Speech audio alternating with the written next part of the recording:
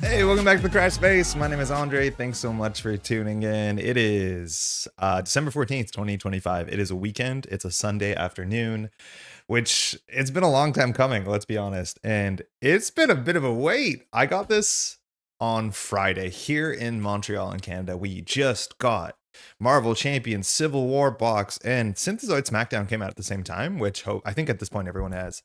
So we're going to be opening this stuff. I honestly don't know what's in here. I have the cards loaded up, but I don't know a lot of the text. I don't know what they do. I don't know the hero kits. So we're off on an exploratory journey to open up the second big box that came out this year, if I'm not mistaken. It feels like maybe in March we got Agents of S.H.I.E.L.D. So been looking forward to this. I haven't opened these, like they've been sitting here. Shout out to FFG. They've now moved to a different packaging. So this is now in like totally cardboard. These used to come, wrapped in clear plastic. Now they just have stickers on the sides, which I wish I had a better way to remove them, but it's all totally different here. Me, so not you. How's it going? Exciting. Yeah, I'm really looking forward to this. We have a lot of sleeving to do, so we have some work. How have you been? Joey, let's go. Hope you've had a great weekend. I have had a great weekend so far. It's that sort of holiday time. We just had some family over yesterday for like a Christmas-esque dinner because there's so many people to see that you kind of just schedule it in. Is it just me, or is the table slightly crooked? It feels like this line should be totally parallel and it's not. Hold on. Give me 1 second to move a table. But now you see. Yeah, that's maybe better. I don't know. Anytime you bump the camera stand or the table, you suddenly like descend into trying to figure it out. Congrats with finally getting the new stuff. Thank you, Robert. It's been a long time coming. This came out, mind you, 3 months ago. I've been purposely avoiding other content for better for worse, so I don't know what's in here. We'll figure it out together. I think the lighting's a bit different. I think I did definitely change my lights behind me. I might just change something. Give me 1 second. I'm just gonna. We'll see if it makes a difference. It might not, but give me 1 second.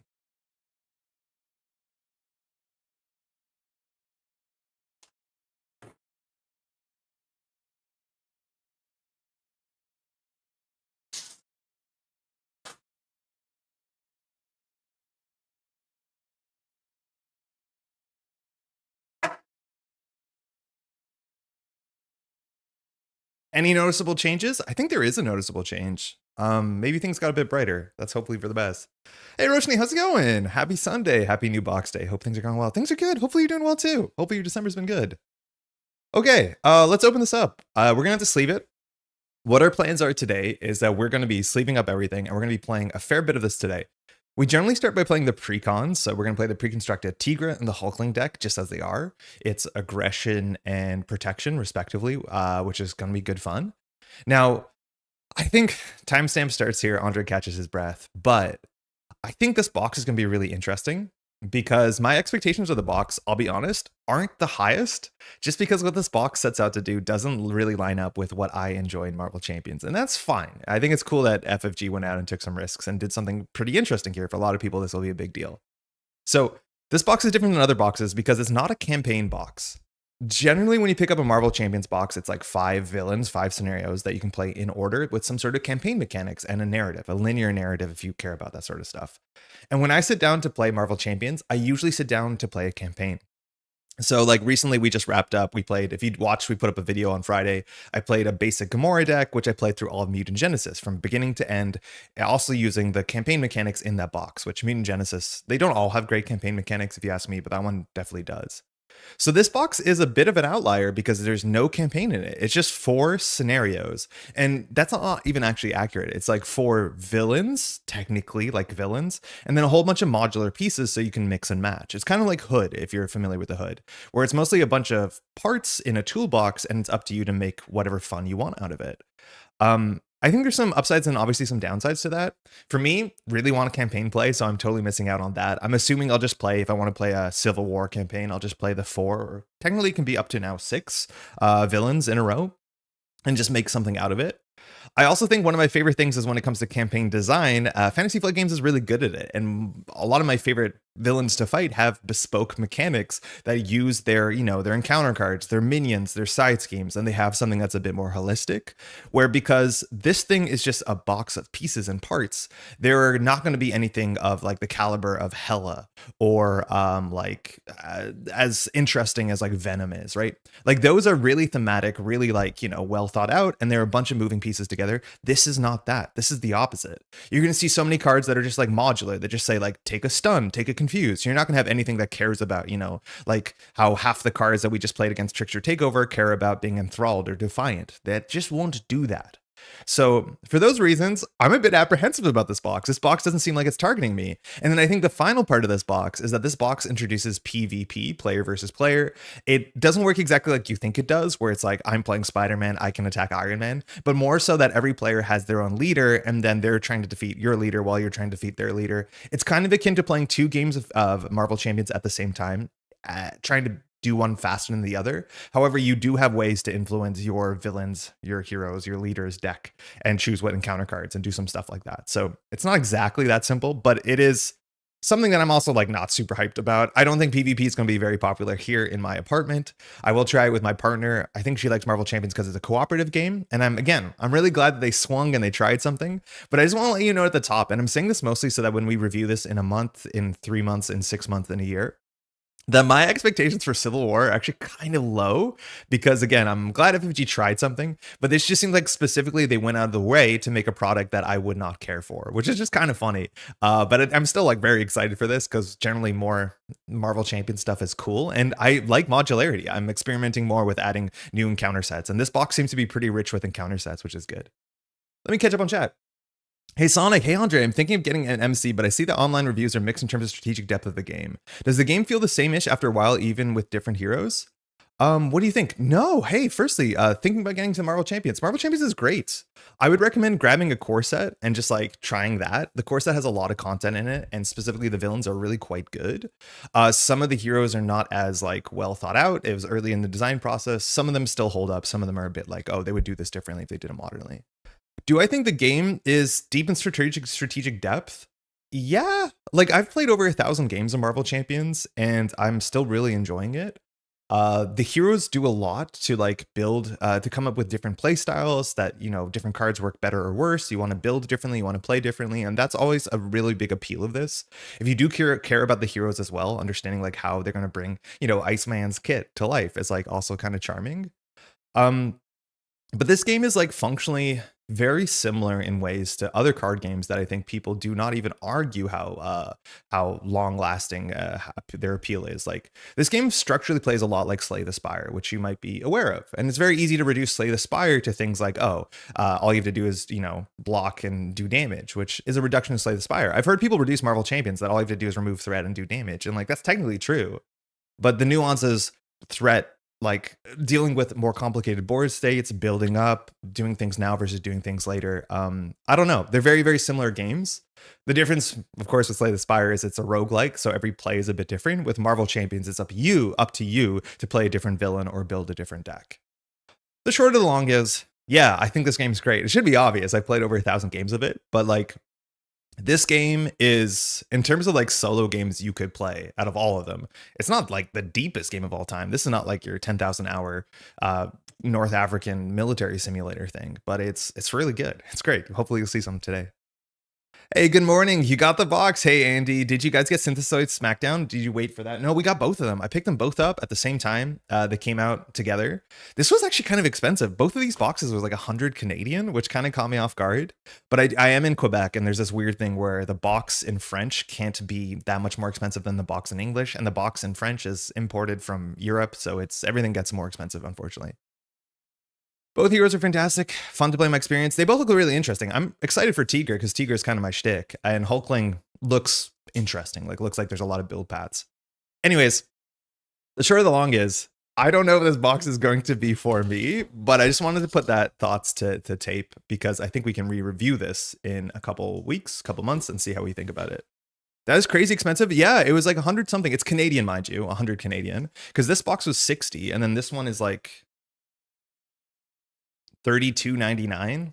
My local game store doesn't have the best prices, but they have this loyalty plan that if you spend $200, you get $20 off. So technically everything is 10% off, which does help a lot. But yeah, the prices of English board game products in Quebec is not what you'd want.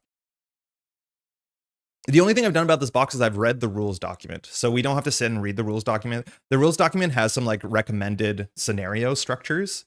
So, because everything's modular, they'd be like, oh, there's 4 tapes. Oh, that's on me.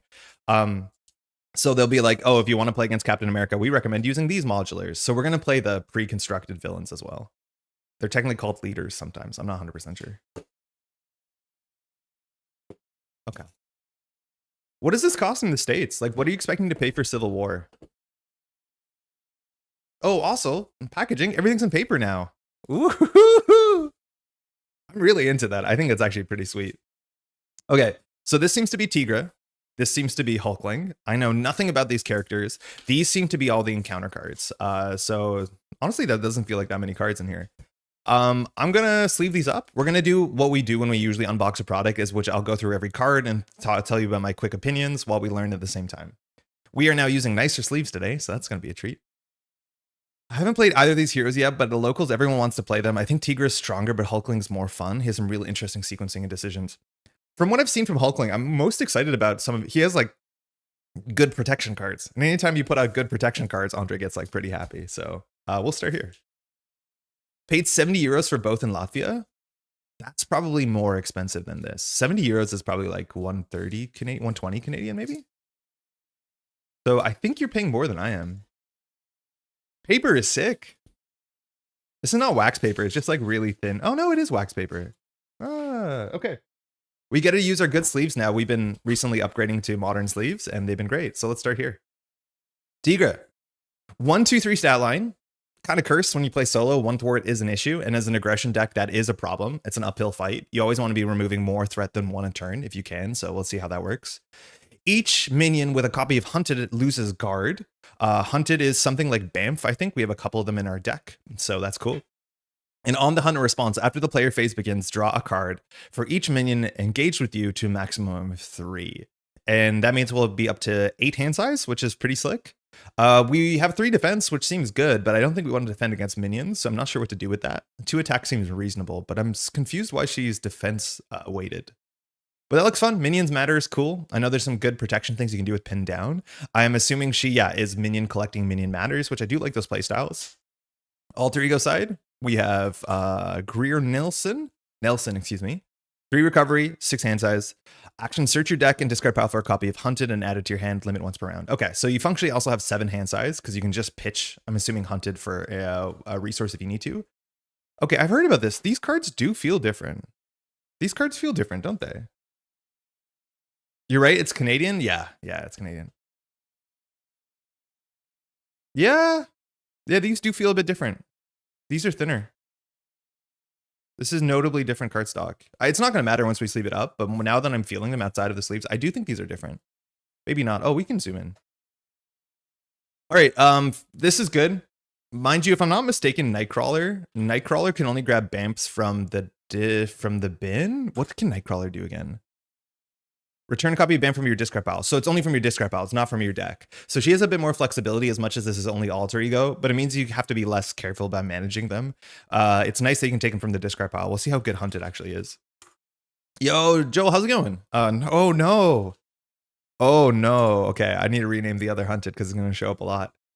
Hunted as additional cost to play this upgrade. It's 0 plus a star. We've never seen that before. Search the encounter deck and discard pile for a minion and put it in play, engage with you. This is search the discard pile and encounter deck, which means you will never whiff, which is incredible. This doesn't have to be on elite, but if there's ever like a little weenie that you don't care about, this is really, really good choice. A lot of the problems with the searching for minions cards is that they force you to discard and do damage to the deck. And then in scenarios that only have like 1 or 2 minions, it's like very, very disastrous. If you ever play like spoiling for a fight or the other one, that's really, really, really bad. So this seems a lot better for that. What's the text actually do? And put into play, engage with you, attach Hunted to it. When attached minion is defeated, ready Tigra. Oh, you also stun the minion. Sick. So if you stun the minion can be on the table for hopefully no downside. This stuns elites, which is really cool. Usually you can't mess with elites really well, but this actually grabs elites. And we have 3 copies of this. This box is empty. That seems cool.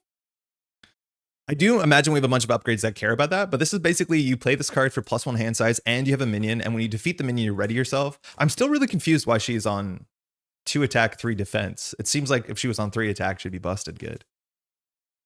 I paid 48 US for Civil War and 27 for Synthezoid plus tax, so I think that's actually more expensive than 100 Canadian. Hey Max, oh wild. It's kind of ridiculous that like this big box is, you know, as you said, what was the price? 48, and then Synthezoid Smackdown, which I'm imagining is less than half the cards, is more than half the price, but it is just kind of like transportation and all that other stuff. Yuck, Precons. I love Precons. Nolan, how's it going? I really like it. I enjoy playing Precons a heck of a lot. I think it like forces you to play cards you don't always play, and it like kind of gives you a good experience of what the game looks like to many people. I like that a lot actually. Pretty good. I was some staff on the anime con my family runs for the last day of the hotel is open before it gets deconstructed. Oh no, is that like bittersweet or is that like exciting? That sounds bittersweet, Joel. Hopefully it's okay. Hey, Fire Tripper, been following you for a while, but never catch you live normally. Congrats on finally getting the new stuff. Thank you. Your channel really helped getting MC back on the table for us. Yo, that's really cool to hear. That's like very, very cool to hear. Hopefully you're enjoying it. We've been, as you know, waiting for this for a long time, so today's a special day. Hopefully your weekend's been going well and you've been enjoying some Marvel Champions. Moon Knight. It's Moon Knight. I know very little about the character Moon Knight. Moon Knight shows up twice in this box, or this box on Synthezoid. 1 cost, 2/2, 3 health. Forced after Moon Knight enters play, search the encounter deck and discard pile for a minion and put into play. Stun and confuse that minion. That's absurd. That's really, really good. That's so good. 1 cost allies are already just like cracked. And then this does something hopefully good for you. Gives you +1 hand size. Stun and confuse means you can keep the ally forever. As much as Tigra only benefits for additional hand size in hero mode. That's absurdly good. Precinct HQ. This feels like it is going to be an all 3 go card. Precinct. How did I spell this? I spelled it percinct. Exhaust Precinct HQ. Alter ego. Remove a threat from a scheme. Remove an additional threat for each minion engaged with you. Okay, that's kind of fun. That means you can just have all these minions engage with you that are hopefully confused and then just take some threat. There's no like pin down equivalent for thwarting, right? There's no like every attached minion gets -2 thwart. That is really cool. The problem is like most of her cards don't seem like they work at all. Oh, is Hunted only hero response? No, Hunted you can just play. So you can grab minions even when you're in alter ego. There's probably a really goofy deck where you stay in Precinct HQ the whole time. I like that heck of a lot. That's cool. Cat's Head Amulet. It's a 2-cost upgrade. Exhaust Cat's Head Amulet to generate a physical resource for each minion engaged with you to a maximum of 3 physical resources. So already a card that can generate doubles is pretty wild. A card that can generate triples is pretty wild. If you're playing aggression, you can play things like Dropkick, which I think just perfectly want a triple. Yeah, a triple physical. And stunning things is actually relatively good for you because then there's less things engaged with you that you can't manage. Now, this can do nothing, but if you're in Alter Ego, you can always go get a Hunted. The question is, how long are you keeping minions on the table? This seems totally reasonable. It seems very, very good. It's an artifact as well, which is a really fun subtype that doesn't matter. 2 copies of Sharp Claws.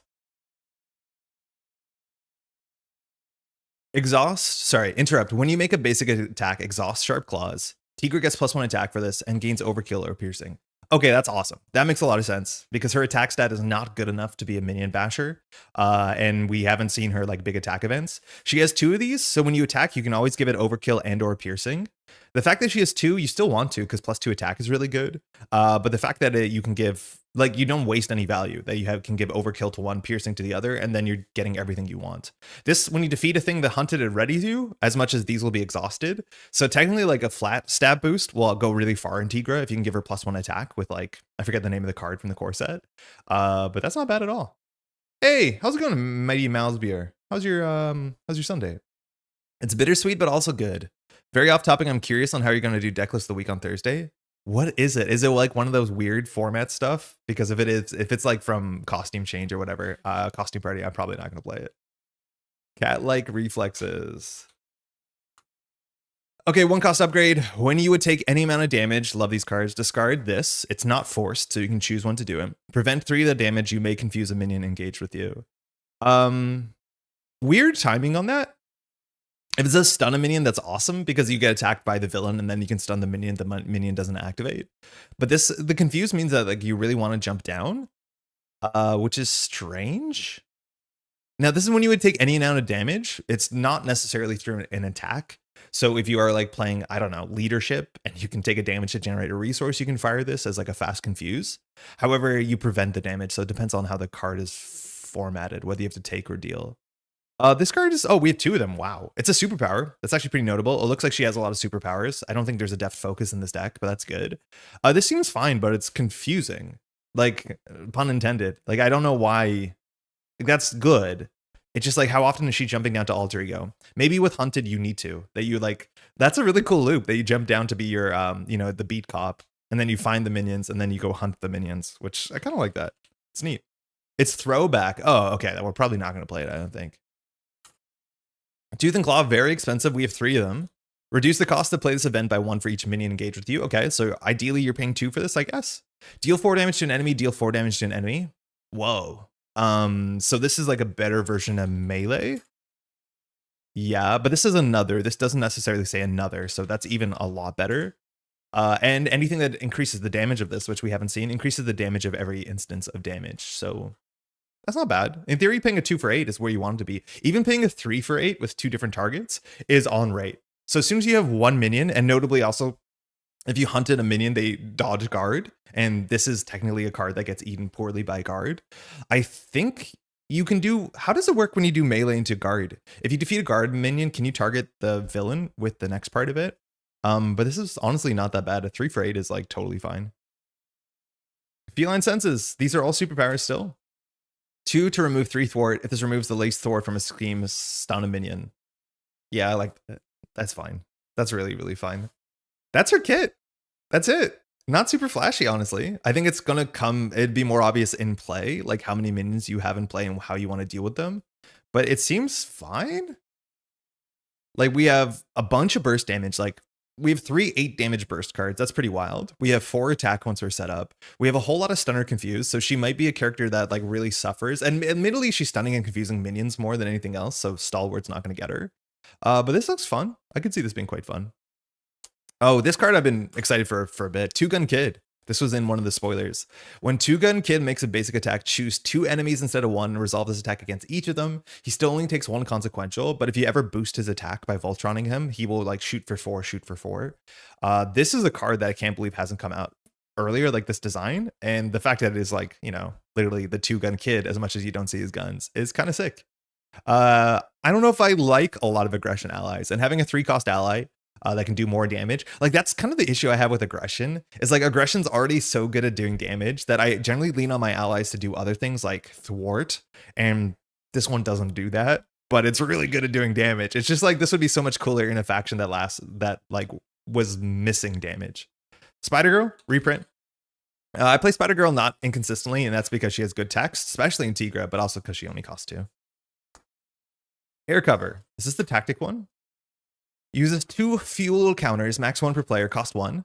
After a minion enters play, as a response, you can exhaust this card and remove a counter to search your deck and discard pile for a tactic and attach it to a minion and add it. Sorry, that can be attached to a minion and add it to your hand.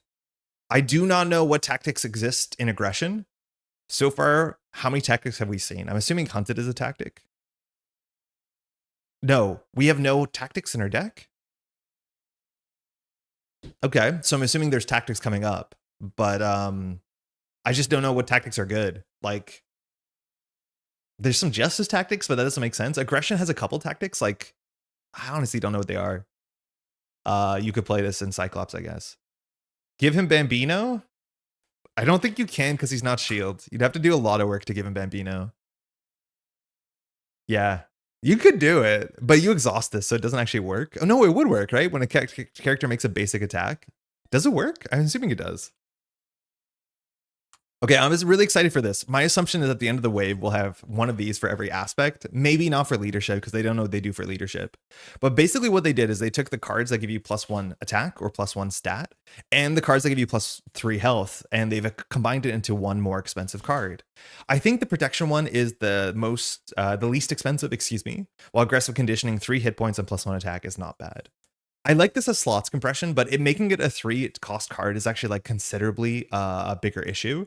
This is also kind of like welcome to Marvel Champions Precons. There's 3 of them in there as much as there's only max 1 per player. So like the Precon is so easy to take 2 out to fix things, and I don't mind that. But these sort of cards are actually really, really compelling. I do think they're a bit expensive. But more hit points is fun, especially when you play solo, so you don't just lose to getting double activated against, and +1 attack is good. That also means you now can very easily take any hero and give them +2 attack by playing aggressive conditioning and then playing martial training or whatever the basic one from the core set is called. And that actually does matter. Like this opens up a lot, the ability that you can just double increase your stats. Like if you want to play Quicksilver, something like that. Suppressing fire, this has to be a tactic, right? Oh, this got reprinted. It has also nice art. I don't have the second art, unfortunately. Maybe I spelled it wrong. But attached to minion, max 1 per minion. When you attack and defeat attached minion, heal 2 damage from your hero. That's good. We only have 10 health. This should be easy to play. 0-cost card that heals for 2 is like, okay. It's not my favorite. It's okay.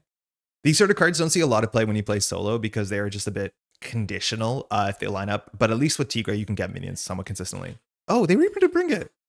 Super surprised they didn't get new art on this one, but this will draw a heck of a lot of cards with Tigra. Max 1 per phase is something I'm definitely going to miss, but that seems quite nice. We are consistently, like at a minimum, this should be a cantrip. And because we're drawing over our hand size, if there's minions engaged with us, this should be consistent to find the board states it needs. Coup de Gras.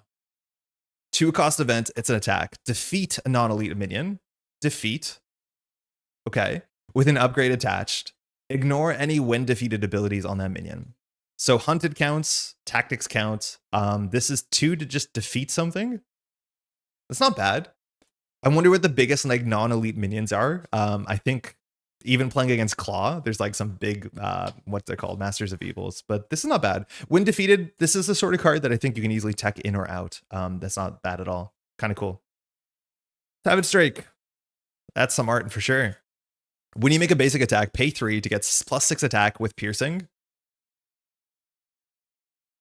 I think this is the second aggression card that can give you piercing somewhat on demand. The other one's Piercing Strike. I don't know if there's any others, but Piercing Strike I have actually played in certain scenarios that have a lot of toughness because it's like, okay. It's not the worst. It's okay. But Savage Strike, I don't know. I'm not sure I'm too excited about this one. Cards that are like attached to your basic activation are inherently just more difficult to play because if you're exhausted, it doesn't work. If you have to thwart, it doesn't work. And admittedly, like Tigra doesn't want to thwart that much. But 3 for +6 with piercing doesn't sound amazing to me. Considering like in most base kits, you can find something that does like 3 for 7 without any other external conditions. So that's wild. Audacity, cards I don't really play. Max 1 per deck. After you spend this, deal 1 damage to the villain. I have never played this card. I won't. And I've heard the basic cards are pretty good here. Yellow Jacket. Play only if you're an Avenger. We're an Avenger, mind you. 3 cost ally, 3 health, 2/2 stat line, as much as a lot of consequential. It's a pretty good stat line. Response, after Yellow Jacket enters play, search the top 5 cards of your deck for an upgrade and add it to your hand. So this is functionally a 2-cost card. Any card that can consistently fire its ability, because you get a card back, it's like a 2-cost card, which for 2 costs, this activates twice or activates once and then takes a block. Our deck has a lot of upgrades. This is something that I'm assuming there's a lot of decks that would really appreciate this. Any Avenger that's like setup built, so like Iron Man would like this a heck of a lot, because they don't have to be like cheap upgrades you attach to minions. They can just be like your upgrades. Interesting. I think this will feel better than I'm imagining it'll feel.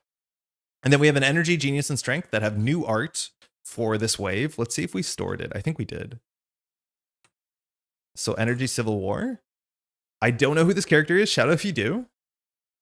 I find it really strange when it's like the leading color on this card is red, but it produces the yellow energy. Like, I don't know how much thought is put into this. Same with Genius. Like Genius, the leading color on this, if you ask me, is like red and green, but it's blue. And then this one has not a lot of leading colors on it. I don't think it's the first time it's like misaligned, but I find it really weird when the color of the card doesn't line up with the color of the idea the card represents. Swinging with Colossus with a single basic attack for 20 plus damage sounds like a fun challenge. By like playing every single copy you can of Savage Strike. Man, 3 for +6 on a basic. Is that good? Like, your basic needs to have good text on it. All right, we have a Nemesis and an Obligation. I'm going to sleeve these up because we have to, but I'm not going to read them because I think it'll be a nice little surprise when it shows up. It's the hood, by the way. Cool. It also adds 2 minions to the deck, which I think is relatively important, and I'm assuming none of them are elite, so that actually can matter as well. None of them have when defeated text, which is unfortunate considering coup de grace is in the deck. Yeah, none of them have forced when defeated text. Okay, that's this deck. I think it seems reasonable. I think we're going to start here before we go into do Hulkling before we forget. But we have 1 resource generator, which is a bit low. It should be relatively easy for us to put a deft focus in here to help with the superpowers. In aggression, I don't know what cards will jump out that we want to play immediately. The one that gives us 1 damage and draws a card when we defeat a minion seems good. Something fury, something. That seems okay. But this seems functional. I think we're just hoping that whoever we play against has a lot of minions. One of his uniques give you +6 too. Oh yeah, you're right. When you do a basic attack, I think lose a toughness for +6. I don't know if it has overkill, but yeah, you could swing really hard. The problem is like, damn, that's expensive. Wait, are any of these? It's really fun when the aspect cards have subtypes that matter. Like coup de grace isn't a superpower. New sleeves are a bit hard to hold. Yeah, none of these have subtypes that matter. Savage Strike is just a skill. It's always nice when you find a superpower in an aspect. Okay, I'll give us a better shuffle. We should pick who we're going to play against. And if I'm not mistaken, this book has some pre-recommended, pre-constructed villains. So it says this is Captain America. So it says to do Captain America 1 and 2. Main scheme deck is these 2 things, and then counter deck is these cards. So we're going to set these up as it says, and then I think we're just going to play through all 4 of these in order. Is this the order? Oh, no, Iron Man's first. Okay, let's do Iron Man.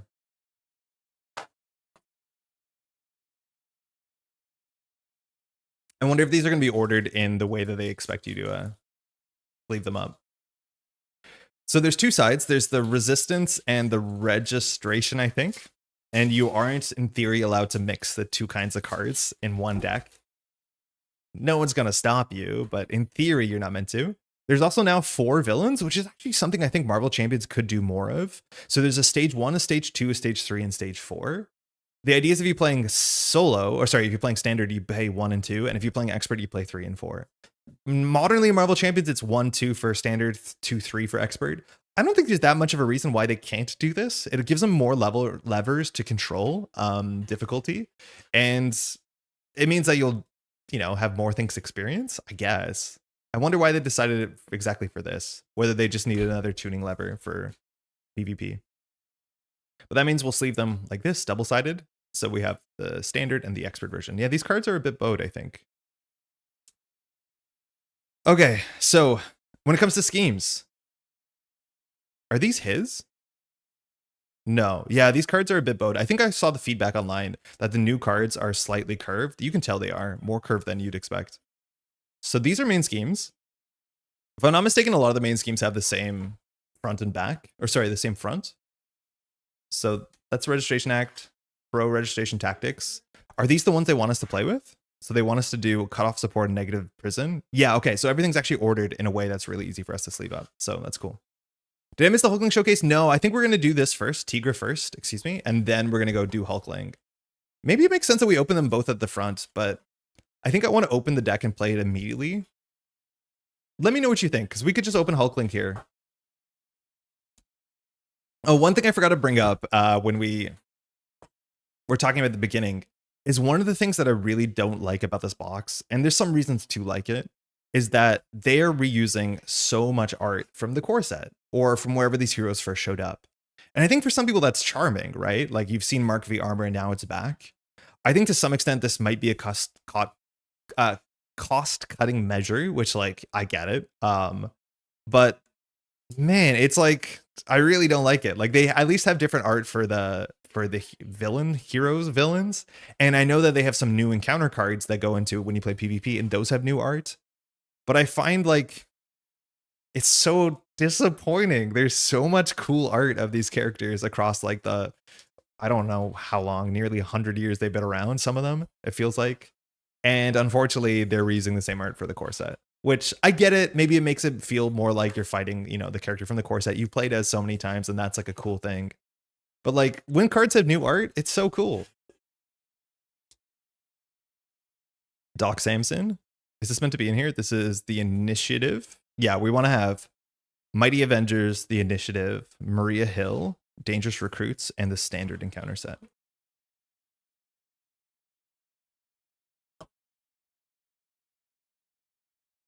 Maria Hill has her own set here.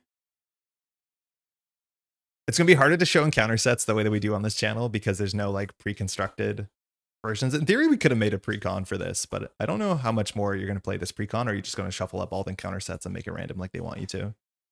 Is Venom here? Dangerous Recruits? Look into Venom's eyes. Why are they like that? Bullseye, I'm assuming we're going to see more Bullseyes later this year, or next year, excuse me. I think all the modulars are like very similar. They're all 5 cards. They at least have one side scheme, at least one minion, and then some treacheries. Okay, so this is our encounter deck. Plus we're adding standard. We're going to start on standard for the precon, but this is what we're playing against plus all this stuff. That should be that. And then these are main schemes as much as normally. These all have the same front, and when you flip them over, you find out what the back are, but these are prescribed.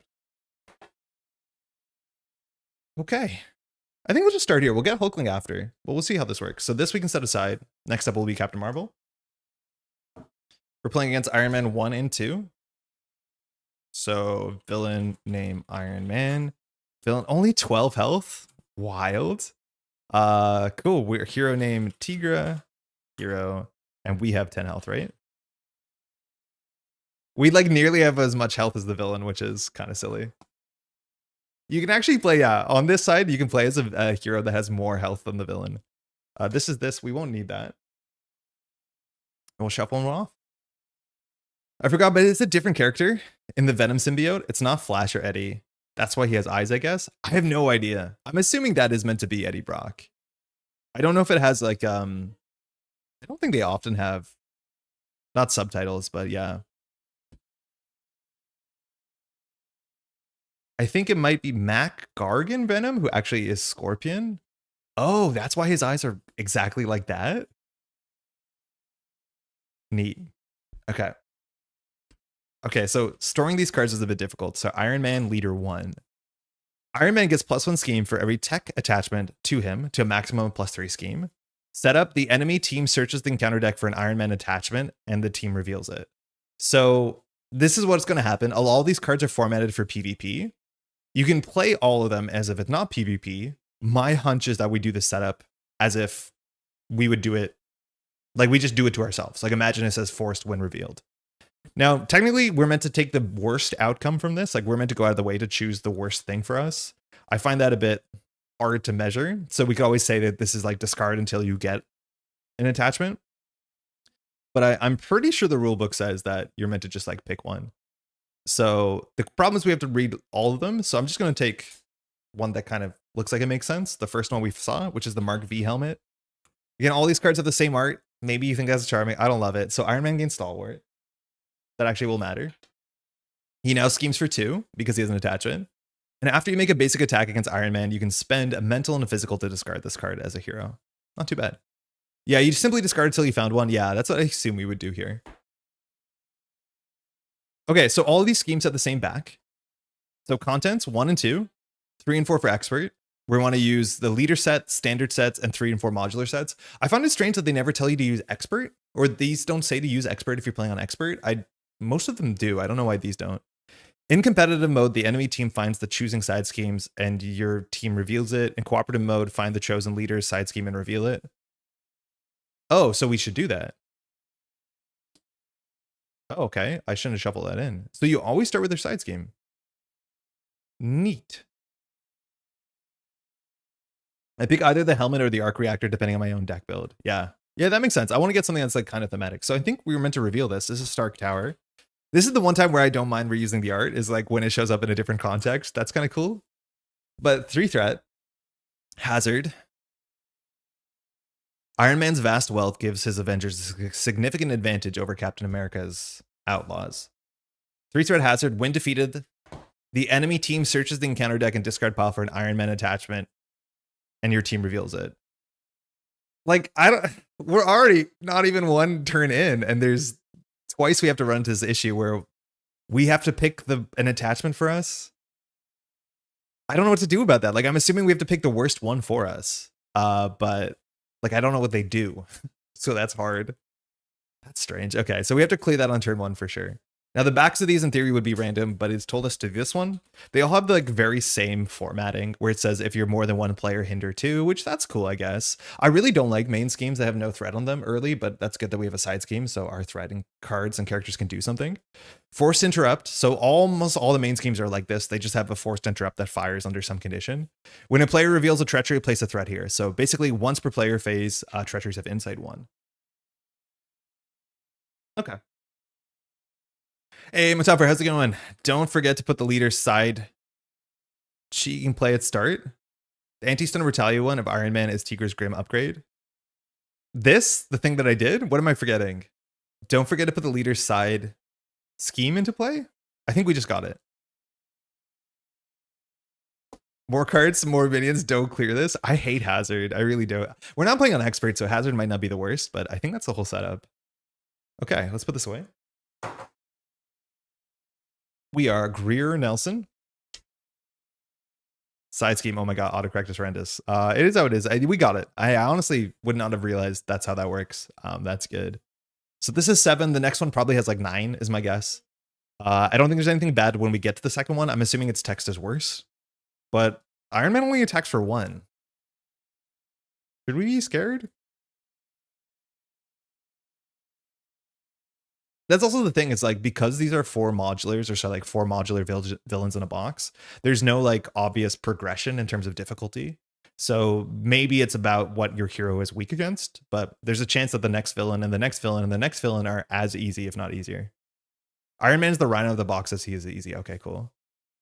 I think the helmet gives Iron Man a tough status. Oh my god, good catch. Thank you. Poldrix, thank you. You're totally right. I need to read all the cards slowly. It says attach to Iron Man and give him a tough. I read the first part and I was like, yeah, that's enough. Okay, cool. Thank you. Good catch. We'll definitely mess things up today. That's sort of the idea. All right. We are Greer. We can draw 6 cards. We can search our deck and discard pile for a copy of Hunted, which means if we draw Hunted in our hand, we can just discard it. Hunted goes, grabs a minion. We don't know what the minions are, but we'll consider that for sure. Air cover. I don't know how important this card is, but we can definitely keep it because it's a setup card. Any card that is like max 1 per player, you usually don't put more than 1 in your deck. The Precons have at least like 4 dead cards because there's multiple air covers and multiple aggressive, what's it called? Suppressing fire. We don't need this. Sorry, I don't have the other art for it, but this heals too. Spider Girl. We could bring Spider Girl in. That kind of makes sense. If we get a double, that'd be nice. I think we might want a hard mulligan for our amulet. Feline senses, so we can clear the main scheme. So remove 3 threat from a scheme, stun a minion, so we can clear the main scheme, or sorry, the side scheme, and get a stun on the minion that we can grab with our hunted, which means I no longer need Spider Girl, but maybe we can keep both. Savage Strike, I'm gonna probably just never like this card. I'm not gonna keep it for sure. And lastly, Cat-like Reflexes, which if we don't remove the helmet, this is not that good. But, oh, this only confuses minions. I don't think we want to keep that. So I think we keep none of these. Then we just dig deeper for our important upgrades. We want our claws. We want our amulet is my guess. Okay, Yellow Jacket could get anything, as much as this hand's getting very expensive. Nice. Strength. Audacity. Do not care for this card, but at least it can take the toughness off really efficiently. And then we have a Tooth and Claw, which is probably going to cost us 3. I'm assuming we're not going to play it. Cool thing about Audacity, it has a wild, so we can even just like take off the helmet. Iron Man is the entry villain. Spider Woman is the swingy one. Captain Marvel is the one you need a big swing once at, and Captain America is the final boss. She-Hulk is a harder version of Taskmaster, and Vision is an easier version of Spiral. You said this on SmackDown, actually. It sounds really cool then. His upgrades increase his attack, but he seems awfully weak in standard. I've only played them in expert. His HP total makes me sad. I've never even read stages 1 and 2. If I'm not mistaken, Andy, I think it only increases his scheme. Yeah, on Iron Man 1, his attack doesn't increase it with attachments, only his scheme. Like, he's only going to attack us for 1. It's kind of comical. But hey, we'll figure out what this is. So what do we do on Greer? We can just search. Okay. I thought we'd have to discard a card. We just search. So we're +1 card. I assume we're going to play Hunted because it grabs a minion, and the minion will be stunned. And we like that. Oh, the minion is stunned with Hunted, so maybe we shouldn't have kept Feline Senses. It clears this, which is fine. So we want to clear this first, because when we clear this, we can go get an attachment, and then we'll figure out what the attachment is. Right? Yeah, and then we can reveal it. So then we'll be able to remove the attachments, which seems important. So I think we'll flip up. We're Tigra. I'm just going to play Hunted. So it's additional cost to play this, search the encounter deck and discard pile for a minion. Unfortunately, this is like really inelegant. We have to look through every single minion in the deck. You then put it into play. So you don't reveal it. So anything that has when revealed won't fire because put into play doesn't do revealed. So I think we can just go get somebody. Like, I'm not going to worry about it too much. I'm just going to get Bullseye because he has 3 health and we don't do his when revealed. So that seems good enough. So, okay. Put into play, engage with you, attach Hunted to the minion, and stun it. So we have Bullseye. 3 health. Stun. I mean, the other ones have printed increased his attack. Yes, his villain dex increases his scheme. I wasn't clear. Okay, yeah. So eventually his attack will go up. Right now it's not. So now on the hero side, we have +1 hand size. Yeah, after the player phase begins, draw 1 card. Cool. Oh, after the player phase begins, so you actually don't go into the villain phase with extra cards in hand. That's so much better because if you draw minions off the top of the deck, you get more cards. That's really cool. That's way better than I think it is. That's something you can miss though. Okay, so now not a lot of our cards that we want to play. I really don't want to play many of these cards. So I think we just want to get rid of the helmet. We want to clear this. So we'll just do strength into Feline Senses. Remove 3 threat from a scheme. If this removes the last thwart, stun a minion. So we're going to lose that, but we need a thwart. Dark Tower is completed. So we have to search the deck for an attachment and reveal it. We've been searching this deck a lot. I'm just going to get the first one. We'll imagine we discard from the bottom. I'm not going to be able to make like an intelligent decision because I don't know these cards. Power Gauntlets attached to Iron Man. Attacks gain ranged. +1 attack now. After you make a basic attack against Iron Man, you can spend these resources to discard this card. Okay. So we need to spend 2 physical, 1 mental, 1 energy. Also, after playing Tigra for a couple months, she loves 50 card aggression decks a lot, which will be in the field. And you won't shuffle as much. Like, Tigra just ruins the shield boxes. Her stun just knocks out the minions ASAP. Oh yeah, anything with like vulnerable. I'm assuming Tigra has a really good matchup. All right, so we have energy, 2 physicals. No, we're missing 1. So we can only get rid of 1 of these attachments. If that's the case, like these get rid of 1 attachment, but then these are not playable. So we could spend 3 for Yellow Jacket, go grab an upgrade that doesn't do enough. Bummer. I think we're wasting a lot of this hand. Is it actually that bad? I should have considered what card we played. Oh, we played Strength. Yeah, that makes sense. Yeah, these cards are a bit curved. You can tell. These are different. Maybe after they're not new for a while, they'll change. Yeah, I don't know what we want to do here. This is like so clumsy. This Tooth and Claw costs 3. It does 4 and 4, but we want to keep this friend around. So we attack Iron Man, then we can spend. Yeah, I guess. So we'll attack for 2 into the toughness. Then we'll spend some resources to get rid of the helmet first. I think we want to get rid of Stalwart. So we'll spend mental, which is audacity, and physical, which is tooth and claw. So that gets rid of the helmet. When we spend audacity, we can do damage. It's so silly throwing out an 8 damage attack against a 12 health villain. Like, we shouldn't. We should just throw damage, but I want to see more of the deck. So we do 1 damage to the villain, down to 11.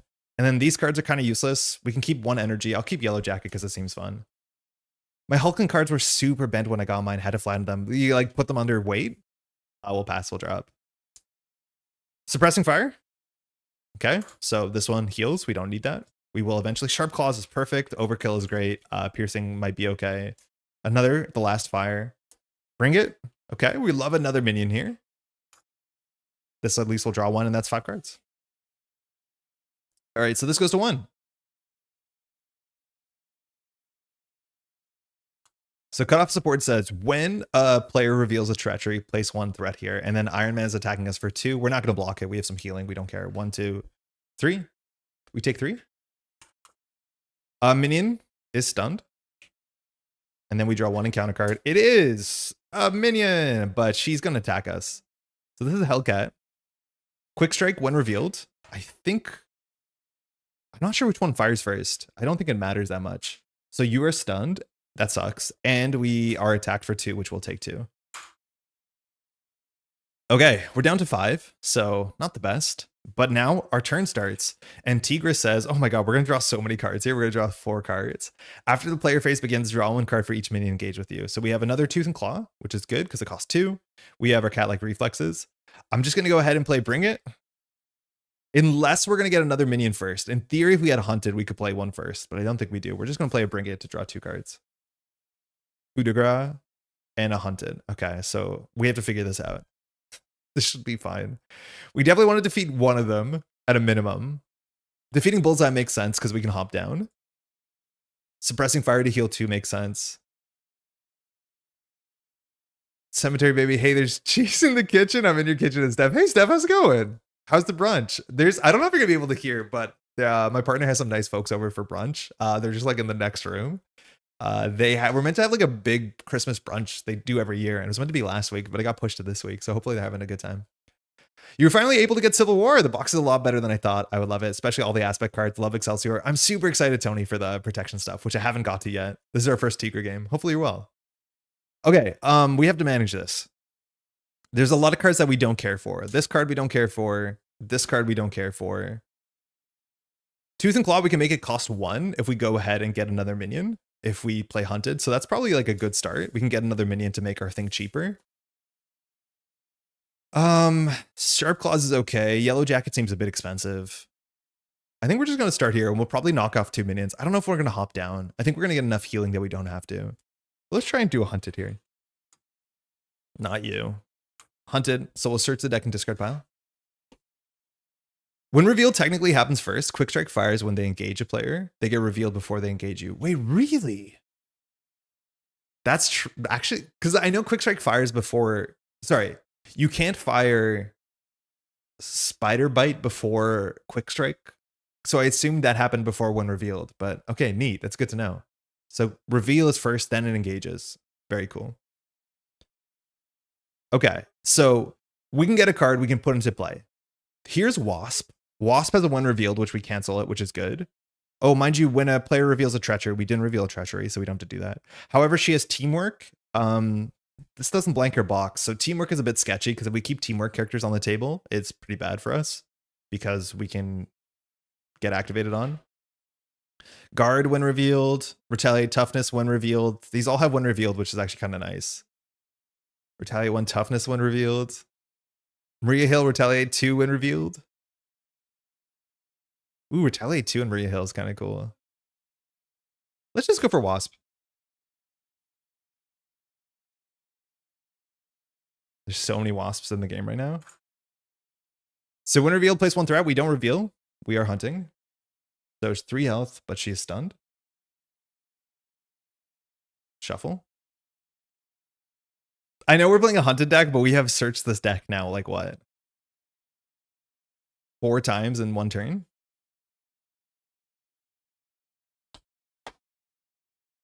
Okay. That means the good thing is Tooth and Claw is really cheap. I can't tell whether we want to keep a couple of these characters on the table because we can knock out 1, we can knock out 2. I think that's probably what we do. So we can always do like suppressing, and heal up to 9, which seems nice. That means we can play 1 for Tooth and Claw. Then we can just set up Sharp Claws, or we can just probably throw a Yellow Jacket and hold Cat-like Reflexes. The thing with Cat-like Reflexes is it doesn't confuse the hero. Also, if we hold an energy and a physical, which we are stunned, so we have to attack first. So we're going to attack first, and I think we just play our claws and then throw these out. So that's fine. Okay, so I'm going to attach a suppressing. I'm going to attach a suppressing. And then we'll just play Tooth and Claw here. So cost 1. Deal 4 damage to an enemy. We'll knock out Hellcat. We'll knock out Bullseye. When these are defeated, we heal 2. So we recover 4. Yeah, that's it. Hunted has no text. Oh, whoa. Hunted has text. Of course Hunted has text. I was like, wait, Hunted needs to have more text. So we're going to attack first to remove our stunned, which we had to do anyways. Then we play Tooth and Claw, which we're not stunned. But when we defeat Bullseye, we ready ourselves. Sick. Okay, that's important. I'm so going to throw Hunted into the encounter deck. Okay, so it's just us and Wasp and Iron Man, which means now we can attack Iron Man. I think I just want to get rid of all the attachments. So I'm going to attack for 2 into Iron Man. And when we attack, I'm going to discard our first claw. Yeah, unfortunately, to get rid of this. So now Iron Man is down to only attacking for 1. Any turn that we send not 8 damage to the villain is pretty goofy. We definitely should be sending 8 damage. I'm not holding on to this guy anymore. And then we'll pass. We'll draw. We got Bring It. That's nice. We'd love another minion, but we've already taken a couple out of the deck. Precinct HQ, which I need to respell. So that's okay. Cat's Head Amulet seems super important. That's our research generator. Cat's Head. We only have 1 more hunted, as much as we can go grab 1 in Alter Ego. And this card doesn't care what side you're on. Air covers, whatever. Genius is fine. Okay, this goes to 2. Iron Man attacks for 1 on a card we're not blocking. 2, 3. We take 3. Stunned. 1 counter card. It's not a treachery, it's drafted. It says, attached minion gets +2 hit points and gains the Avengers trait. When revealed in competitive mode, the enemy team attaches drafted to a minion engaged with them, and that minion engages you. Cool. Otherwise, discard cards from the counter deck until a minion is discarded. Reveal this minion and attach drafted to it. Oh, sick. So it says reveal this minion, so we have to. This minion gets +2 hit points and Avengers. It's a Yellow Jacket who is already an Avenger. Oh, we're going to actually get activated on a couple times here, I think. Are these the same person? Like, will we run into an issue if we played this Yellow Jacket and drew this Yellow Jacket? I think so. Huh. Or would this not be able to come into play? I forget how the ruling is. So 6 health, toughness. When revealed, give this enemy leader a tough status card. So I'm assuming that's a villain. And then, oh, there's no teamwork on this one, so we're fine. Okay. I thought this would be a Avengers teamwork, but this is from Mighty Avengers. This is the Mighty Avengers. Why does this one have teamwork and this one doesn't? Wait, what? Wait, what? Why does Wasp, who comes from the same set, have teamwork, but this one doesn't? So now I have to look at the teamwork rules because I don't actually know what the teamwork rules are. I assume they both have to have teamwork, not that they both have to be from the same set. Give me 1 second. After a minion with teamwork enters play and engages the player. Okay, so the new minion has to have teamwork. Yo, D20, how's it going? They do both have to have the teamwork. Sick. Okay. That's weird. I don't think we've ever seen that before, where it's not like teamwork is just applied to every single minion in the counter set. Yo, D20, thank you for shouting out the channel. I saw the clip from a while ago. It was shared to me from a Taffer. I thought it was really funny to watch somebody watching your content. Shout out to this microphone, huh? Our hero text fires. Yellow Jacket is a jerk. You don't play by the rules. Yeah. So we're gonna draw 2. 1, 2. That's fine. Cool thing about coup de grace is it defeats a minion, so it beats toughness, which is nice. And then I think we're just gonna play bring it because we can.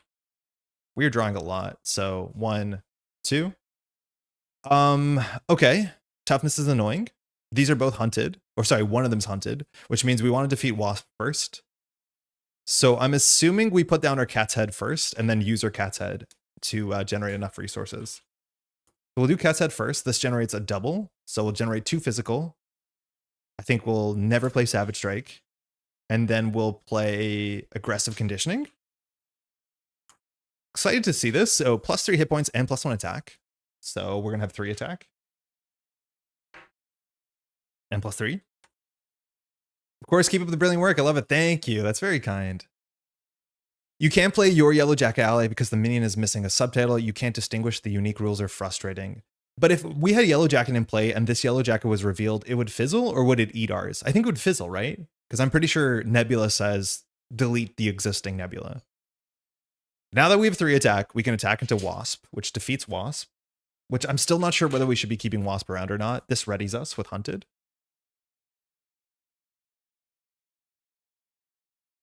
Oh, we could have considered coup de grace first. That's fine. Actually, we probably should have. I think we just coup de grace Yellow Jacket, but we could have considered doing our 4 cost attack, our Tooth and Claw.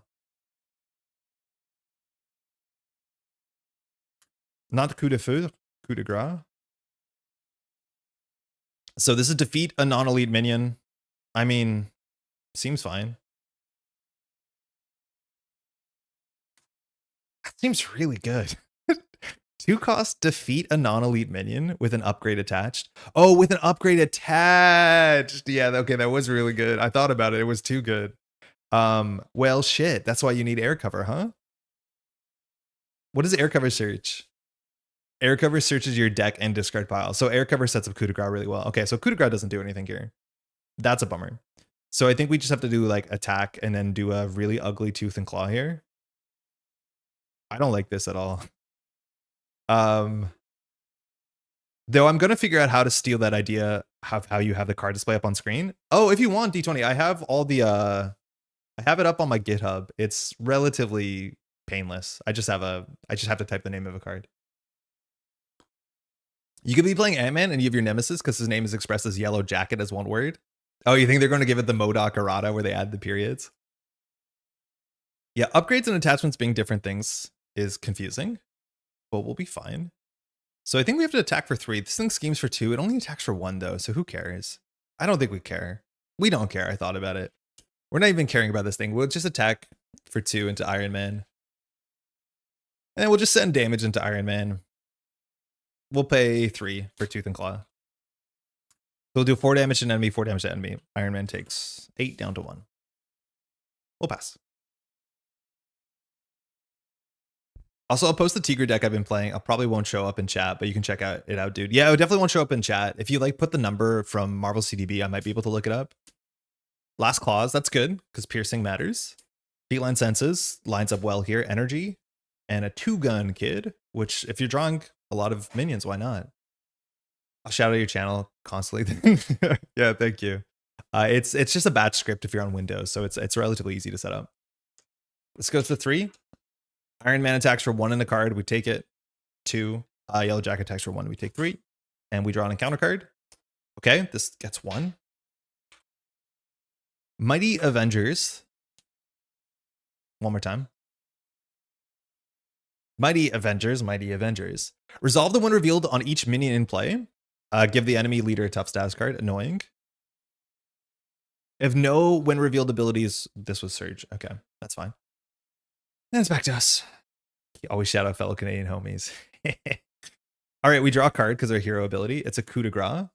So we still have no upgrades to attach to Yellow Jacket. Issues coup de grace is a hero thing, so if we jump down to Alter Ego, it's not that good. We don't have enough minions. Right now, we are short minions. We can attack for 3 into Yellow Jacket. That's the best we have. But actually defeating Yellow Jacket here is kind of hard. We can stun Yellow Jacket, which is what I think we end up doing here, but I don't think we advance Iron Man. I think we just like set up for the stun. So I'm going to use the cat's head amulet for Sharp Claws. Sharp Claws says when you make a basic attack, exhaust this. Tigra gets +1 attack, so we don't get a universally boosted attack, but we can attack for 4, and we can get piercing or overkill. So I will just attack. I don't think we need to advance Iron Man here, which is the unfortunate thing, but it is so much better for us to do it. Yeah, we'll try it. We'll attack into Iron Man for 3, 4 with piercing. We advance to Iron Man 2. Probably going to get an attachment, right? Oh, his attack doubled. Oh, okay. 1 second. I don't think the way I have set it up will grab the next Iron Man. So Iron Man has steady. Iron Man gets +1 scheme for each tech attachment to him to maximum +3 scheme. Still not a boosted attack. Deal each player an encounter card. Iron Man cannot take damage this phase. Oh, wow. Okay. I'm assuming because of the way PvP works, all of the villains are going to have that text that they can't take damage when you advance them. Maybe it's only Iron Man because he flies away. But like, there's probably a lot of tech so that PvP can't just be rushed down. Okay. That's mostly it, really. This hand stinks. Very expensive. All of them have that text? That's a bummer. I guess you can plan your turn a bit better around that, which is fine. But yeah, I'm assuming that's anti-rush technology. Energy, yeah, this hand sucks. Into Feline Senses. Let's remove 3 threat. This removes the last threat. Oh, I didn't read that text. I didn't read that text at all. Okay, I'm not gonna do that. I don't want that. Yeah, this sucks. We'll do 1, 2, 3 for the 2-gun kid. I got 2 guns. When he attacks, he can attack 2 things. They don't have to be 2 minions, right? Just 2 enemies. We could just shoot the piercing. They have to be 2 different enemies. Choose 2 enemies, yeah. So we have no reason to do anything with this. I'm just gonna no joke thwart for 1. We'll pass. This sucks. It's not particularly good. I'm gonna throw out the coup de grace. We're about to deck out. Air cover. Man, I don't like this precon. I don't like this precon. Imagine drawing these 3 cards. And then we have at least a hunted, which is good, as much as we have no more coup de grace. This goes to 4. I think one of the cool things is Savage Strike as being an attack modifier. You can give it overkill or piercing with Sharp Claws. That actually makes a bit more sense in context. Because now we can attack for like 10 with piercing or overkill. Yeah, as much as you can't get both unless you have both your claws. So this goes to 4. Iron Man attacks for 2 and a card. We're just going to... Oh, actually, we might not just take it. We are kind of getting beat up. We'll exhaust. 1, 2, 3. No damage. Yellow Jacket takes us for 1. 2 encounter cards. Rocket Boots. Attached to Iron Man. Gains aerial trait. That probably might matter. +1 attack. After you make a basic attack, you can spend 2 to discard this. Who cares? Okay, this one might matter more. Usually does. Retaliate 1. Oops, wrong one. Attach to Iron Man and give him a tough status card. Yeah. Retaliate 1. Okay. And after you make a basic attack, spend this. And we're exhausted. Maybe blocking was wrong because making basic attacks is super, super important to Iron Man. Can't have Hulk stomping on everyone too much. I mean, if you're going to make PvP, let us do our thing, right? Stops you from getting dove bombed to the Shadow Realm. We make happy mistakes here. First time, don't sweat it. Yeah, I'm not worried. Like, as long as we catch them, that matters. Because, like, building the bad habits on day 1, that's a bad spot. Yeah, we threw out 1 claw, so we're not going to get the double stack immediately. We are decking out here. And we are exhausted, and he drew 2 attachments. So it's like not a great time to jump down, unfortunately. We draw a card. Moon Knight. Moon Knight. So after Moon Knight enters play, search encounter deck and discard pile for a minion and put it into play. Stun and confuse that minion. That's free real estate. So I'm assuming we're just going to jump down and let Iron Man scheme for 2 after we clear everything. Yeah. Yep. We could put air cover now. Air cover searches everything, right? And we just kind of want to get an attachment after minion enters play. So we don't need this. And I don't think we're playing Savage Strike. So we'll do Savage Strike for air cover. Uses 2 counters. And then we played aggressive conditioning for Moon Knight. So now we can search the deck and discard pile. I'm going to search the discard pile In theory, we should be searching this card more than the deck so that there's enough minions in the deck naturally. And I'm just going to grab the original horse we wrote in on, Bullseye. We put it into play, stun and confuse. So that's great. Stun, confuse. Bullseye has a when revealed. We don't do it, right? Put into play, yeah. Okay, good stuff. We have a hunted if we want to. Feline Census is free, which is good. Two Gun Kid technically does something here. I think hunted only stuns though. If we hunted, it's like not, oh, wait, we can air cover. Hold on, that's why we did this. So air cover says when a minion enters play, remove a fuel counter. Search your deck and discard pile. I think the last card in our deck is Bring It. Yeah, could have known that. That's a bummer. It's not a tactic. There's no shot, no. That would have been really good. So we'll just go get the one that heals, I think.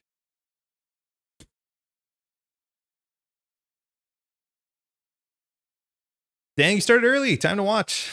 Hey, how's it going, by the way? You were away from the beginning of 2X. I'll catch up. This is our first game, so it's mostly just like card evaluations. We opened the pack and sleeved up.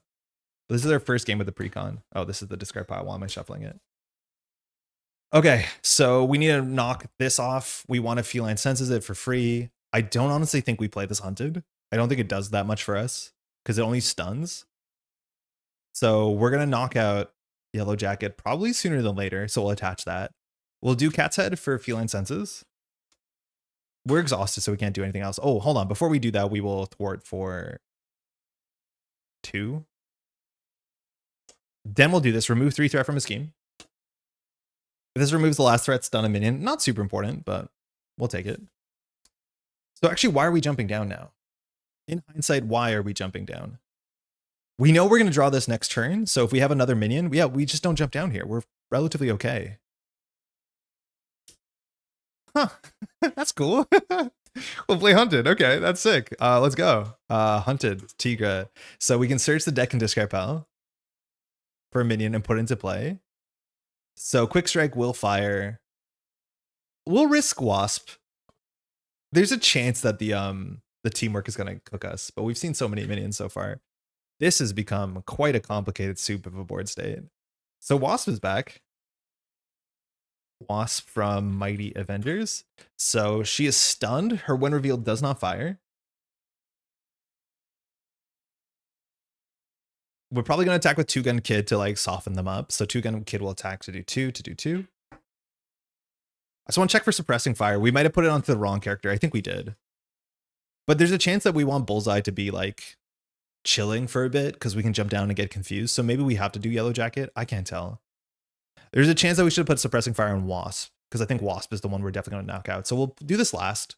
We didn't gain any information and we'll just pass from here. All right, we deck out. It's a good turn to draw this because we're going to draw an extra 6 cards next round.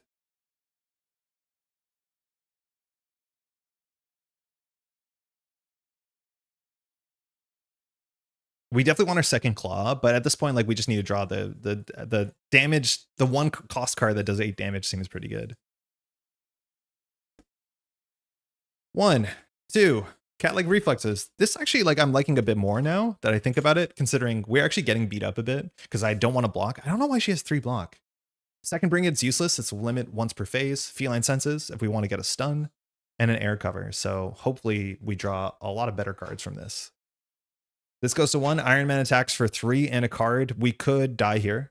We could block with 2 Gun Kid, who actually can knock out 2 characters in 1 action, which seems kind of good. Our basic attack, what we're missing is Sharp Claws. I think we'll just block for 3. 1, 2, 3, 4. Second time we draw on that, so we take 1 damage. Stunned, stunned, stunned.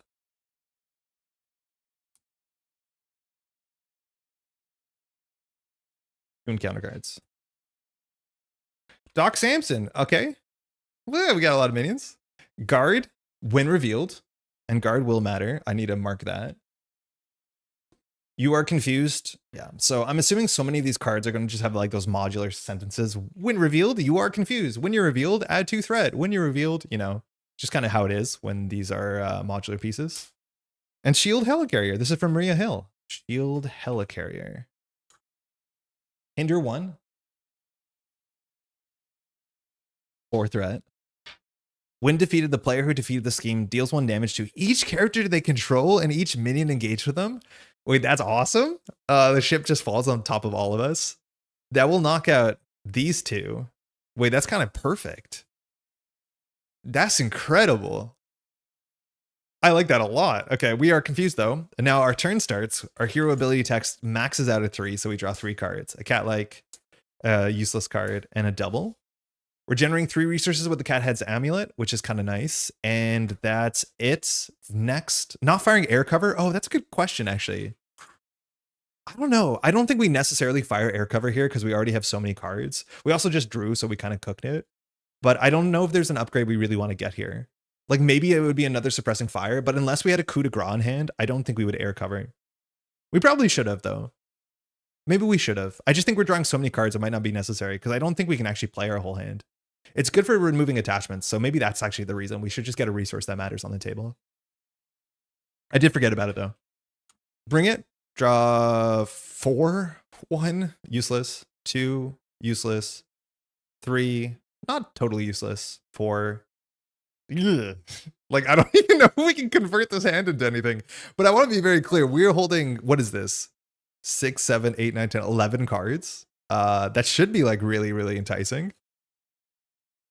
Somehow we haven't drawn any of our 4 damage cards. So yeah, like just thinning the deck with air cover is probably correct. Let alone emptying this as fast as possible is probably correct because unfortunately this deck has like 2 more air covers in it. So yeah, we definitely should have emptied it. Okay, we want to clear this. We want to use 2-Gun Kid first. So I think we will. I really think your setup is rad. Did you ever make a video to show how you rock in it? Or is there a video explaining it on your channel? No, there's not. And at some point there would be. Probably at the point where I'm like really finally happy with everything. It's not perfect yet, I don't think. But I think I'm my toughest critic. But yeah, we can definitely talk about it. It is like an expensive setup because my background is in video stuff. So it's not like super accessible. But it is probably interesting. Okay, so when we clear this, we do 1 damage to everything on all sides of the table. We're kind of hurt. So yeah, getting a suppressing fire here would actually been really sick. Suppressing fire says when you attack and defeat the attached minion. Oh, that's actually kind of annoying. Suppressing fire cares that we defeat the thing ourselves. Now, when you means our hero. So if we defeat this with 2-Gun Kid, we don't heal 2, right? Did we mess that up already? But I think we have to defeat it. You means the player, right? Which means the hero, our upgrades, and our events. That sucks. Bummer, man. That's no good. Okay, that's bad. And we're exhausted, which is bad. So this is all in all kind of bad. We're wasting this healing here unless we want to attack for 2, but we can't because we're exhausted. And our hand has no way of dealing damage. That massive sucks. All right, yeah, we definitely messed up this air cover. So if that's the case, I'm going to use 2-Gun Kid to attack for 2. So we'll do 2 into this and then 2 into the toughness. 2-Gun Kid takes out someone else with Hunted. You're ready up and attack that card. Yeah, the issue is we have no one with Hunted. We attach it to the one character with Hunted, which is like the worst thing to do possibly. That wasn't it. Yeah, ally does not trigger. Yeah, you got to kill the minion with Tigra or not an ally. Yeah, not an ally. Yeah, that's the issue. That's the only Hunted card. Yeah. Yeah, otherwise the ready on Hunted is actually kind of sick. Especially because, again, we have cards that care about us being ready and we're blocking, which is probably not right. Okay, this is a good panic card. We want to use our cat's head before anything else. So we need to... unfortunately, we need to do this, I think. Oh, we're in a really bad spot. Are we going to lose this? I think we're going to lose this. We'll just let the main go through. Who cares? We'll scheme for 2 here. Okay. Yeah, this sucks. This is actually quite bad. I guess we might as well cat's head now while we have it. We'll do feline senses. Remove 3 threads. So this clears this. If this removes the last thread, it does. I think this happens first. We'll stun a minion. So I guess we'll stun Doc. And then we have to do the rest of the shield helicarrier. The player who defeated the scheme deals 1 damage to each character. So we lose everybody. We take 1. We lose our friends. However, we deal 1 damage to each character engaged with us. So that's something. It's each character engaged with them. So the villain's not engaged with us. I just want to see what the text on Hunted is. Is Hunted after it's defeated? Yeah, so we at least we're ready. So that helps. So this is defeated. We don't heal. Make sure we separate the cards into the right camps. Defeated 1-1. Yeah, these cards are bowed. They definitely do feel different. I don't know if I love how these cards feel. And then this is gone. This is gone. Okay, we're doing something. Not for long here. It's Eternal right now. Oh shit, how's it been? How's it going, by the way, City? Thanks for dropping by. I still have all these cards and nothing good to do. So we're going to go confuse somebody. So we will Strength Spider Girl. So we're going to stun or confuse. I'm assuming it's Yellow Jacket because Doc Samson we could destroy if we wanted to. Okay. I think we want to take off the attachments. So Doc Samson unfortunately has guard. So we can use Spider Girl to knock out Doc Samson. Then we can attack with piercing. We still have so many cards. Oh, we could have played, that's a really cool thing, is we could have played cat-like reflexes. And then when we, unfortunately, we had a guard character that didn't have hunted on it. When we take damage from retaliate, we can confuse a minion and then jump down. Because again, this doesn't care about from an attack, which is kind of sick. So I think we're just going to do a big attack into Iron Man. We're going to attack for 3, 4 with piercing, 5, 6. Sorry, 4 for 10, Savage Strike. So we'll do 10 damage into Iron Man with piercing. Pretty sure we could have won this turn. We tried. I'm pretty sure we could have won. Villain takes 10. We take retaliate 1. And then we're going to deal with as many of these attachments as we can. So we needed to spend mental, physical, physical. Okay, so we have everything besides mental. So ordering might have been scuffed there. That's fine. So we'll do mental, physical. We'll get rid of the boots. Okay, I just want to make sure we haven't thrown out one of our cards yet. No, we haven't. 1 first round? Yo, what are you playing? We'll just go ahead and play a cat-like reflexes because we can. It's only a hero interrupt, and then we'll just hop down for safety. With Greer's side, we can go get a hunted, but hunted doesn't really matter because it grabs a minion, and that minion will not be confused.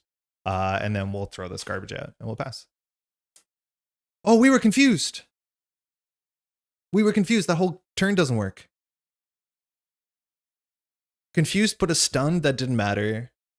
Confused removed 3 threat, which this should have been F4. That's fine. We'll lose that, but that's fine. Yeah, we were confused. I need to move the camera. The camera gets in the way of that. Bummer. Okay. Tears is knocking Tony's drinks off the table. I mean, that's a big attack. We'll just draw 6. Tooth and Claw, that wins the game if we just don't lose here, which I don't think we can. Coup de grace, suppressing fire, feline senses, savage strike, air cover. Do not like parts of the precon so far. This goes to 5. Iron Man is scheming for 2 in a card because Iron Man gets +1 for every attachment. So that's for 2. Boost, excessive force. Surprising we haven't seen this on a card name before. The enemy leader attacks you. After this activation, do not give it a boost card for this attack. What? That would kill us if we didn't have Spider Girl. So that's going to be for 1, 2. This hits 7. We advance. Pro registration tactics. So these all have just flavor text on them. The backs are all the same. So it says Iron Man and his Avengers are ordered to apprehend any superpowered individuals who refuse to register with S.H.I.E.L.D. That includes former teammates like Captain America and Spider-Woman. The negative zone prison. Welcome. So it doesn't have any, excuse me, it doesn't have any, reduce the target threat value of the scheme by 1 for each face down card underneath it. After an ally is defeated by an enemy attack, place that ally face down underneath the scheme. Oh, that's genuinely a cool card. Okay, then we have to do excessive force, which says that the enemy leader attacks you. Us, right? Attacks us, right? I know we're not the leader. It attacks us. Do not give it a boost card. I'm assuming that's us. So that means Iron Man attacks for 2. We have to block with Spider Girl because we can't defend because we're in hero mode. And this gets tucked underneath here. So this gets 1 less limit. Confused. 1 encounter card.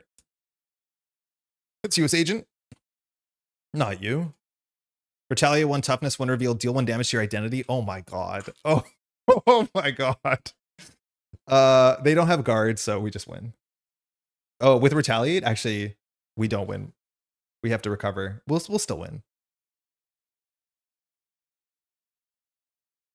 HFD, do you think that boost card does nothing in co-op? How's it going, by the way? Does it do, what are the rules? I don't,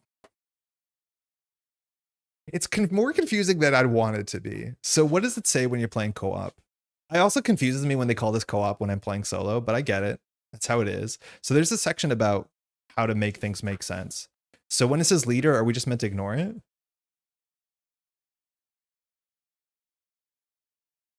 The leader in play is the enemy leader. Any ability that refers to the villain refers to the enemy leader.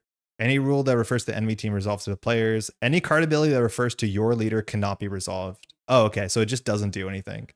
Any card ability that refers to your leader cannot be resolved. So we technically would not get attacked by this because this card says the enemy leader attacks your leader. There is no leader, so we don't get attacked. So, okay, that's fine. So we're slightly healthier. Hey, where's our friend? Did we discard her into the wrong bin already? Where's our friend? Wait, where's Spider-Girl? Where's Spider-Girl? Where did she go? Did she disappear? Oh, she's pinned down. Yeah, right. Okay, so she's still here. I think the things that refer to your leader and don't have an alternate text for co-op just fizzle. Yeah, that's ugly. I don't love that. Yeah, she's tucked. Thank you. I think the co-op reference card says it doesn't affect you. Is there Yeah, there is. This is the next card in the box that we did not read at all. The leader in play is called the enemy leader. Text that applies to the villain applies to the enemy leader. Text that refers to the enemy team also applies to players. Text that refers to your leader cannot be resolved. That is on this card. We'll just keep that around. Maybe we'll need that later. Who knows? Who knows? So it's up to us. Nobody has guard anymore, but the villain has retaliate 1, which means we'll just go ahead and recover 3.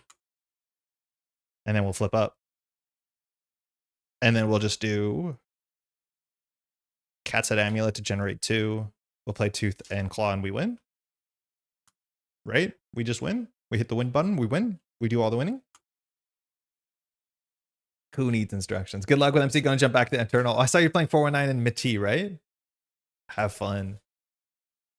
So glad PvP is done, lol. Like it was cool, but less of that. Well done. Thank you. Thank you. Yeah, standard 1. We're sweating it there. There's a lot of minions actually, more than I thought I would. Maybe that's intentional. This Tigra Precon has a lot of cards I don't want there to be in that deck. I think we should have fired air cover for sure. I think there's a fair bit of nuance to some of the interactions that are not obvious to me, like Hunted having text besides the guard loss. Yeah, that makes a lot of sense. But the fact that we have to attach suppressing fire to a card that we defeat is something I missed, which I think we'd have to be a bit more intentional about that. I thought we'd have more stun and confuse for the villain. We don't. It's all minions, which like that's kind of cool. Minion crowd control is like a really cool deck. I still don't understand why she has 3 defense and only 2 attack. I wish she had 2 thwart, but maybe the point is she's just claw heavy and that's all she's doing. But that was cool. Did Iron Man really feel like Iron Man? No. I'd argue no, but it's mostly because we drew minions. But this is what I mean is like when the encounter decks, when the villains are not like bespoke crafted pieces, it just kind of feels a bit like a, you know, not, this seems like a negative connotation, but a bit like a soup. Like that didn't really feel like we were playing against Iron Man. It just felt like a guy had a couple attachments. I only defend her the first round or 2 till I'm set up and then have ally cards. Yeah, I could see that lining up. Once I ended up defending into the mid game, then our cards couldn't do anything. But I also think like on turn 1, we probably should have just sent 8 damage to the 12 health villain. Like this villain, stage 1 and 2 together has less health than stage, like in some entire stage 3 villains. He likes Into the Fray with honed tech. I don't play a lot of honed technique. I don't know. I find this card to be really boring.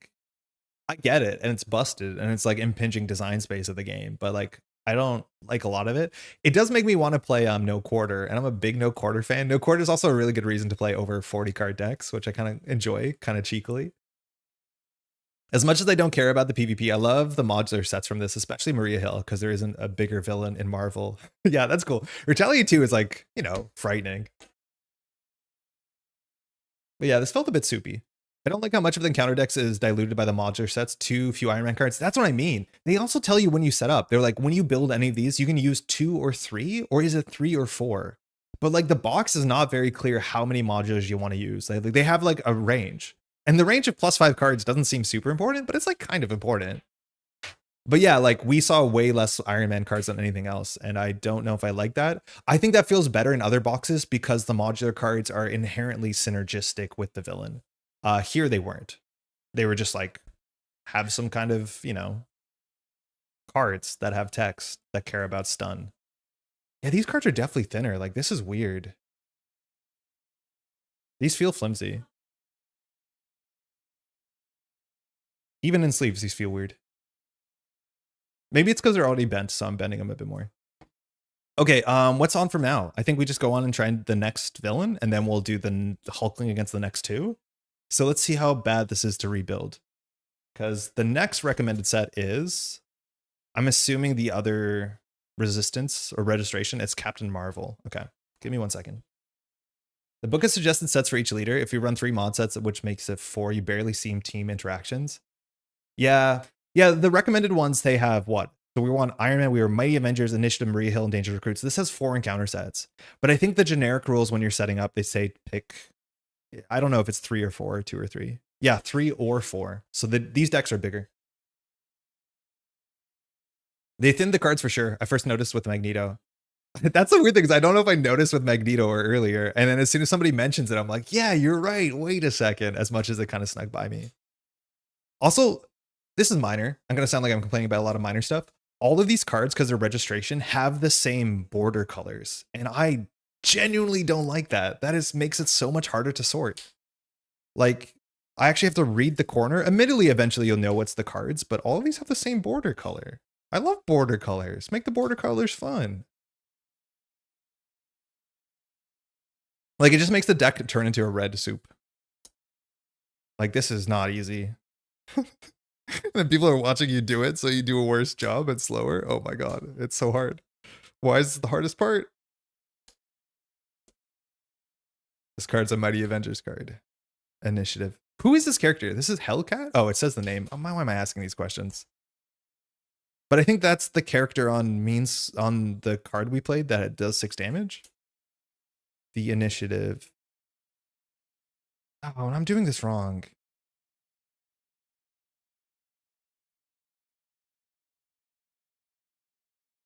No. Like, this is not a farce. I'm actually struggling this much. Shout out to colorblind players who have this way worse, but not doing well for me. Okay, hopefully that's it. Hellcat is a She-Hulk ally. Wasn't that Tigra? Oh no, Tigra, you're right, she was. Tigra was just in the core set. Yeah, that's a good catch. Did you get SmackDown as well? We did, Tony. We got both on the same day on this last Friday. So I have both of them. I'm not going to open up the other one until I play this a fair bit. Admittedly, like if you just want to increase the modularity, but I think there's enough content in this box that we don't really have to rush out to do that. This is the real challenge of the box. I know, everything's the same color and I meant to figure it out quickly. Okay, we're gonna have to sleeve more things, I think. So let's get the sleeves out.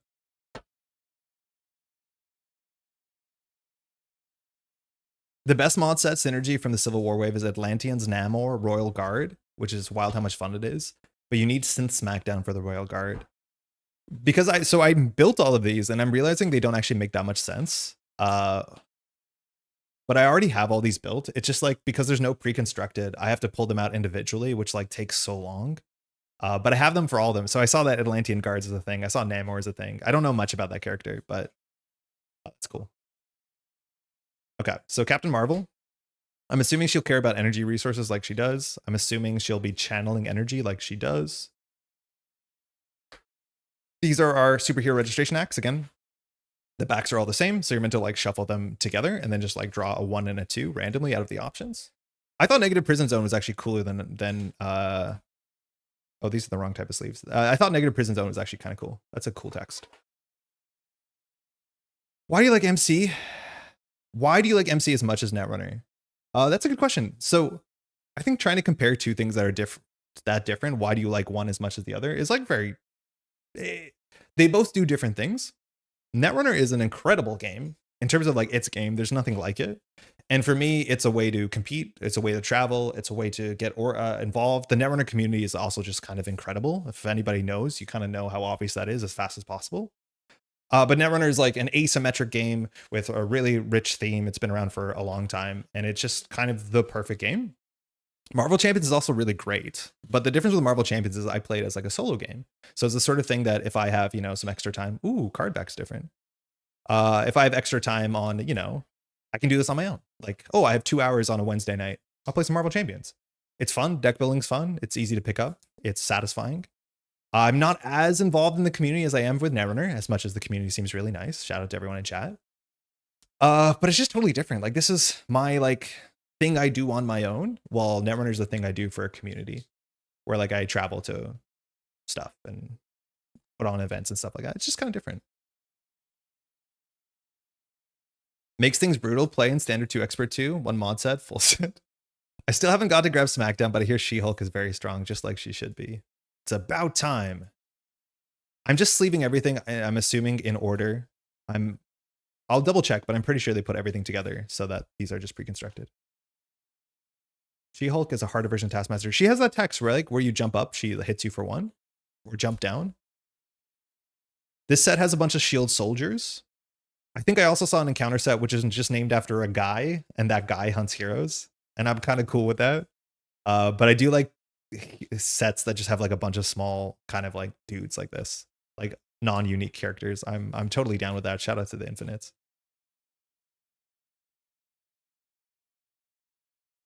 As she lifts.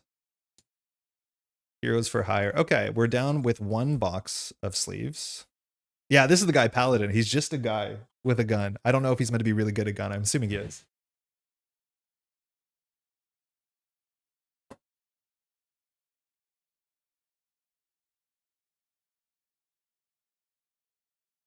Have you ever tried Standard 2 and Expert 2? No, I honestly haven't. And I don't know why. At this point, I should. But the thing is, the way that I play Marvel Champions is I'm not honestly trying to pursue the best deck possible on the highest difficulty. My goal is to play something that is interesting and weird and fun, and then try and bring it to whatever difficulty is like giving it a fair fight. I think if I went out the way to play like the tier, 1 optimal, I think this is probably the end of the line. The tier 1 optimal, most powerful deck ever, I'd probably want to push it up to Expert 2 or Standard 2. I probably should just play Expert 2 and Standard 2 to kind of find out what they're about, because they're probably, there's something to learn there. But the sort of decks I play are like, oh, that was bad. I just dropped a lot of sleeves. The sort of decks I play are like, yeah, the ones that can stomp Expert, I should probably bring it up, but I'm trying to play decks that like have a good time against Expert. This game has really good cards that are really consistent. It's just like, I want to play more of the card pool. It's a solo game. You can do whatever you want. Oh, it's bad out there.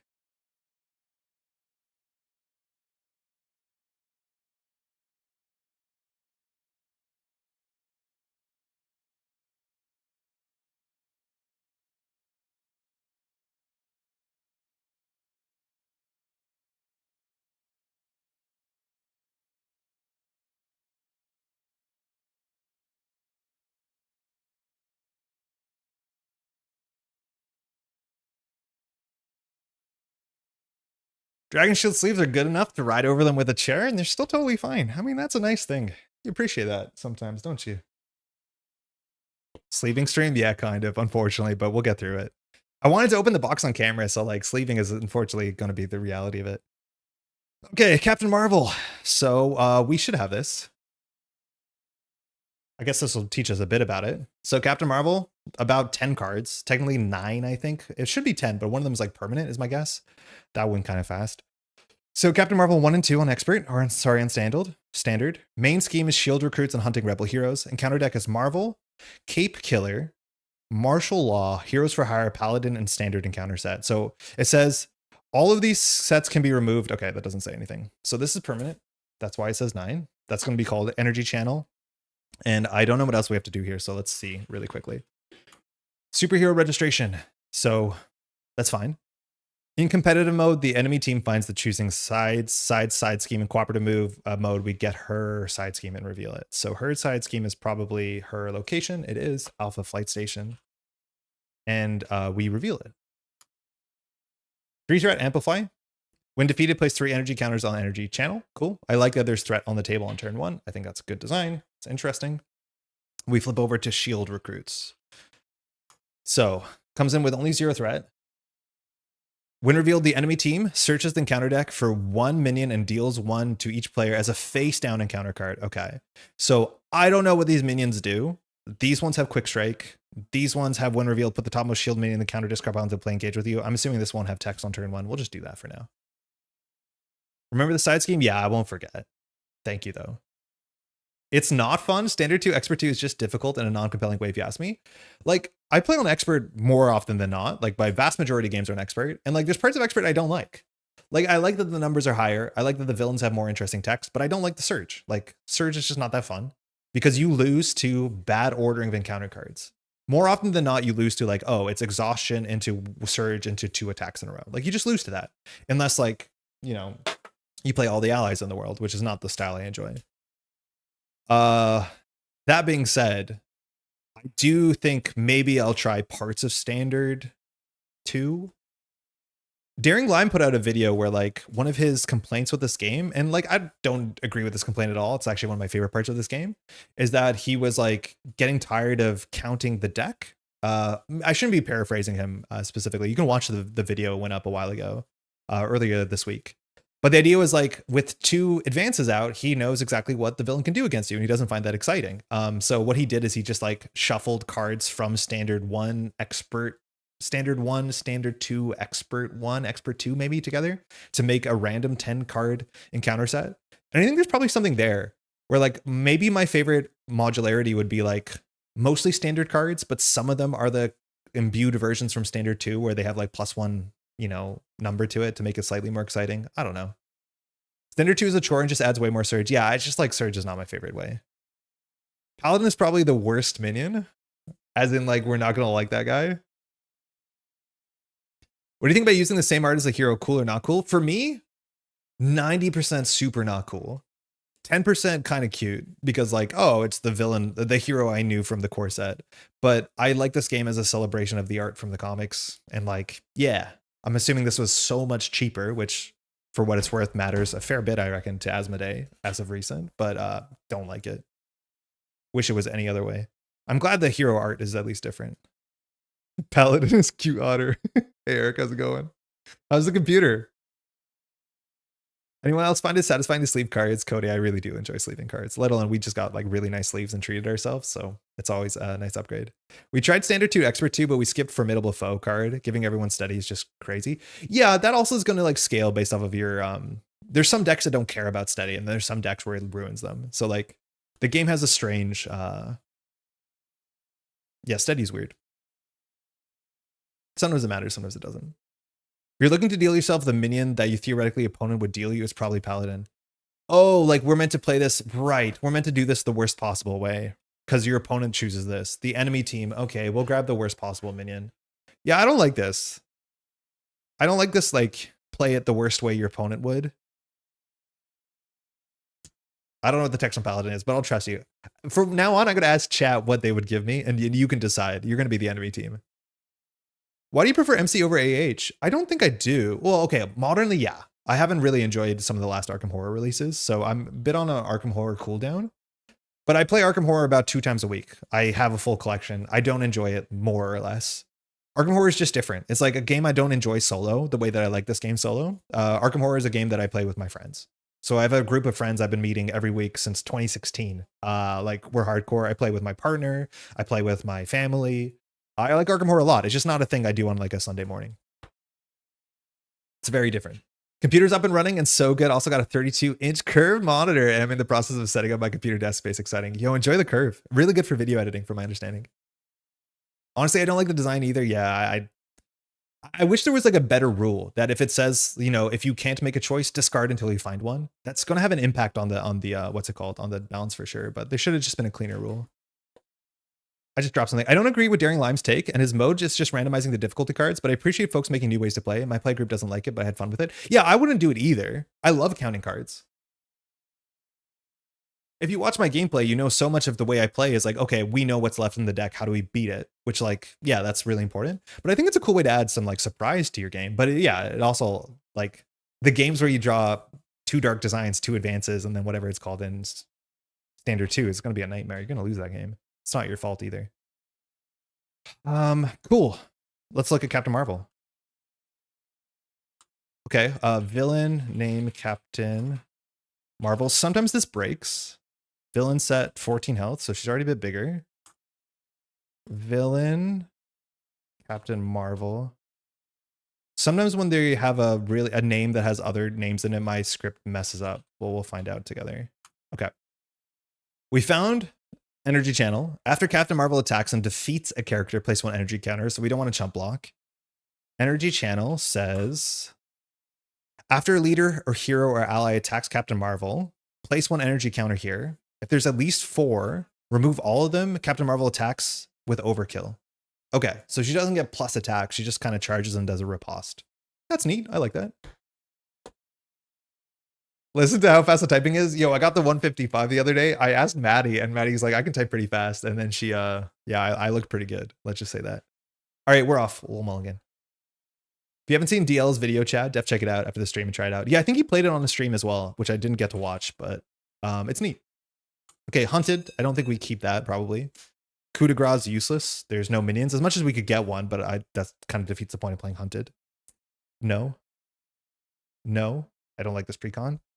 I mean, I don't think we're going to spend that much time in this version on this side. It's maybe kind of interesting. Notably, hunted, you can play in hero or alter ego. So this, in theory, thwarts 2.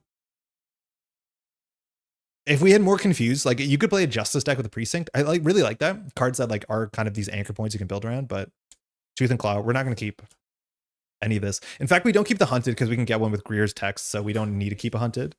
I'm going to keep Precinct HQ because it's a card we haven't played with, but I don't think it's going to be particularly good. Time for chores. Enjoy the rest of your Sunday, Eric. It's the 2-gun kid. Bam, bam. Bring it. So that at least will be a cantrip. Hunted, whatever. So that's good. We can get 2 minions. Aggressive conditioning. Cat's head. Sharp claws. Nice. Hunted can be used as a resource. Yes. I think we're going to play 2 of them, though, and to bring it. I think we're going to do hunted, 2-gun kid. Like, it seems kind of perfect. And then we end up drawing 4 cards. Sued as a resource. We'll use our alter ego, and we'll search our discard pile. I think I want to keep a hunted in our deck, is my guess, because we don't jump down to alter ego that much. I think the best card for a Tigra deck is Pin Down. Nikos, how's it going? I 100% want to play Protection with Pin Down. It seems so good.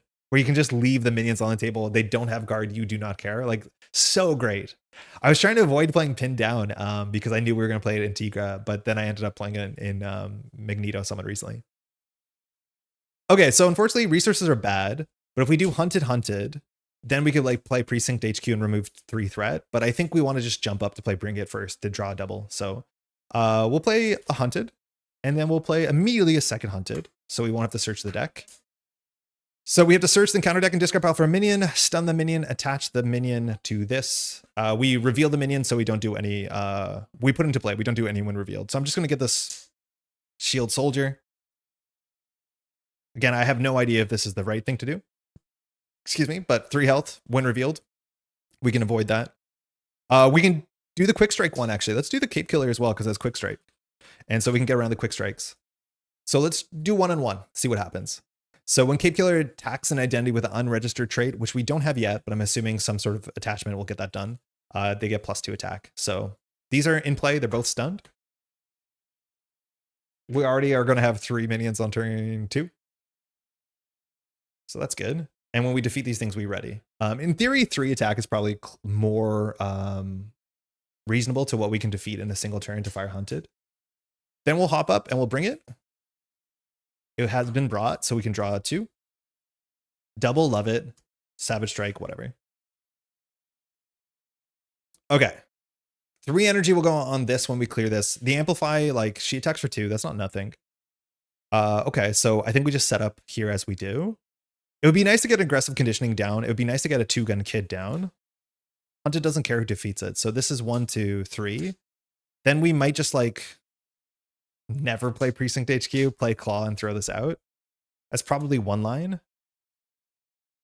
Two Gun Kid's really good because then we can like double shoot next turn, which clears the table and readies us. The problem is like we put Hunted on both of them, so we can't ready twice. It's a bit ugly. Aggressive Conditioning is good for the setup, but Sharp Claws is just really, really good because there seems to be 3 health minions and getting our attack up is good. As much as this also gets our attack up. Wait, is this not better? Well, we can't play it. Is it better not to play Two Gun Kid? I honestly think we don't play Two Gun Kid. With 2 Hunteds, we might as well just attack with our basic. So if we do this, yeah, this is way more aggressive. This is cooler. So we give ourselves massive attack, we give ourselves massive health, so we're ready for the early game, and then we can keep Two Gun Kid for next turn if we really want to, but my guess is we don't. Bring It's so good. Yeah, it's really, really good. I think we'll do this. This is better, because with 2 Hunteds, this knocks out 1, we ready, this knocks out 1. We don't actually need the Two Gun Kid. Deck needs Marked. Marked is the one that gives overkill. I think with the claws, you don't need it. There's a chance you just want to play more tactics because you have the ability to grab it, but my guess is with the Sharp Claws, overkill is like not a super high priority. It's good with Savage Strike though. So we'll play this. Aggressive Conditioning. So we get +1 health, or sorry, +1 attack, +3 health, 13. Nice. We'll play Sharp Claws.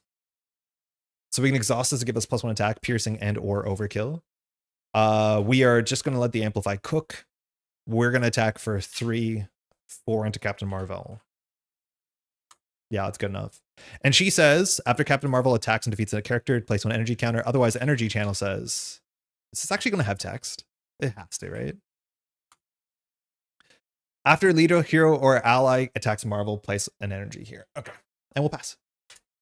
Drop to 5. 1, cat-like reflexes. This is the one way we can jump down, which we didn't do in the last game, but it's a nice way to jump down. So maybe Precinct HQ was kind of cool. Yellow Jacket, I don't know. Garbage. Moon Knight's good, very good. And Bring It, sick. We're going to draw so many cards here. Hopefully Paladin's not a nightmare. This goes to 1. Captain Marvel's attacking us for 2. Energy Channel is after somebody attacks Marvel, not vice versa. So she's attacking for 2. I think we want to be ready here so we can knock out these things. So we'll just take 2 plus Amplify, so 3. 4 damage.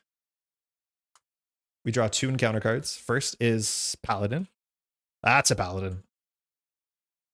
Quick Strike. Toughness. Discard 1 card from your hand.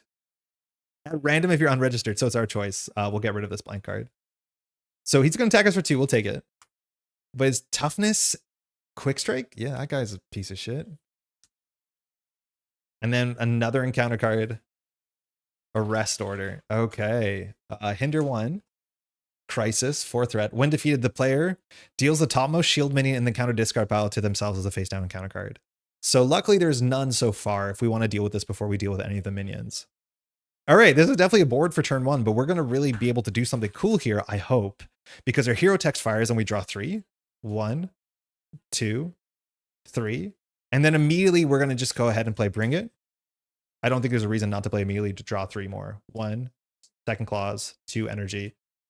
Air cover. Okay, bummer that we didn't get our amulet. Also bummer we didn't get any of our threat cards, and that's an issue is our deck has very few threat cards. We only have, I think, 2 cards of the cat-like reflexes. Going to draw 7 you can't play. I challenge you. I think we can play almost all of this hand. This hand's actually pretty good. The issue is like removing the threat is actually very, very difficult for us. The best we can do is Moon Knight. Oh, wait, we should have played Moon Knight first. Yeah, we should have played Moon Knight first. Sorry, I should have realized this. Because this gets another minion into play. Yeah. Yeah. Yeah, we should have played Moon Knight first.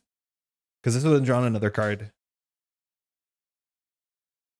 That's too bad. That's too bad. Yeah, me too. I didn't look at our hand. It was like so obvious to just play Bring It, but I forgot we had Moon Knight. You have Hunted and Moon on hand, you can bring it up to 5. Yeah, well, we drew the Hunted off of the Bring It, I'm pretty sure. I think. Maybe we didn't. The VOD will tell. Yeah, okay. I'm just going to do Moon Knight for air cover. We have more. It's fine. So this draws 3. Sorry, this searches the deck and discard pile for a minion, stuns and confuses it. You also put it into play, you don't reveal it. Nothing in the discard pile. Yeah, that's fine. So we'll just get the other shield soldier. There's a lot of searching so far, but I guess we are playing Hunted. No, this is us. This is not the encounter. Okay. Stun and confuse it.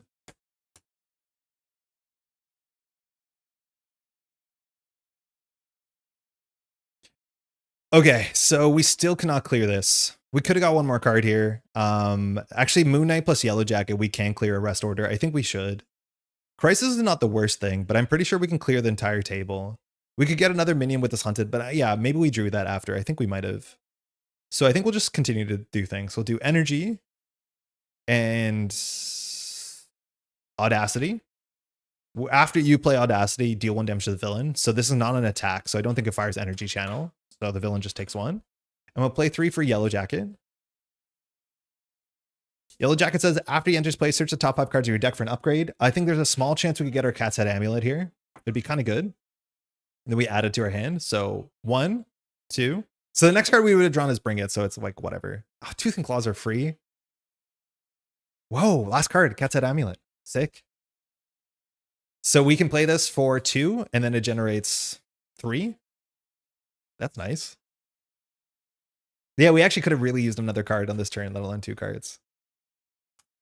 Yeah, this thing's really good. So that means that we want to play it. We don't really need the healing. We want to keep an expensive card with this, so I'm assuming we'll just play our second claw. So I think we just play 2 and we get some healing. Yeah, Blood Rage would be good. Let's play 2 for the amulet. We're going to construct like a Flesh and Blood deck where we're going to have each weapon on one side. So we'll play Cat's Head Amulet. We'll use Cat's Head Amulet to generate 1 for our second Sharp Claws. So we've done a good first cycle. Suppressing Fire will attach to... Oh, these, mind you, would have attacked. They lost their stun. So we attack for 5. Put that Suppressing Fire. I don't have the other art. I'm assuming I spelled it wrong. But when we defeat that, we heal 2, which we do like that. So we're just going to thwart for 4 off of a rest order first. Taking 2 and 1. When a rest order is defeated, the player deals the topmost shield minion in the counter discard pile. There is none, so this doesn't do anything. And then we're going to just start attacking things. So Tigra is going to attack for 1, 2, 3, because she has +1 attack. She's going to defeat the shield soldier. Hunted is going to fire here. So Hunted says, when you defeat... I really got to fix that. When you defeat this thing, ready yourself. Oh, hold on. Because we need our claws for this. So let's just put this here. I think this is better. Because we can defeat... No, I think we just put it here and defeat this and take the Cape Killer's attack. Yeah, I think that's fine. Because the only amount of damage we can do to this is 4, but then we use a claw, which means we don't defeat Paladin. We're 1 damage short. So we'll just keep the Hunted for next turn. That should be fine. We're wasting a bit of value here, but it's either we get attacked by this and this. No matter what, yeah, it's kind of the same. So we're going to attack for 1, 2, 3. We're going to use 2 claws. This gives us +2 attack, so we're attacking for 5. Will you overkill and piercing? But doesn't matter. So toughness goes through. We defeat the Paladin. And we recover 2. We are now exhausted. And we will pass. Captain Marvel only schemes for 1. I feel like we should just stay in Alter Ego the whole game. Right? Like, because then Channel Energy doesn't do anything. We'll pass. Draw up, and we're going to be drawing a lot of cards. Yeah, keeping minions, it's fine. Air cover. Okay, we should play that sooner than later. Another cat-like reflexes. Savage Strike, +6 attack and piercing.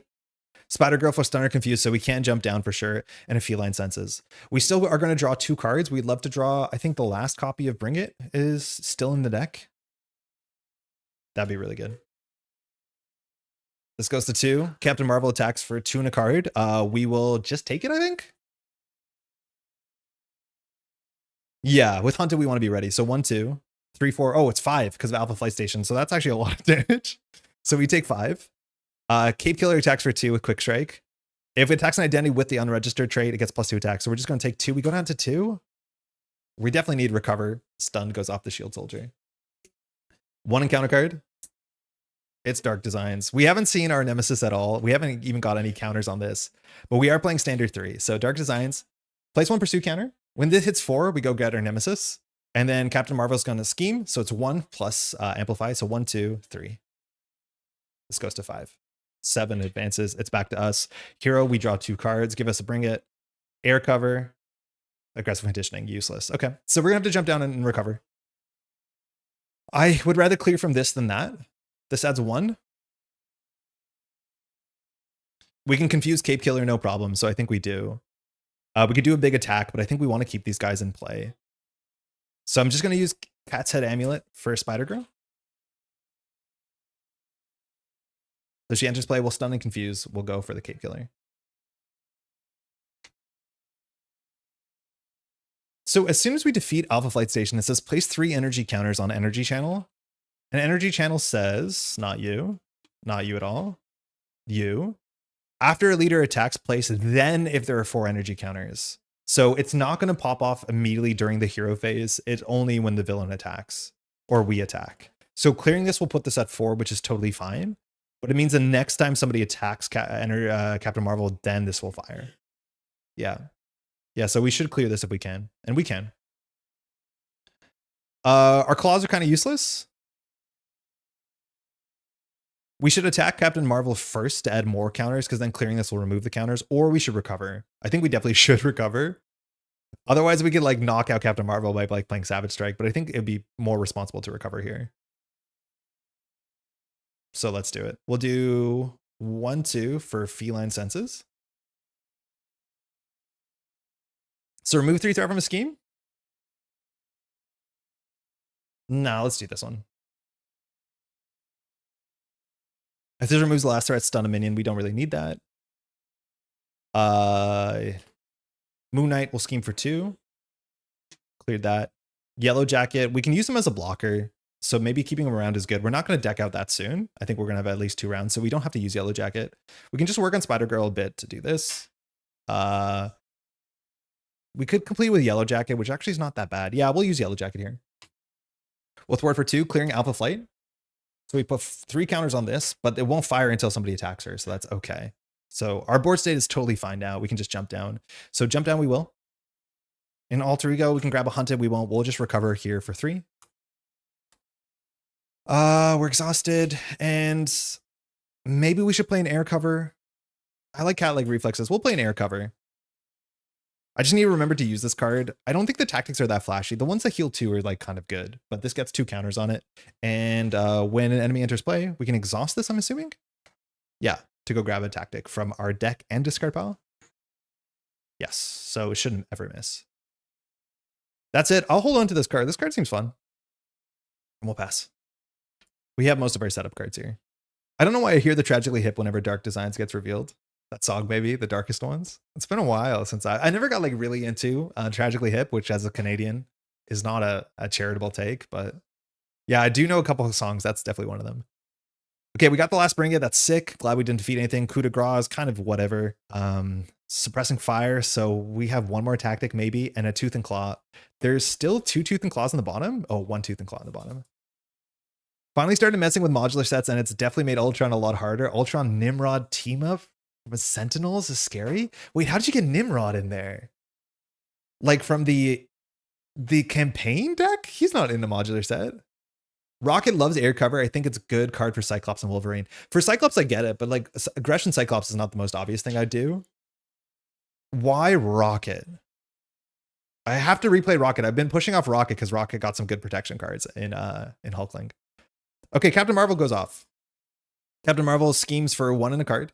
1 boost, reveal this card. So she's scheming for 2. It's her helmet. Shout out to really long names. She gains Stalwart. That's fine.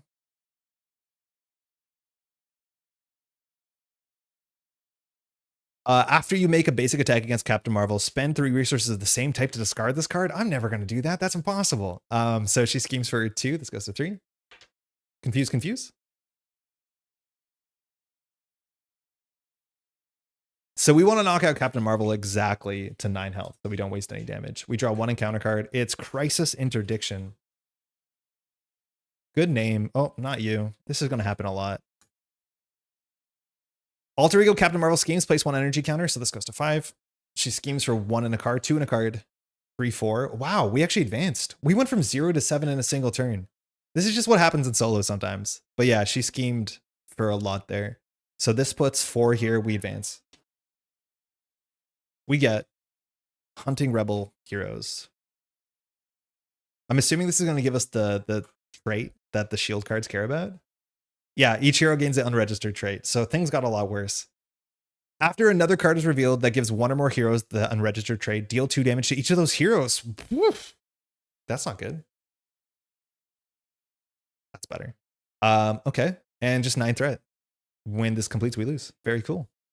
Rocket likes to overkill to proc murder you, and he only needs 1 copy of each tactic upgrade in your deck because air cover, keep grabbing it over.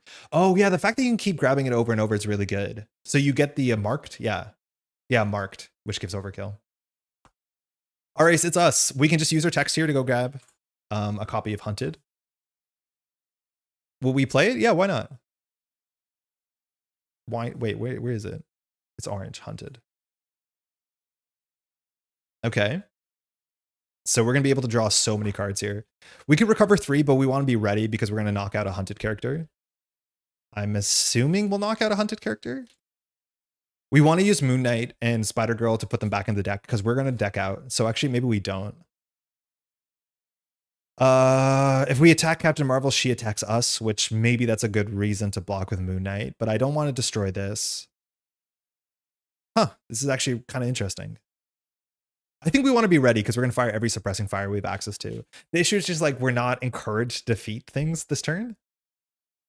So I think we will recover 3 and just not use our claws. I don't think we use our claws this turn. Because I think this turn we just grab a bunch of minions and set them up, and then next turn we knock them all out. I think that's probably better. But then we're wasting this Tooth and Claw. Like, okay, so when we attack Captain Marvel, Energy Channel goes off. Not you. When Energy Channel goes off, she immediately attacks. With Overkill. Oh, with Overkill. That's actually really important. Ooh. Kind of interesting. So that means we should heal. He's only attacking for 2 with Overkill, so like, who cares? We'll recover 3. This is a decision that I'm not super confident on. We can do Hunted right now to go get Quick Strike, so let's Hunted. So we'll search the deck and discard pile. I think we want to take cards out of the discard pile, just so there's enough minions in play. We technically now have that trait that a lot of these cards care about, but... Oh, actually, the Quick Strike one is still in the deck. I'm going to grab that one. It might be wrong to grab minions out of the deck once they're in the discard pile, but we'll go for it. Because I want to get the Quick Strike one out of play. Because it can't Quick Strike us. It's a Cape Killer, 4 health, Quick Strike, doesn't fire, stunned. When we defeat this thing, we draw a card. Or sorry, we ready ourselves?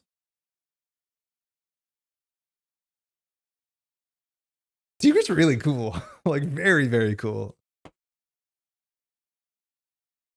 Okay, so that's that.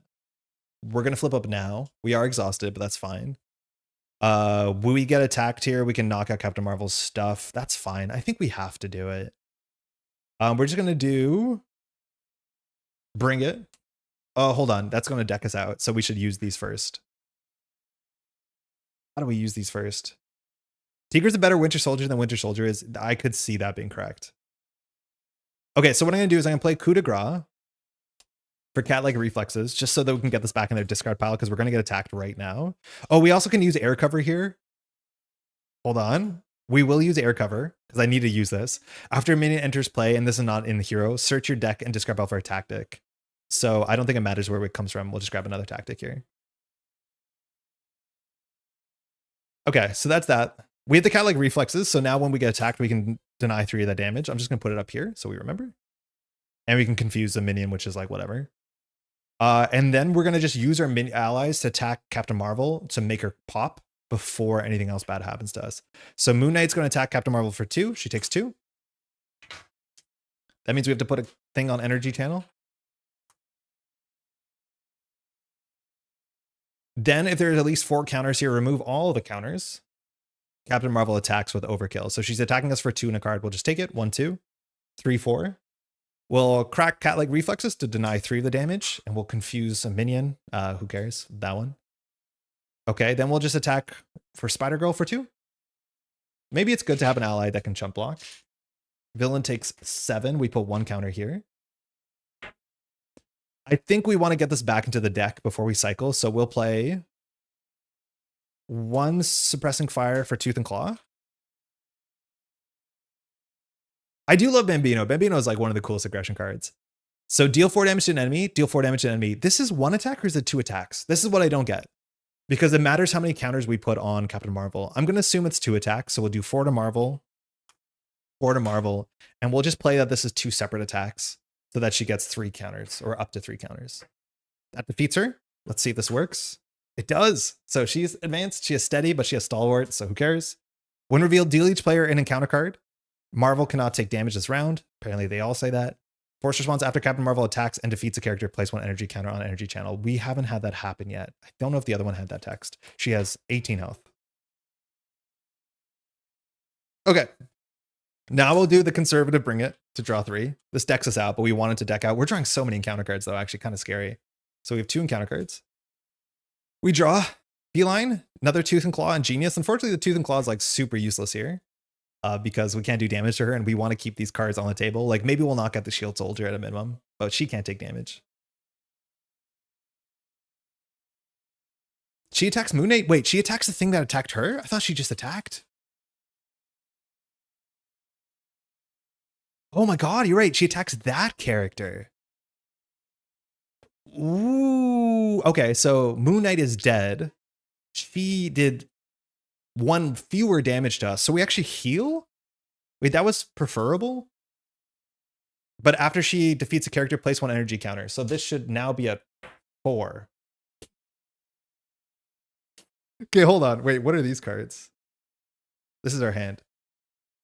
Okay, so I need the confirmation whether or not Tooth and Claw is considered 2 separate attacks or not. I didn't realize it says attacks her. Because that means Tooth and Claw either puts us at 3 or puts us at 4, and there's a big difference between 3 and 4 here. That's really funny. That's cool that she actually ripostes against the character that attacks her. That's way more interesting. I like that. Okay. So we have to sort that out. It's a single attack. Okay, fantastic. So she's on 3. All right, unfortunately, this hand is entirely useless. So we'll do 1, 2. I'll just play Cat's Head Amulet for Tooth and Claw. I'm going to attack. I have to attack her. Because I don't want to attack these guys because then I lose hand size. But then I'm ready. Wait, this sucks. I don't want to play Tooth and Claw here. I don't want to do it. I'm not going to do it. You can't make me do it. So like this is the issues. I want to have these minions engage with me. Oh my god, if we played standard and drew Gang Up is not in standard 3, and that's such a huge difference to this board state. Gang Up will just ruin us. But like none of these cards do anything. Tooth and Claw we have to do 4 damage, and then either we defeat one of these, which heals us and readies us, but like we want them on the table because it draws us more cards. And I think that's more important. So I think I'm just going to hold on to and just discard. Honestly, I'll hold on to nothing. We just want to draw something else. We'll pass. We're drawing a lot of encounter cards. I think only cards like Dance of Death and Slice and Dice are specifically consecutive attacks and more than 1 attack. So I know they reformatted Dance of Death. I think I have the old card art, but technically it's meant to be attack, deal 1 damage, attack. I'm not so sure about why Slice and Dice is like that. Oh, because it has bullet points. So they're separate attacks. Yeah, they probably format that differently modernly. Savage Strike, we might be able to win this turn. Tooth and Claw. That's really good. Another good reason not to knock out minions. Precinct HQ is whatever. And Aggressive Conditioning is blank. It's so easy to make this deck better. This goes to 1. Captain Marvel is going to attack us for 2 and a card. We're allowed to block here because we're going to be able to ready easily. So I think we should. Maybe we don't have to. No, because she's going to hit us back. So I think we should preserve our health here. So after she attacks and defeats a character. So she's attacking for 1, 2. Boost is one of these. So we take no damage. Shield Soldier just attacks us for 1. Stunned. We could die to 2 bad encounter cards here, or 3 bad encounter cards. First one is Drawing Near. That's fine. We might get our Nemesis. So beginning of our turn, we discard the top card of our deck. Based off its resources, we add counters to this. When it hits 4, we get our Nemesis. Sinister Strike. So we're definitely getting our Nemesis. We could die here. So, place one pursuit counter. The villain attacks you. She's attacking for 2 and a card. We can't block. 1, 2. Boost. Put this minion to play engage with you. So that doesn't do the when revealed. But it is there. It's a shield soldier. So we put into play. We don't do the revealed text. So she attacks us for 2. Last card. That's probably bad. Shows a lot of characters on it. Oh, look at what they've done here. Rapid response. Discard cards from counter deck until a minion is discarded. I'm feeling safe. Are you feeling safe? I think all the minions are out. There's minions in here, right? I know the heroes for hire are still in here. Wee. Shang-Chi. Okay. Hero form, deal damage to your hero equal to that minion's attack. Oh, we don't put into play. We just discard it? Discard cards in the counter deck until the minion is discarded. If you're in hero form, deal damage to your hero equal to the minion's attack. So, is that card meant to do something else? Oh, I did it to the villain. I'm assuming that was meant to put into play, but it doesn't? Is that right? Is that how it's meant to be? Okay, so we have 2 responses. Forced response have to happen first. So drawing nearer forces us to discard the top card of our deck. It's a physical. So this goes to 4. So we go get our nemesis set, which is the Hood. This board state is a bit much. This is our nemesis. It's the Hood. Steady and villainous, 4 health, force response. After the Hood attacks, place 1 threat on the criminal underworld side scheme. Okay. Weird choice to name it rapid response. Yeah. I don't think that card is meant to do what it wants it to do. Then we get criminal underworld. Comes in with 4 threat. Each criminal minion cannot take damage. That's kind of scary. And then we shuffle 3 cards into the deck. And the deck, mind you, is 1 card. So we are able legally to shuffle this. Yeah, it's just a drive-by. Yeah, really weird.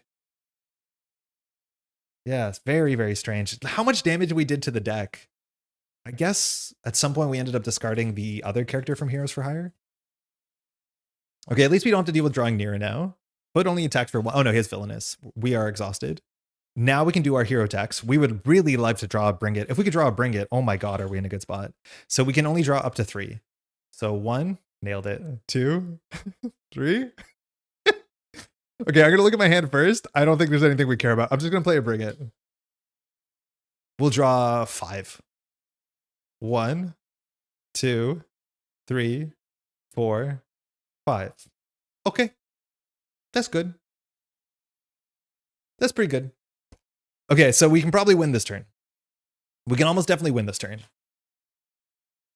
Very likely we can win this turn. So what we have to do is we have to do enough damage, but every time we attack Captain Marvel, she can attack us back. Oh, we could have used air cover. Oh, I keep forgetting to use air cover, but I honestly don't know if we have any tactics left. I think the deck only has 2 suppressing fires, or 3 suppressing fires. So we would have drawn 1 different card. Man, I forget this card it exists. I need to get better at that. But we should be able to do 18 damage just straight to Captain Marvel. We just need to knock out one of these to ready ourselves, and we just keep hitting her. I think for safety, we have to first play Cat-like Reflexes. So I'm just going to get rid of a Precinct HQ, which won't matter. I'm going to play Cat-like Reflexes just so that we can block some damage if we need to. So that's recovering 3. I don't think there's any card in our hand we're really excited to play here. So we use the Cat Head's Amulet on the next part. We're going to go ahead and just play Tooth and Claw for free. 0 for 8. Seems good. So deal 4 damage to the Cape Killer. Cape Killer's defeated. Hunted readies us. We recover 2 health.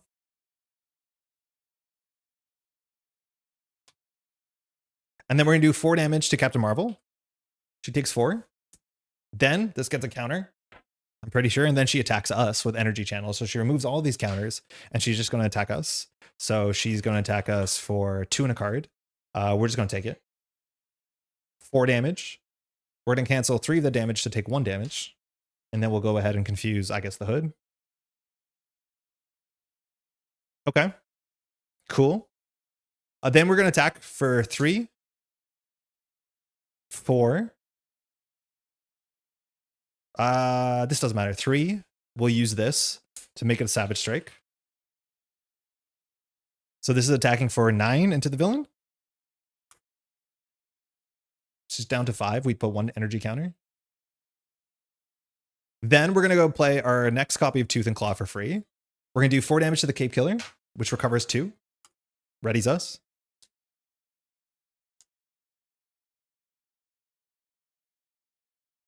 And then we'll do 4 damage into Captain Marvel. She charges. Yeah.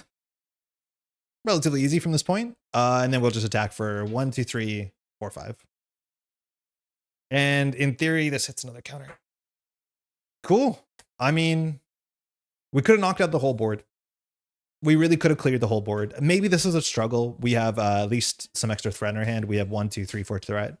But we had a lot of damage that turn. I'm actually glad that we ended up in shuffling the Tooth and Claw back first. I think it was correct. I think, again, they don't have that much health. We're playing solo. Tooth and Claw doing, just about half her head damage is like pretty impactful.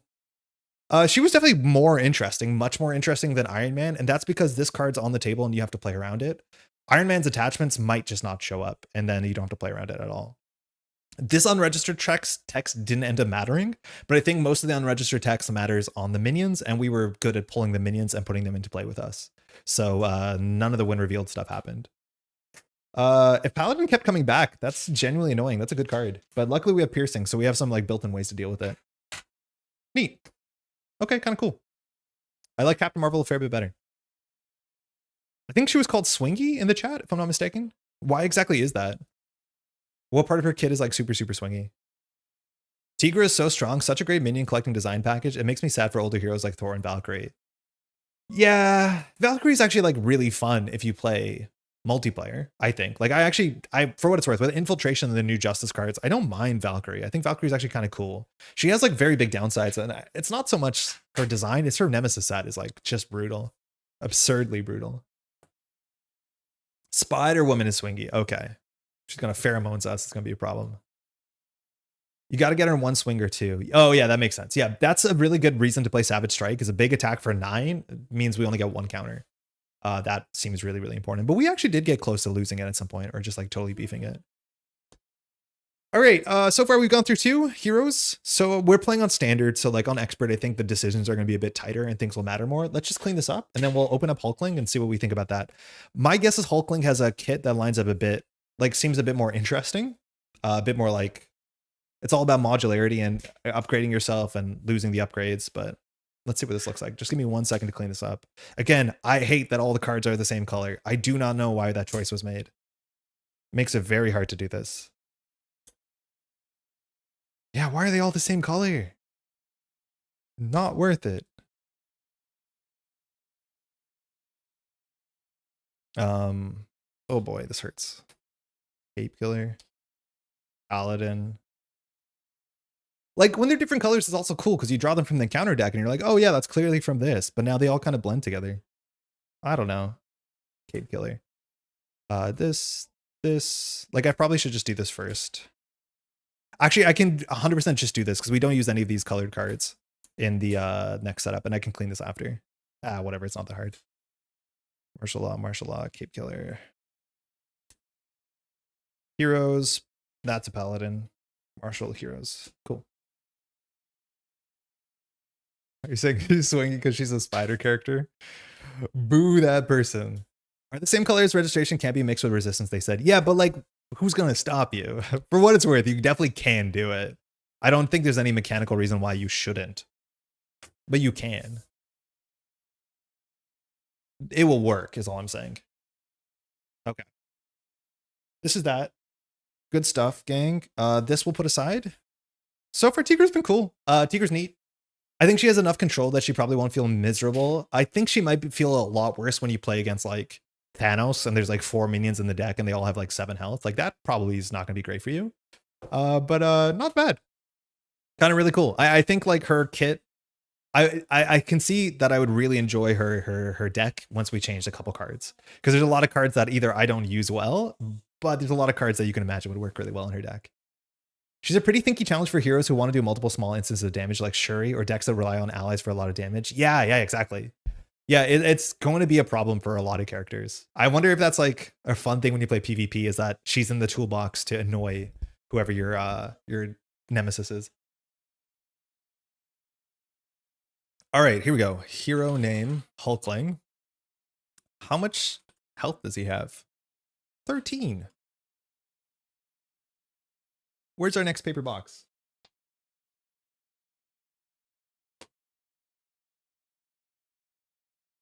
So you know how I dunked all the sleeves on the floor? Seems like you're talking in slow motion. Do not tempt me with talking fast. I knocked all the sleeves on the floor, so they are a mess. A shout out to Paper. Paper's cool. I think I'm most excited because I know Hulkling has some busted protection cards. I think there's one protection card in here that people are really hot on that I don't understand why. I think it might be a multiplayer thing. But yeah, I think the protection cards on here I've been waiting for a long time because I saw some of these spoiled and I was like, whoa, those are exactly what I want. All right, it's Hulkling. Bad stat line, but that's okay. That won't stick. Chosen shape, forced response. After a shapeshift upgrade enters play, I don't know how many are in our deck. Under your control, discard each other shapeshift upgrade you control and ready Hulkling. Notably, the ready is not attached to the discard, so if you just play your first one, you ready yourself, as much as your stats are kind of butt. But we'll just see how many we have. Hand size 5, hit points 13. Avenger, Kree, and Skrull. Skrull is totally new. A Kree we've seen before. The name Hulkling, you assume it's Gamma, but I've been told that's not the case. Also, every character in this deck or in this box has claws. Yeah, it's the claw box. Take that, Corset. Hidden Base, yeah, Hidden Base seems just messed up good. Oh my god, Hidden Base seems absurd. That's one of them. There's like 2 cards I think are absurd. Hidden Base is one of them. Teddy Altman, Recover 4. Kree, Skrull, not civilian, even though he does look like it. You cannot have more than one shapeshift upgrade in play. Okay, that makes sense. This side doesn't have the text because it has a forced response. Shape Changer, action. Search your deck and discard pile for a shapeshift upgrade and add it to your hand, limit once per round. Sometimes I don't like those texts because as soon as you can search your deck for a card, you end up in these like, where you basically play the same opening every time you play. My guess is that your shapeshift cards are a bit more modular and a bit more interesting. That's not going to be the case. But just about any hero that can search their deck for a card like Maria Hill or what's his name? Deadpool, I've not liked over time because it feels like all the games kind of meld together. But the shapeshift cards, at least they're like, they won't last forever. So that's nice. Also, you can just get +1 resource, which could matter. All right, our ally, it's Wiccan. 2 health allies or 2 cost allies are sick, 2 thwart, 1 attack. After you play Wiccan, from your hand, search your deck and discard pile for identity specific event and add it to your hand. I'm assuming our shapeshift upgrades are not events, they're upgrades. But we'll see how good our events are. On its own, that's not that bad. And 2 thwart is pretty good. The Ultimate Residence. Alter Ego card coming in slot 2. Exhaust the Residence, heal 2 damage from Teddy. Shuffle 1 Hulkling card from your discard pile into your deck. I like classically cards like this. Heal 2 is pretty nice. Making sure there's cards in your deck and discard pile matter, but you can always search your discard pile and deck for a shapeshift, so it might not matter that much. So maybe we'll use this more for events, and we'll use Teddy's alter ego text to shuffle the upgrades back in. I hate how Hulkling cards are the exact same green as protection cards. No, they're slightly different. They're actually like, I think considerably different. Oh my god, they're not that different. Oh my god, they're the same. Yeah, they're totally the same. No. Yeah, they're very same. I thought they were actually different. No, they're the same. The nice color in the top right. It's a good color scheme, but yeah. When you look at the top left corner, when you're searching through your deck, you don't see that color bar. He's another 50 card deck hero. Why do you say they're 50 card decks? I honestly don't have that many reasons why to play a 50 card deck. Why him? People have said that Civil War heroes slow down the game with all the searching, but from my experience, if you know what you're looking for, it's so quick. Yeah, there's just like some people that don't like the accessibility requirement of shuffling the deck all the time, which, yeah, I get it. Winged Shape. So notably, this has 2 resources on it, but 2 different resources, which we've never seen that on a non-resource card before. This is our first shapeshift upgrade, +1 thwart, +1 attack, +1 defense, and aerial trait. So that's kind of fun. After you play an event, exhaust Winged Shape, remove 2 threat from a scheme. I mean, that seems really good. That's really good. If that was just our hero text, that would be fine. That's fine. You're just, what's his name? You're a Winter Soldier, functionally, kind of. Wow, okay, that's really good. It's not a superpower, so that is going to be expensive. And I'm assuming we have a whole bunch of different ones. Hulk Shape has 2 physicals. You wouldn't have it any other way. +2 attack, +1 defense. Okay, so 3 attack, 2 defense. Nice, that's what we wanted Tigra to be. After you play an event, exhaust Hulk, deal 2 damage to an enemy. Notably, if you play one, use its text. Shapeshift, play the other one, use its text. That's so much value. I'm liking this already. Armored Shape, physical and energy is my guess. +1 attack, +2 defense and retaliate. I'm at home. After you play an event, exhaust this, heal 2 damage from Hulkling. Love it.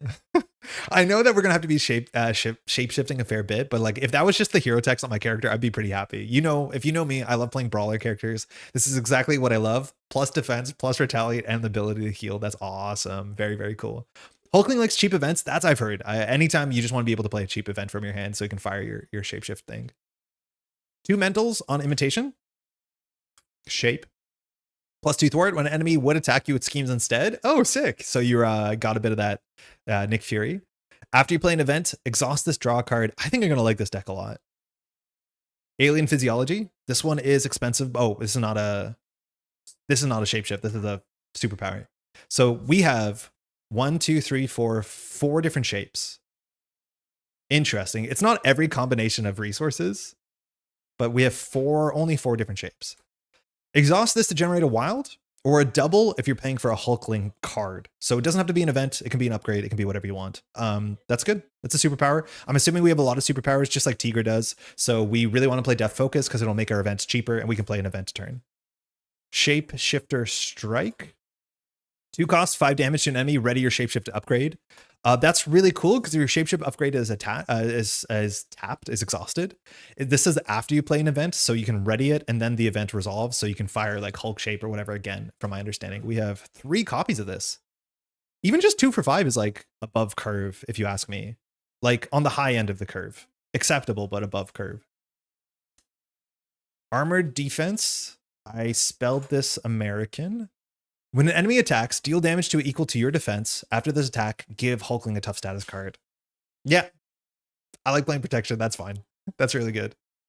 You're still going to take the damage, but this is perfect. And again, you have a lot of ways to shuffle these cards back. So I'm assuming you can build like a pretty nice Change of Fortune deck. Both of the heroes have super fun at least. Yeah, this looks really cool. I'm into this. He loves Face the Past. I mean, I don't need any excuse to play Face the Past. So I'm assuming it's our Skrull guys, our nemesis, right? Super Skrull. Impersonation. Remove 4 threat from a scheme for 2. If this removes the last threat, you may change to alter ego form.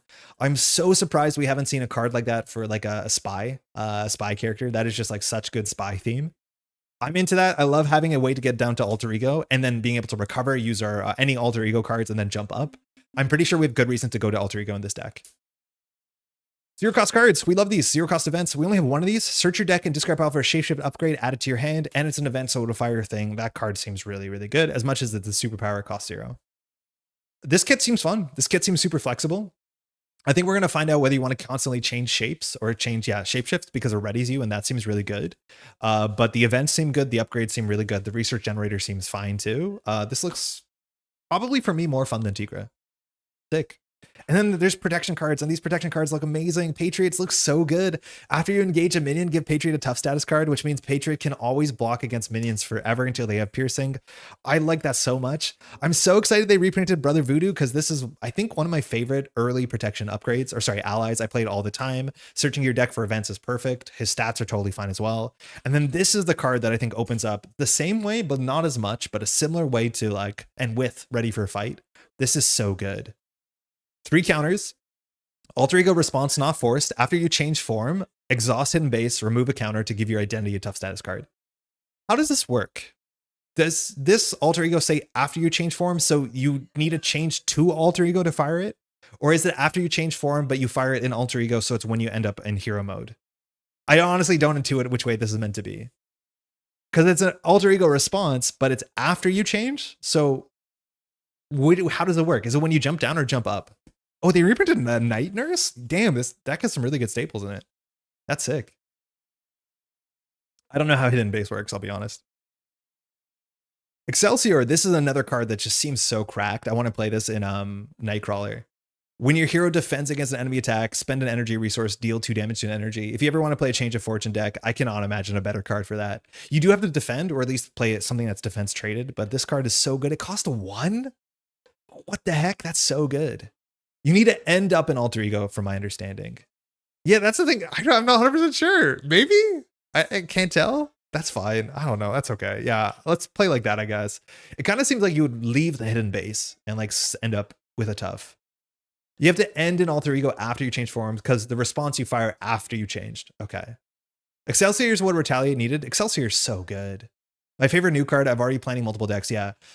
I'm like really worried about this because Excelsior and Hidden Base I'm going to end up building like 10 different decks that are all like functionally the same thing, and they're all going to be really fun. It's going to be like, oh, this is my Protection Colossus deck with Change of Fortune. Oh, this is going to be my Protection Nightcrawler deck with Change of Fortune. And they're all going to be like the same 7 cards.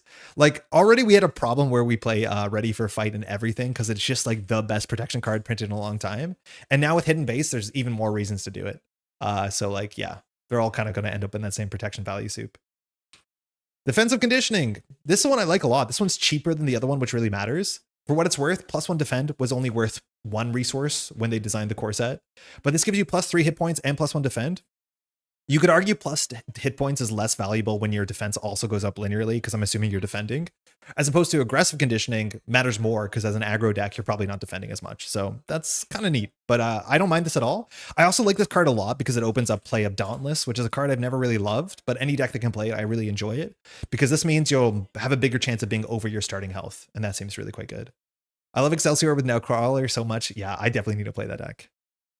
I can do with this all day. I remember reading this card in a preview and thinking, how have they not printed this before? When the enemy attacks, declare your hero as the defender without exhausting them. I don't know if that's worth a slot. We've seen cards like this that are upgrades. I think they cost a bit more. I don't know if I'm excited about this card. I think I like the ones a bit more that are like, you get some benefit. There's one that gives you +2 defense. If you take no damage, you ready yourself. That one seems just fine, but I guess you have more of them. So that's okay. I don't know. Hey, speaking about printing more staples, they reprinted Taunt in this? Hell yeah.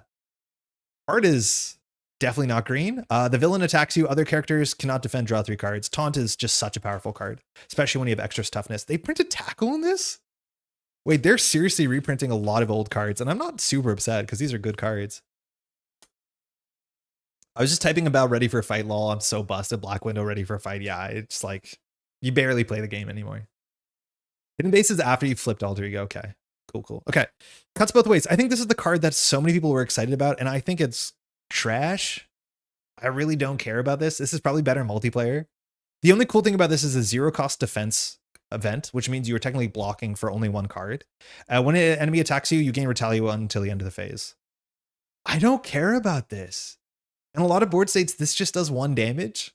Sometimes 2 damage if there's minions, and again, maybe that matters a bit more. But my like knee-jerk reaction is this is trash.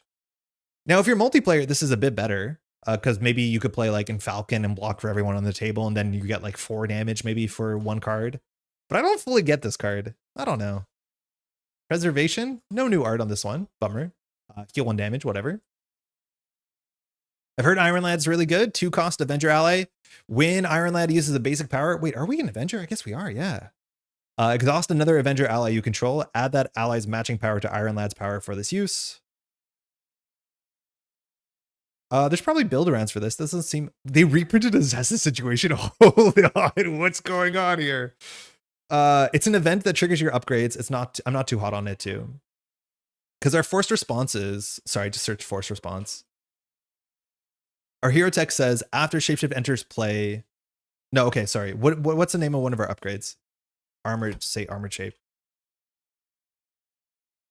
After you play an event, exhaust Armored Shape. But like, I don't think you're gonna have a problem exhausting this. Like during the hero phase. Cut Both Ways is awesome in Nightcrawler. I'm playing it right now in 4-player. Yeah, Nightcrawler is another good one because you don't exhaust a block. Like that kind of makes sense. I'm not super sold on it, but maybe. I don't understand Iron Lad. Iron Lad's only for allies? No double resources for Hulkling. Yeah, I guess you're right. No double resources. They did this in the other box too, whereas like Maria Hill had resources I don't think Nick did, or the other way around. Yeah, I don't know about this one. I think you have to build into this because you can just play an ally with busted stats. I don't get it. They reprinted Assess the Situation, which is a card I've only been playing more this year, and I'm enjoying it a fair bit better. Fun card. It's also a 0-cost event, which is perfect for Hulkling, so that's a really natural inclusion. This deck has a lot of like really good reprints that I really appreciate. And then we're going to not read these cards. They'll be nice surprises. But we do have Super Scroll, who it's about time. You can replay another upgrade ready and go from there. I don't know how much it cuts both. I don't think I'll use cuts both way very much. Yeah, it doesn't seem great.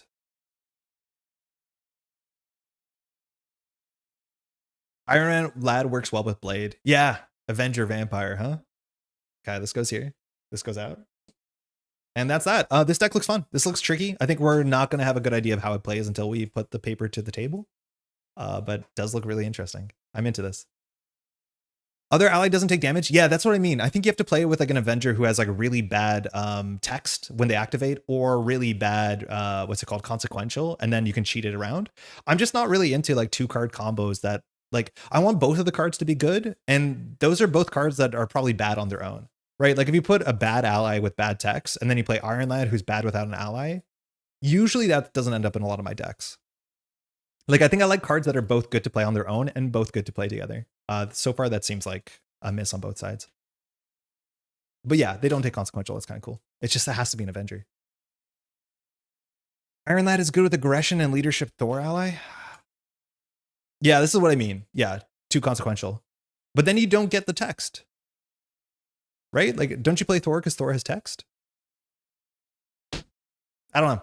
Maybe. 1 second.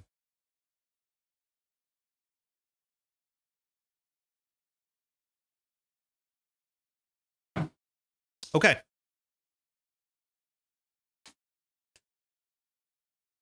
We're going to open up the other pack. So now we're going to sleeve up Captain America. And we're going to be doing, I'm not sure if it's a resistance or the other side. The names kind of lead together. Hey, Fenris, we got Civil War box. Hey, glad I'm catching the Hulkling side of this. Yeah, we just played Tigra. It was kind of cool. We're playing the Precons on standard. For what it's worth, this Precon abstractly looks a lot better to us because it doesn't have a lot of cards that are bad when you have 3 of them in the deck. Like, all the defense events are fine. We have not limited 1 per player cards. Like, this Precon just looks a lot more playable. Maybe it's a lower power level, but it has more consistent hands. At least that looks like at a distance. Or an ally that starts with tough? Yeah, I guess so. Yeah, maybe like, yeah, you could finally play basic War Machine or whatever.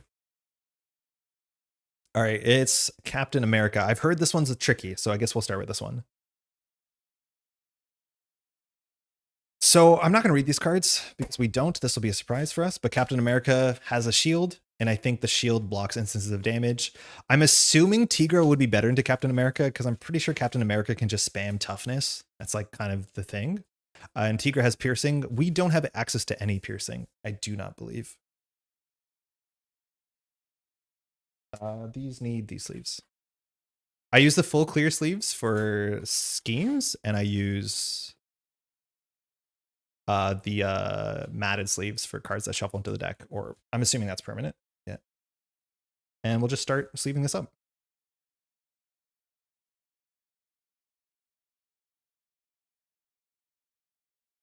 I got a ton of value out of Iron Lad with Captain Marvel and her excessive economy. You can double dip with Mighty Avengers team card. Another player gave me Boot Camp. He was doing 15 damage a turn. I've never played with Boot Camp. I know people love it. I haven't done it. I could see in multiplayer maybe a bit better because Iron Lad doesn't care whose character it belongs to, right? Oh no, you control it does. Yeah, I don't know. We'll try it out. I think we'll learn something for sure. But it doesn't seem very obviously easy to play for me. Picking these up upside down. This is what I mean. Like, they reuse all the art, but then for some reason, Heroic Strike got new art. Like, why did they not use this art? Is it because it clearly shows him hitting like a what are they called? A Hydra Soldier, and that doesn't make sense? But this is one card that they redid the art for because it shows Iron Man. But like, imagine that all the cards had different art on it. Like, this is what I mean. When it hits, and this is such a good art. But unfortunately, yeah, no, we're reusing the old art. I like these the borders better on these blue and red ones. So we have Falcon, we have Hercules, Goliath. I'm not sure if we're going to be seeing Namor in this one or the next one. Also, do all the Precons use all of the encounter cards? Spectrum. I like that Spectrum art. This one also might have Spider-Man in it. I'm not 100% sure. Actually, I don't think we use all the cards. Oh, so there is Namor in here. Let's see if the Atlanteans are in here. He's good in the deck with Patriot. Who is exactly Brombe? How's it going, by the way? I'm very excited for Patriot. Okay, the Atlanteans are in here. Wow, there's like 17 encounter cards in here. Oh, Voltron decks love him? Yeah, I could see that. The new Heroic Strike art is so sick. I agree with you. New art all around would have been so great. Yeah, I don't know. Like, this game, you should celebrate the art in this game. 5G, it's good. Like, we're at the point that if you resold a hero pack, which, like, they're never going to do this. This is a terrible product. But if you could resell cards with alternate arts, people would buy them. Like, it's that simple. If you just reprinted a whole bunch of cards that people already own, there is a non-0% of the population that'd be like, yeah, I'm going to spend money for a different alt art version. Like, people love personalization. I don't know. Yeah, Patriot's a cool protection ally. I do like allies that care about dealing with minions or blocking minions. Like chump blocking, I snooze. Defensive blocking, I wake. Iron Lad is good with Patriot because you want to use his tough for blocks. Oh, that's cool. Yeah, that's a good shout out. Actually, I think that's quite a cool idea. All right, let's give this a shot. Resistance tactics. We'll just read the text on these, but they're all the same. So we'll read this once and get it out of the way. So Captain America and his Avengers are forced to go underground or face arrest for refusing to register with S.H.I.E.L.D. When Iron Man and Captain Marvel start rounding up their superpowered friends, the Resistance double decides to fight back. Secret Avengers. So this is the pre-constructed version of this scenario. Not necessarily the best version, but could be. So the enemy leader gets +1 attack while attacking, +2 if the attack is undefended. Whoa, sick, kind of neat. So I'm going to go ahead and put a little die here to remind us that he has 3 attack, but it might be 4 attack if we don't block. That is because this is not the card we were meant to see. I was like, that seems pretty good. That was the wrong card. Okay, ignore that. We put these in the wrong order. So superhero resistance. Yeah, this is what we're expecting it to say. So good catch. So we're meant to play with leader 1 and 2 on standard. In competitive mode, the enemy team finds the choosing side scheme. Otherwise, we find the leader scheme and put into play, which we did. You're on the wrong main scheme. Yeah, I caught it. I was like, that's a really cool text for immediately. And then I read it and it says, oh, you lose. I'm like, okay, never mind. Gathering support.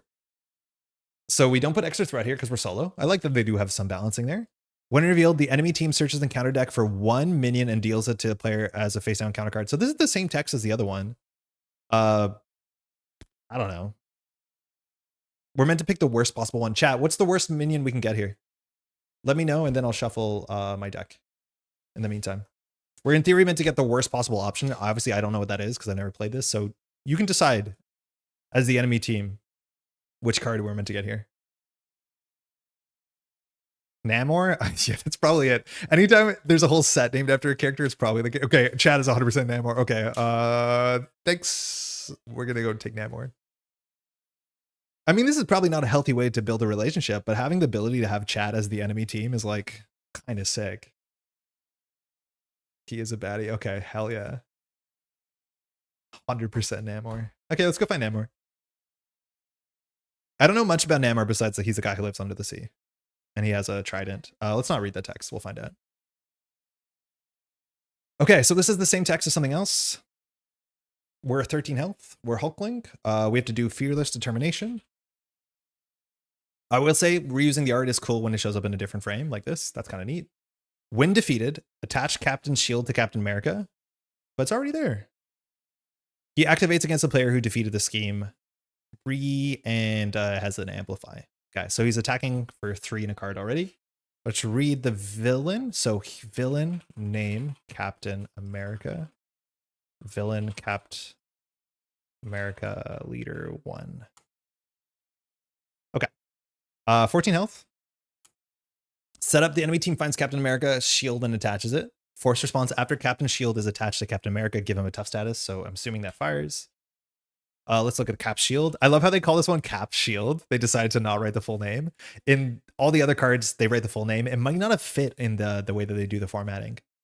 So attached character gets Retaliate 1 and attacks against them lose piercing. Oh, sick. 10 out of 10. Never mind. That was a good surprise. I thought piercing would be so good, but that's awesome.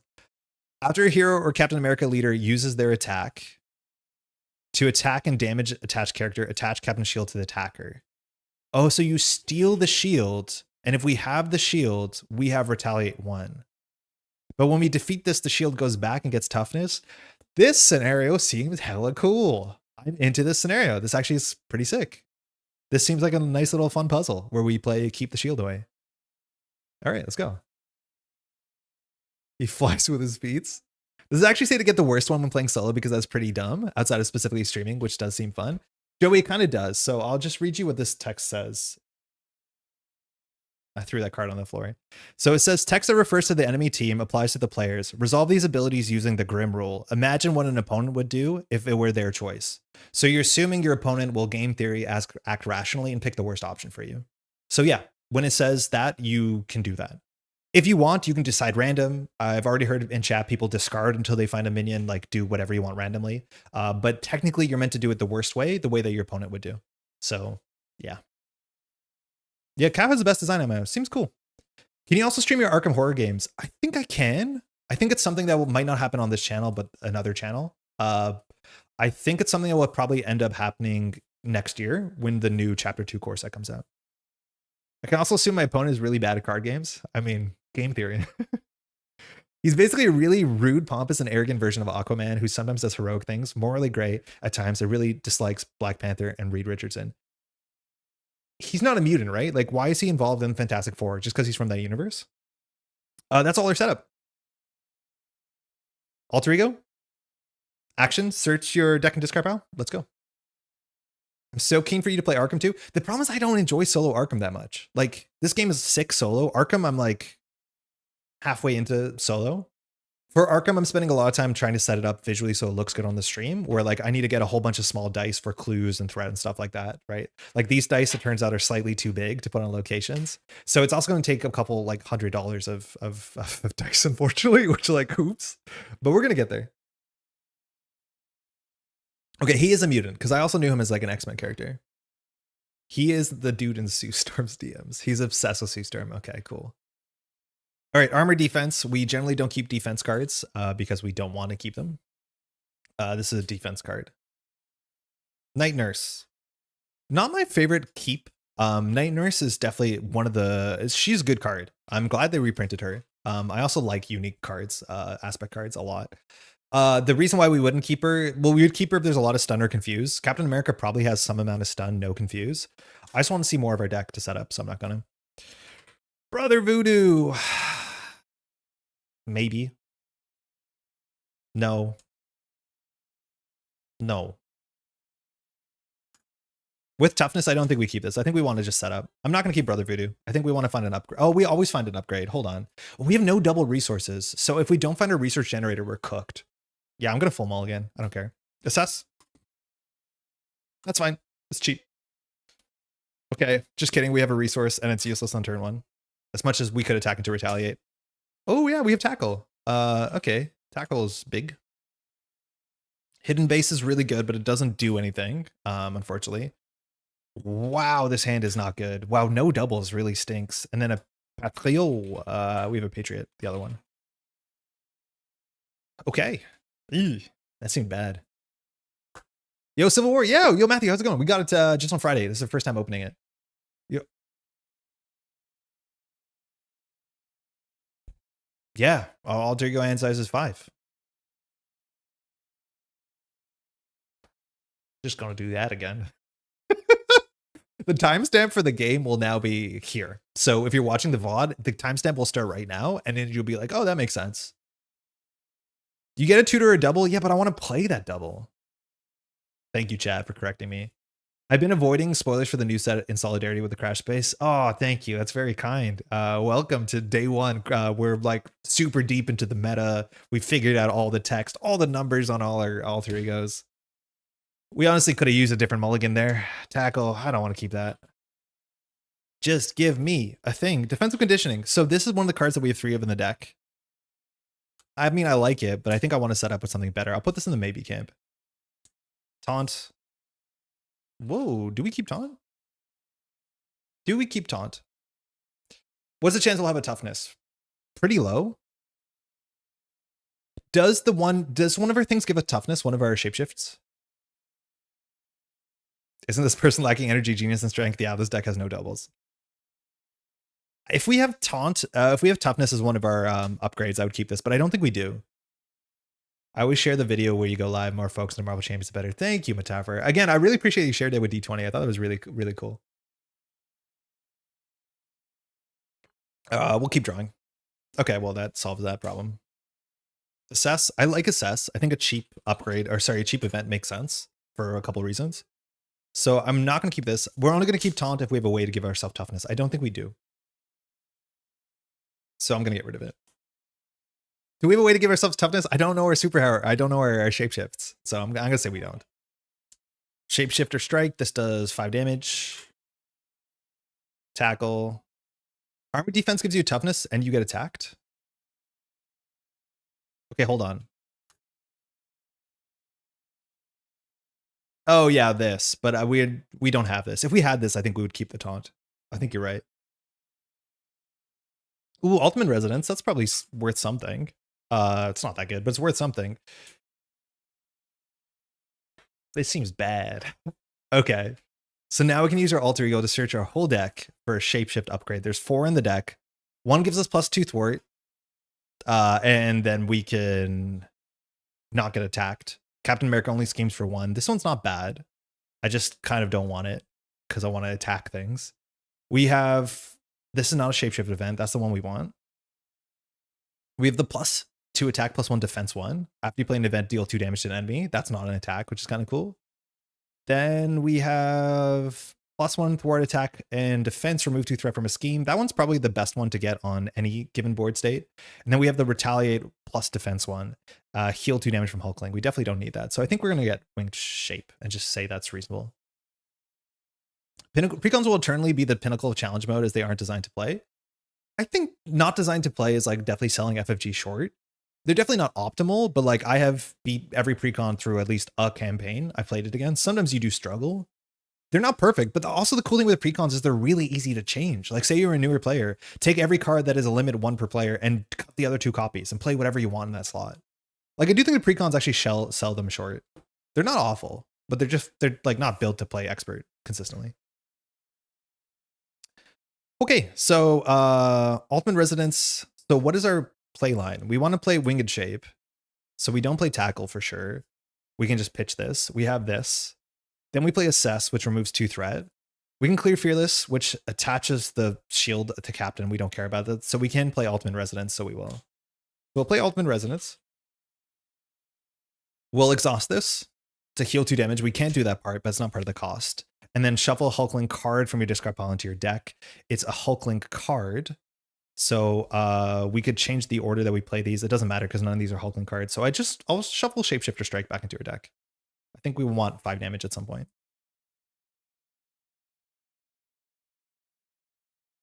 Cool. We'll flip up. We still have 5 hand size. Force response after Shapeshift upgrade enters play. Ready Hulkling. Okay, so that's going to matter. So we just need to figure out what order we want to do things because we want to clear this. But after attach Captain America player, he activates against a player who defeats the scheme. So in theory, we probably can take a hit. So we should take 1 off of this, I think. Then we'll spend 2. Oh, wait, no, we could heal the retaliate. What's correct? So if we clear this, the shield stays on him, then he attacks us. That's fine. We'll end up on 2 health. The other options, we can thwart, attack this, take off the toughness. But when the shield attaches him, he gets toughness anyways, right? No, he does from this. Okay, so there's no point taking the toughness off. Then we'll spend 1, 2 on our Winged Shape. So we get +1 of every stat. Aerial won't matter, from my understanding. Some sing because of the hero, but others really chunk hard. Yeah, there's definitely like a tier list to be made about what are the worst precons. And then emotionally how bad they feel to play. And then if they make you hate Falcon or not. Okay, after you play an event, exhaust this to remove 2 threat. And then we can do Hulkling's text, which says after you play a Shapeshift upgrade, we can ready Hulkling. This is not limit once per turn, which is kind of cool. So then I'm going to thwart for 2. We'll clear this. So attach Captain's shield to Captain. He activates against a player. So the shield attaching doesn't do anything unless I'm mistaken. Because the shield's already attached. You can't get 2 toughnesses. He can't get 2 retaliates. Cool. So he's attacking us for just 2 and a card. We're not going to block. We can't. 1, 2, 3, 4. Ow. And then we'll play Assess the Situation. Which doesn't do it. Oh, wait. I forgot that this removes 2 threat. We were, in theory... it doesn't matter. Whatever. We'll still play it. I forgot this doesn't do anything. So we get +1 hand size, then we got to do winged suit, or sorry, winged shape. And winged shape says that we remove 2 threat from our scheme. It doesn't matter. We'll pass. There might have been an easier, better order there, but unfortunately, because if this was any other scheme, we could have like cleared this, took the thing off, but yeah, it doesn't work. So with assess, we draw more cards. We're gonna draw up to 6 hand size. Take that. Hey Scott, how's it going? Hello from Scotland. Just discovered your channel this week. The joy of having a huge backlog to go through. Top quality videos. Thank you so much. Thank you. That's very, very kind. Hello from Scotland. Yeah, I was in Scotland earlier this year. Had a great time. Hopefully it seems like you've been enjoying the content. I really appreciate the kind words. There's a lot of effort that goes into this sort of stuff. And just hearing that, like, you know, it lands well, it's like, it means a lot. It really does. Thank you. I really did not like the Falcon Precon, so I thought he was straight up bad, but I tried him in aggression. It was a lot of fun. Yeah, Falcon Precon, I think, missed most people. Okay, Armored Shape. We can use this as a double resource, or we can go set up Retaliate, Healing, all that sort of stuff. We have Brother Voodoo to look at the top 5, get a card. Taunt, which we could consider playing because we have an extra ready, so we could draw a lot of cards this round. Assess is so good in this deck because it's +1 hand size, +2 threat. Wiccan. This allows us to search our deck for an event. I think we have some good events, and then we have Defensive Conditioning, which maybe we just want to play this sooner than later. I don't know how much we're going to be defending, so we'll find out together. Ghost in 1 threat doesn't have text. Captain America attacks us for just 2 and a card. So here we can decide whether we want to block or not, because we know we're going to be able to ready. We know we're getting a minion. I don't know if the minion has quick strike or anything. So Captain America is attacking for 2 and a card. We defend for 2 here. We have healing baked in here. So it's really easy to play assess the situation just to heal 2. So we could just probably take the damage. The issue is like, yeah, with the minion, because we know there's a minion, we should stay ready. So attack for 1, 2. Boost is nowhere safe. So we add 1 to Pursued. Once it hits 4, we get our Nemesis. So it's just 2 damage. And then we see 2 cards. You could have been ready to defend the attack if you played assess earlier, but it's not a big deal. Yeah, we could have ready to defend, but it's kind of a wash. You're right. That was probably the better line. It's not that we take the shield off, but we just ready. Namor. Stalwart, toughness, villainous, 6 health. Attacks for 1/1. When revealed, Namor activates against you. Yo, chat. Chill. It didn't have to be like this. Namor is attacking. We don't have Retaliate. We would love Retaliate here. Is attacking for 1 and a card. Jesus, this guy. But yeah, we're not blocking. 2 damage. At least he doesn't have his trident, so we take 2. Goliath, teamwork. Woo, I feel like we have a lot of problems to deal with very quickly. When defeated, this is the deck we need to play coup de grace against. Give this card to the enemy leader as a face down boost card. Namor has no chill. Don't forget his villainous trigger. Yeah, no, I got it. Yeah, 1 attack, I sleep. 1 and a boost. I'm scared. And it's back to us. Yikes. What are we meant to do here? So we have no piercing. Wiccan could give us something. I don't think we have anything with piercing, right? Namor and Moon Knight are the 2 worst minions for sure in the wave. Moon Knight is in the next box, right? In Synthezoid. So we need to knock on Namor. Goliath, whatever, it's fine. Taking the shield is cool. Okay. So hear me out. I'm really good at picking up a Marvel Champions box and I'm playing it for the first time, right? Like, yeah, I make mistakes. Everyone does. But this is a really suddenly like way more complicated than I was expecting on stream. Which means we'll probably have a pretty good shelf life. I think I'm liking this better than Agents of S.H.I.E.L.D. so far. Oh, Nana's screaming in the other room. Nana! Nana-ko! Give me... Sorry, Maddie just stepped out, and so my cat finds out she's alone. Nana, I'm right here. It's okay.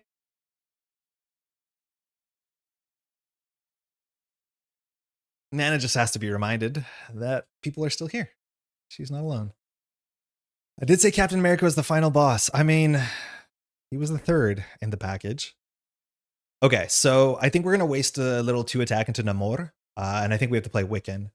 Maybe it actually makes sense that we play Wiccan first, but with Wiccan, we can go get a card from our deck. And I think with Wiccan, we want to go get the card that does 5 damage. So I think we don't play Armored Shape here. Armored Shape, if we play it, it gives us a ready, which is kind of cool. So like the best case scenario is if we had research generators, we could play Armored Shape. The issue is we don't have research generators or resources. Like this deck really wants doubles because being able to play we have so many good 2-cost cards, but being able to play this, ready ourselves, and then trigger this would be so much value. But we don't really want to fire Winged Shape. So I think if anything, okay, so we play Wiccan for 2. We go get an identity specific event. I just want to see what the text on the 0 cost event is. Identity specific. Identity. Shapeshifter, search your deck for shapeshift, add it to your hand. That's not good enough. We have the one that does 5 damage, ready your shapeshift upgrade. That's like not bad. I think that's probably what we get. Armored defense is when enemy attacks, deal damage to it. It's a defense card. We don't need that. So I think it's probably shapeshift strike. I just don't think we have the resources for all this. Because if we play Wiccan for 2, then we play shapeshift strike for 2. But we need to play the other form. The other form is the thing we need. Yeah, this is bad. I feel like Hulkling can do well in just about every aspect, but I just did not like the precon. Maybe I just don't understand the lines. Maybe it could just keep up with the modulars. Yeah, I don't know what we're doing here. It's just like if we had a double, this hand actually does something. Shapeshift, it grabs you a double resource. Yeah, but then we're playing like, you're right. But then we're playing 2 and a card to play Shapeshift, which gets us 2. Wait, maybe you're onto something. So say that we play Wiccan. Wiccan takes off the toughness. We go grab a card with Shapeshift. We play Shapeshift for Armored Shape. Then we play Assess. This heals 2. It readies us. So we attack for 2, 1, 2. I think we're still short. I don't mind it though. I don't mind it. I think we can, no matter what, we can try it. Okay. So we're going to do, oh, and it allows us to fire this, which is okay. Yeah. Okay. We'll try this. We'll try this. I think I like that actually. It's a good shout out. So we'll play Wiccan. After your Wiccan searches, after you play Wiccan from your hand, take that leadership. Search your deck and discard pile for identity specific event. So instead of getting the shapeshifter strike, we'll try and getting the shapeshifter, which is technically considered double in our deck. Cool shout out. We also now have an incentive to jump down to shuffle this back into our deck.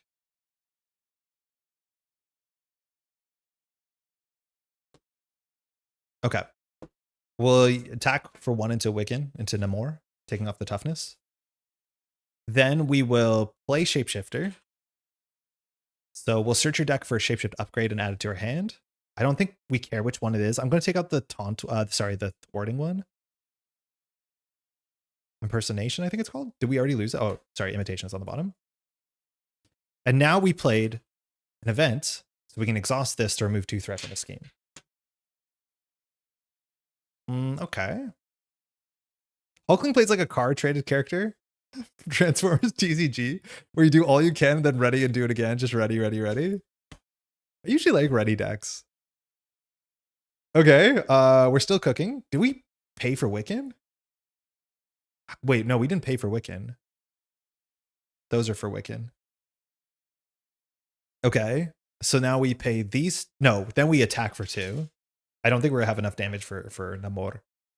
So maybe we should get the one that does 2 damage. Yeah, let's.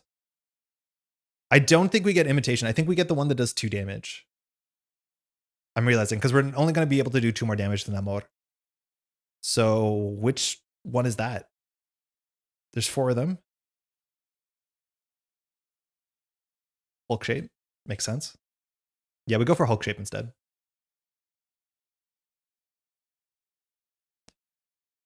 Okay, then we'll play Hulk shape, which gets rid of this.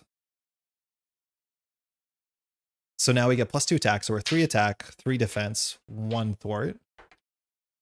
And after we play shape, we ready ourselves.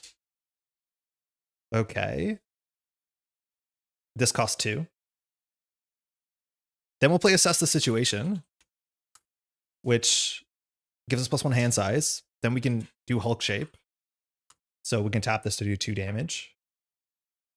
In theory, we can knock out Goliath instead. And then just take Namor's 1 and a boost. Or we can take Goliath's consistent 2 with teamwork. I actually think for that reason, I'm going to leave Namor on the table. Maybe that's ridiculous. I think we knock out Namor and then jump to Alter Ego. I think that's probably what we do here. Yeah, so we'll do the 2 damage to Namor. Then we'll attack for 3 to Namor. Defeating Namor. Then we'll hop down to Alter Ego. And here we'll do the Ultimate Residence. So we can exhaust this to heal 2, which is pretty generous. We're still going to drop +1 hand size, and we can shuffle in a Hulkling card. So I'm assuming we want to go. Oh, wait, we can also use our action to search our deck and discard pile for a shapeshift card. Okay, so we want to keep our shapeshifts in the bin. So I'll just shuffle in shapeshifter, which is like good. +2 defense. Oh, yeah. Sorry. Yeah. +1 defense to 2. Good catch. That turn was sick. I'm excited to be able to do that turn quickly in the future. And then we'll draw up to 7. We probably don't thread out here. We'll pass. 1 Excelsior. Hell yeah. As much as we don't have any resource generators for this, but hell yeah, abstractly. Cuts both ways is useless. It's a defense card. Useless defense card. Useless defense card. Night Nurse is fine. 5, 6. Sorry, we only draw to 6. It's 5 + 1 is 6. We drew the shapeshifter, we shuffled back. So we can go get a thing from our deck, which we should, let alone we can grab it with Teddy's ability. Okay, this goes to 1. The villain scheme is from 1 in the card. 1. 3 boost? Are you serious? This goes to 5. And then Goliath brings it to 6. And we draw on a counter card. Freedom Fighters from Secret Avengers. When revealed, resolve the boost ability on each minion in play. Cool. Very cool text. So Goliath goes here, and Goliath says, give the enemy leader a tough status card. If there was already a tough status card, this game has +2 boost, which doesn't do anything. So blank and counter card. We'll take it. And it's back to us. Kind of cool. We'll use Ultimate Residence here. So we'll recover 2. We can shuffle a card back into our deck. There is a lot of shuffling. Oh my god, there's a lot of shuffling. So honestly, we don't have that many options. We really don't have that many options. I think we want to get access to Winged Shape, so I guess we have to. Yeah, we can't decide not to. I wonder, does the and matter in context? Oh wait, we could play a card from our hand and shuffle that back instead. Yeah, I think we do. So instead of shuffling back Armored Shape, I'm just going to pitch Armored Defense to play the Night Nurse, and then we'll shuffle Armored Shape back into our deck. Or Armored Defense. The fact that these say and on it actually does mean they're attached, right? So the Night Nurse gets 3 counters. You can spend a counter in either form to heal a damage and discard a status card. You can discard Toughnesses if you really want. It's really hard to not go Wiccan to Shapeshifter to profit. Sometimes there's a case for specific event. Yeah, I could see the specific events. But yeah, +2 cards is really good. Wiccan's free. +2 resources. Okay, we're at 9 health. We're going to use our alter ego ability to go grab something. I think we need to grab the one that does threat work. So we'll go grab Winged Shape. What is the text on Imitation Shape?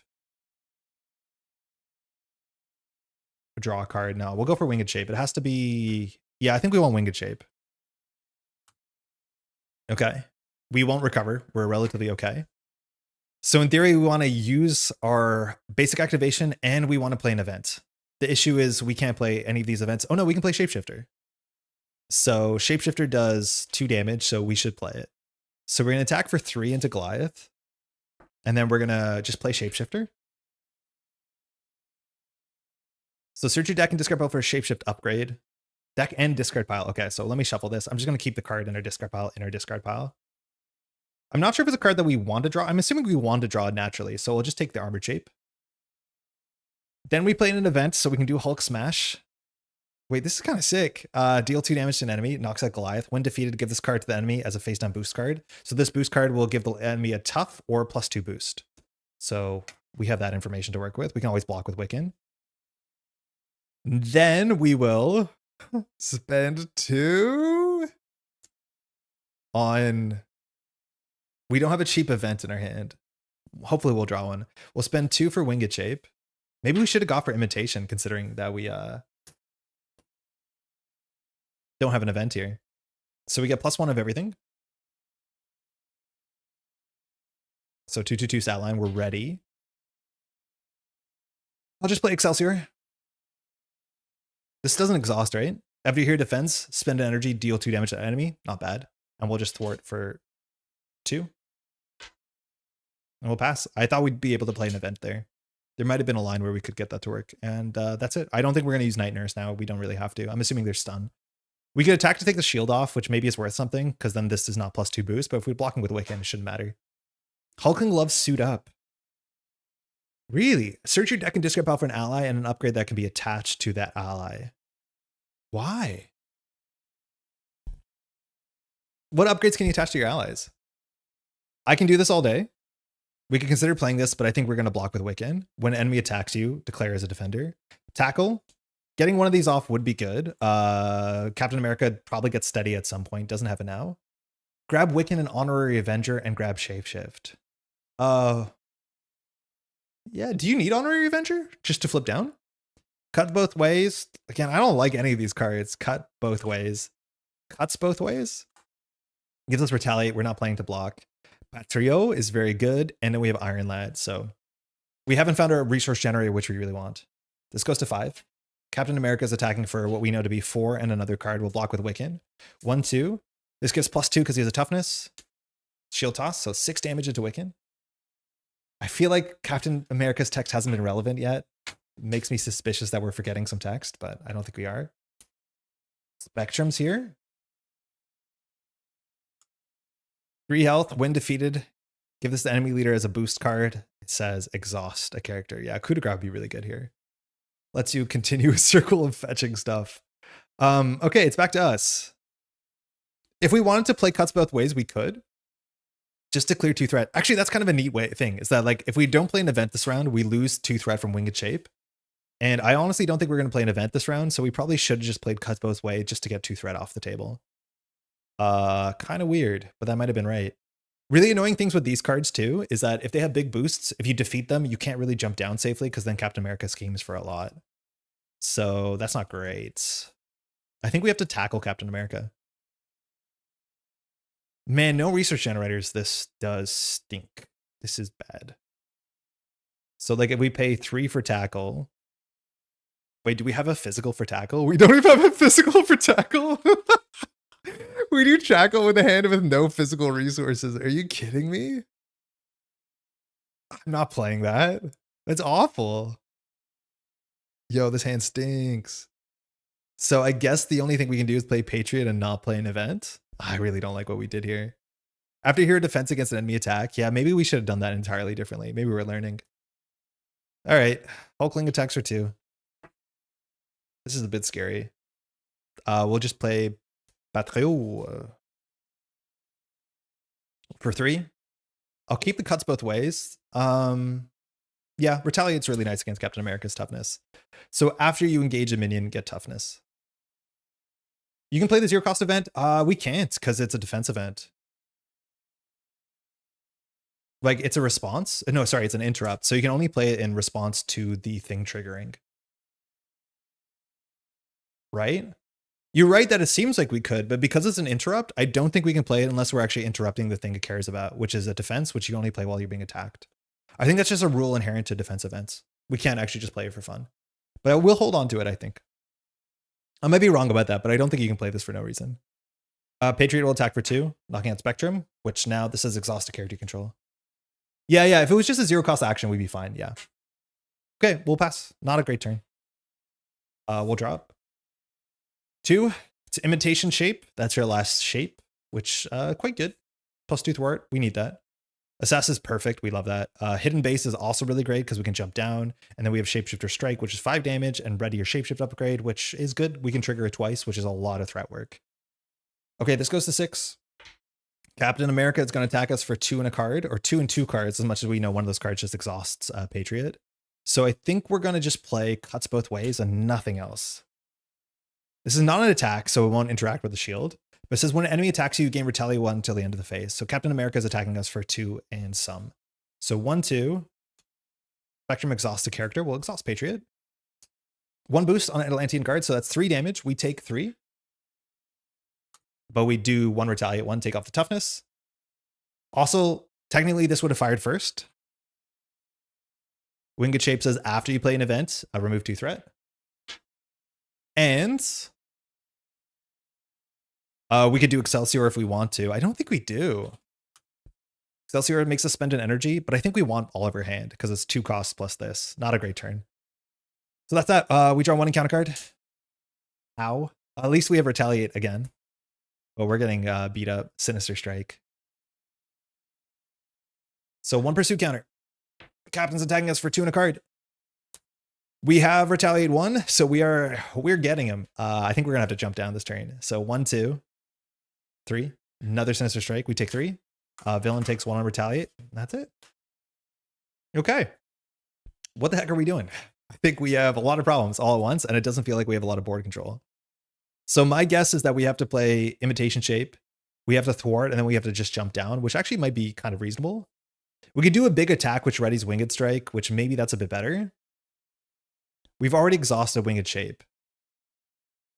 But I think we just play Hidden Base, assess the situation. So assess doesn't do anything. It just drops us a card, actually. But I don't know what else we're going to do. We could draw another double when we jump down to our alter ego, which maybe that changes something. But then all the responses on playing these things are hero stuff. So that doesn't really matter.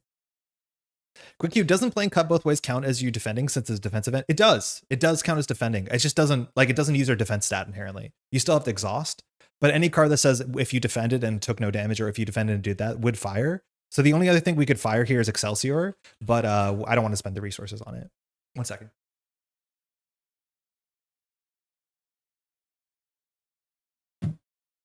Yeah, there's a difference between defending and using your defense stat, though. That's the problem. Okay. Again, if we attack Cap Shield, we take it. Uses their attack to attack. That is so funny. I don't know why it's worded like that. It doesn't say basic attack because it's a hero or leader. Yeah, so uses their attack. It's just really funny wording. All right, I think we just have to do what we have to do, which is thwart 2. We'll spend 2 on Hidden Base. We're going to deck out soon enough, so we'll just start to use Night Nurse for tempo. So we're just going to get 3 counters on this. After we jump down to alter ego, we can remove a counter and exhaust this to give ourselves a toughness, which we really do want. We will simply play assess the situation. Doesn't do anything besides give us 1 more hand size. So we'll have a 6-hand hero, alter ego. That's it. We can't fire this. We'll hop down.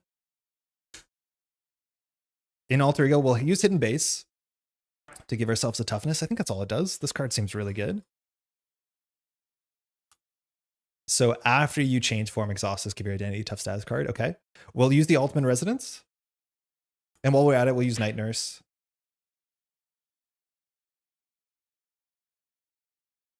Oh my god, wait, we have to use Night Nurse first, because if we use Night Nurse second, we have to remove the toughness. So we'll do Night Nurse in hero mode. That's actually really funny. Because part of her cost. Part of her effect is discarding a status card. So we have to do this in the right order. So we'll do this first. So we'll heal 3. And we can shuffle a card back into our deck. So I don't know what card we want to shuffle back. It has to be one of our cards. Does it have to be an event? What's Ultimate say? Hulkling card. What's our best card? Is it Wiccan? I could see it being Wiccan. Let's try Wiccan. I think you keep forgetting the shapeshifts have double resources. I don't think I did. Oh, that turn I did. You're right. I don't think it changes anything, but that turn, you're right. I forgot it has a double on it. So we might have been able to do Excelsior. I think you're right. We would have been able to do 2 damage. Good catch. Yeah, thank you. Yeah, I paid 3 resources. Yeah, I forget that upgrade has 2 resources on it, which, like, for what it's worth, that's only the second time that's ever happened in this game. But yeah, we could have done Excelsior damage. I'm just going to miss the damage. I don't think it's going to be important. Now, we'll just take it. So we could have Excelsiored on at least the second attack. We might not on the first, but on the second attack, we could have spent the Shapeshifter Strike to do 2. And it's not an attack, so we don't have to worry about any of this retaliate stuff. We'll pass. Good catch. All right, we draw 6. Wiccan is a strong case for the best card. Yeah, Wiccan seems really good. A defense event that doesn't do anything. This card is probably going to be played. Shapeshifter Strike seems really good. 2 for 5. We really need our upgrade. I remember being excited for this. Impersonation, remove 4 threat from a scheme. If it removes the last threat, you may change the alter ego for him. Probably not useful on this turn. The Vensum Conditioning is worth playing. And we finally drew the card that we wanted on turn 1. Alien Physiology is superpower. Generate 1 or 2 wilds if it's for a Hulkling card, which is exactly what we need. So that's the priority card in our hand. And again, we can always go grab a double using our ultimate ability. Goes to 3 Captain America schemes for 2 in a card. 1, 2. Boost, reveal this card. It's Cap's helmet. Again, I do think Captain America was too long for the formatting on these cards. So scheming for 2. This might have more text. After you make a basic attack against Captain America, you can spend 3 resources to discard this, and he gains Stalwart. I don't think we have any Stun or Confuse in the deck, so that's fine. 1 encounter card. Ruler of Atlantis. I'm assuming this might produce a friend. Oh, it doesn't. Okay. Amplify. 4 threat with hinder. Each Atlantis minion cannot take damage. Holy shit. That can be bad. All right, it's back to us. We can't use all of Night Nurse before we deck out, so we won't, but we will use the Ultimate Residence. And when we're using the Ultimate Residence, which has been so good for us, we're also going to go use Teddy's text at the same time. So we're going to go grab a card, Shapeshift upgrade, add it to our hand, and we're going to shuffle one of our cards back to our deck. Oh yeah, you're right. We have Tackle. No, that's good. That's a good catch. We're going to get the Imitation Shape. And then I think we're just going to shuffle a double back into our deck. It actually might have been right to pick a different double, but maybe that's fine. Yeah, Wiccan's really good. So we won't deck out. So we actually can use Night Nurse here. So, well, we have a toughness. We can't use Night Nurse. I've never ran into this issue because it seems optional, but it's not. Heal 1 damage and discard a status card from it. You have to remove the toughness. It's like really, really goofy. Okay, we will flip up. We want to play an event and we want to exhaust ourselves. That shouldn't be too hard. But we first need to play our 3-cost Physiology. So if that's the case, ugh, that sucks. Because I want to play this. But actually, no, this is better. So I think we will just discard this. We'll do 1, 2, 3, 3. Alien Physiology is now in play. So exhaust is generated 1 or 2. Okay. So now we'll play Impersonation at some point. So we're not going to ready ourselves. So I think we have to just thwart 2 into this. We will generate 2 for Impersonation. This is for a Hulkling card. Remove 4 threat from a scheme. If it removes the last threat, you may jump to Alter Ego. I don't think we're going to do this. We'll remove this. Then we can do Winged Shape, which I think removes 2 threat. Yeah. There might have been a better turn that turn. I'm realizing there probably was a better turn that turn, which involved us playing Defensive Conditioning before we decked out. Because now I think we do Shapeshift or Strike, but then we lose the toughness on the Retaliate. So yeah, when we paid for this Impersonation or whatever we paid for, I'm going to do this instead. Because attacking and losing the toughness seems really silly. So then I'll just play 2 for Defensive Conditioning. So this gives us +1 defend and +3 hit points. So we are tanky. We did get through the whole cycle. That's good. Since you showed your Excel sheet, I've started writing down my games and outcomes. It's neat having it written out so I can check back on my games. Tony, if you want to grab BG Stats, which is a mobile app, that's usually how I do things. And then eventually I translate them to the spreadsheet. But like, I've really appreciated getting the stats down. I find it like so fascinating, especially when it's not what you remember it to be. Or we draw only up to 5. Hulk Smash, Armored Defense. We probably end up playing that. Wiccan. Cuts both ways. Armored Defense. Armored Defense looks really good right now. Notably, Alien Physiology also is a resource, not an action, so we can use it on the few defense events we have. This goes to 2. Captain America attacks us for 2 and a card. We're tough. I think regardless of being tough, we're still going to do this. I think. This is not an attack. When an enemy attacks, deal damage equal to your defense. So our defense is 3. So Captain America just takes 3 here. After this attack, give a tough status card. So he's attacking for 1, 2, 3, 4, 5. Massive. We lose the toughness, but then we immediately get it back. We can Excelsior here. I don't think we do. I think we want this hand because it's really nice. And then we played an event, so we can do Winged Shape. So we can remove 2 threat from this. This is really cool. And then we draw 1 encounter card. I don't think we're forgetting anything. Drawing near. So we want to jump down to Alter Ego. Oh no, this decks us out right at the worst time possible. Drawing near. Your turn starts. We have to discard the top card. It's Impersonation. We have to shuffle our deck. This goes to 3. Okay, so we probably want to jump down. I think Captain scheming for 2 and a card is totally acceptable. I don't think we've seen any of the dark designs that says the villain schemes, so that's a bit of a risk. But we probably should jump down to get rid of Drawing Near. And luckily with Hulkling's text, you can always get rid of Drawing Near. Or Teddy's text, more accurately. Okay, so we should start doing damage to Captain. We've done so much damage without attacking him once, I'm pretty sure. And the hidden base is a bit wasted, but whatever. So we're going to do Alien Physiology for Wiccan. It's nice that you can play this card multiple times per cycle. After you play Wiccan from your hand, search your deck and discard pile for a card. Ooh, what are we getting?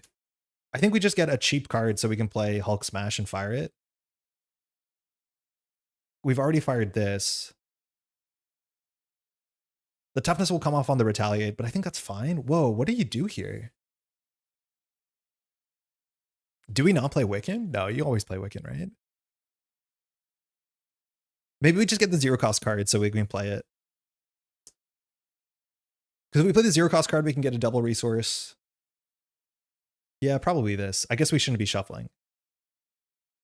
Okay. That's fine. We will attack for 2 into Captain America. We take retaliate 1. We fire Cap Shield. Cap Shield says, after a hero or Captain America leader uses their attack, attach this to the character. So now we have retaliate 1.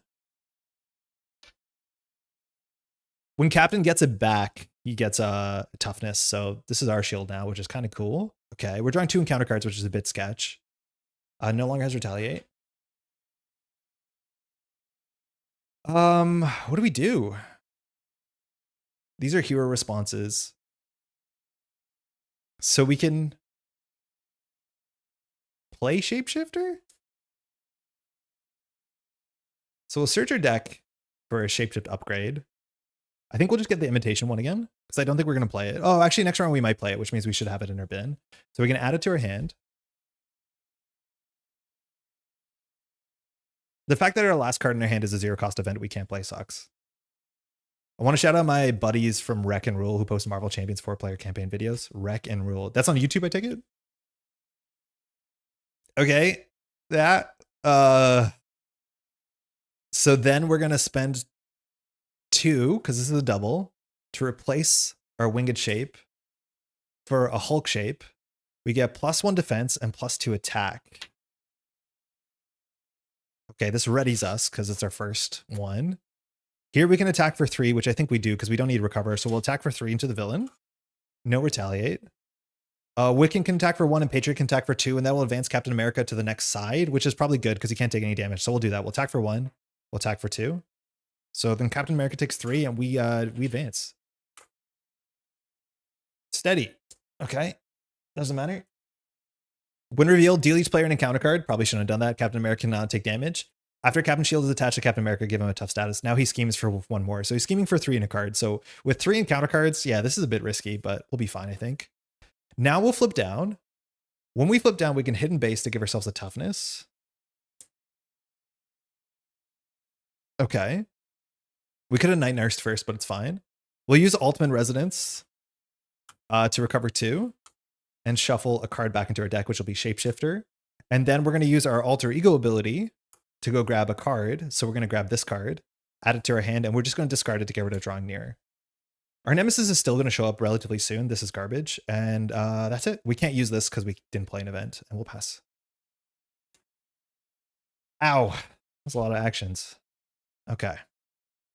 So he's scheming for 3 and then 3 encounter cards. Like, we might just lose this one. We probably don't lose the whole game, but we almost, I would say it's likely we lose this Gathering Support. And then the next scheme is a bit meaner. But why print the card if we're not going to see the card, you know? Okay, draw 5. 1. Assess the situation. Nice. I can do this all day. Nice. Never mind. These are not nice. Oh, God. Make it stop. That hand, this is probably a taunt hand, considering we have toughness and retaliate. We almost definitely play taunt. And because we have toughness, the text on Cap Shield says after they take damage or deal damage. It says after hero or leader uses their attack and damage attached character. So if we have toughness, Captain America doesn't take the shield off. He has to hit us twice, which is kind of cute. All right, this goes to 1. Cap attacks, or sorry, schemes for 3 in a card. 1, 2, 3, 4. Goes to 5. And we just have to survive all these encounter cards. Oh, he has, mind you, only 18 health? Okay. Horn of Proteus.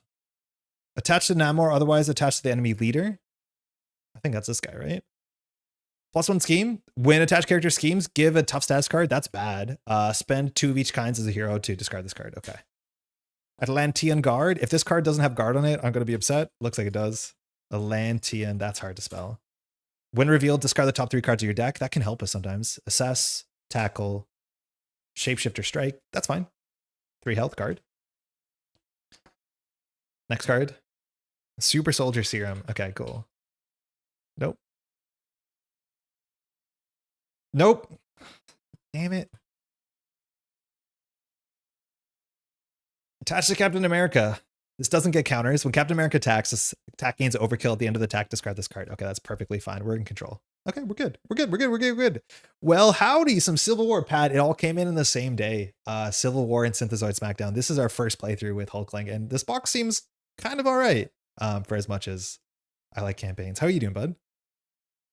Okay, this is us. We can Ultimate here. Our full health is 16, so we'll just go ahead and use a little Teddy Ultimate Resonance. So we'll recover 2, and we'll just shuffle in Shapeshifter Strike, I think. I don't think we have to be precious about it. We can now also use our Alter Ego ability to go get a Shapeshift upgrade. I think we should. Which one we're getting? We're definitely going to attack Hulk shape, so I think the one we want is the one that can thwart a bit better. I think we want Captain America. It's really funny that you can be an imitation and then play taunt and then the villain schemes instead.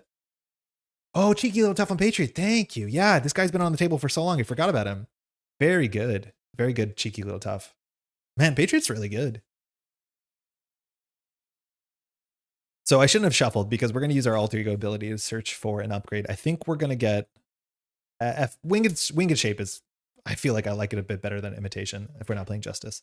So we'll add this to our hand. Then we will do nothing down here besides flip up. I feel like I'm forgetting something. We will attack for 3 into the guard, defeating it.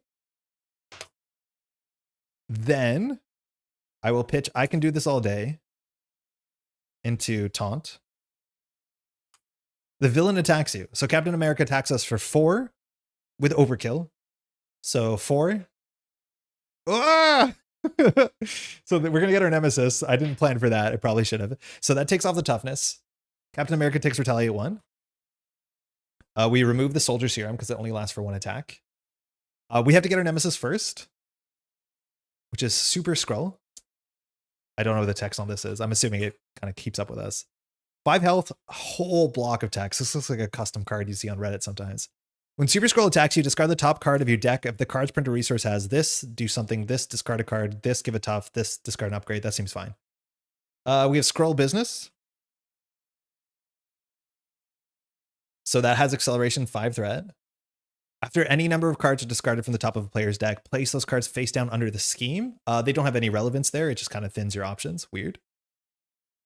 We could have attacked with Patrio before, but we didn't know we're going to get a minion in play, so that's on us. Okay. And then with Taunt fires, so we draw 3. So Shapeshifter Strike, that's perfect. Then one-shot Super Skrull. Another Taunt, which is technically playable, and an Armored Defense, which is also, we might do double a Taunt this turn.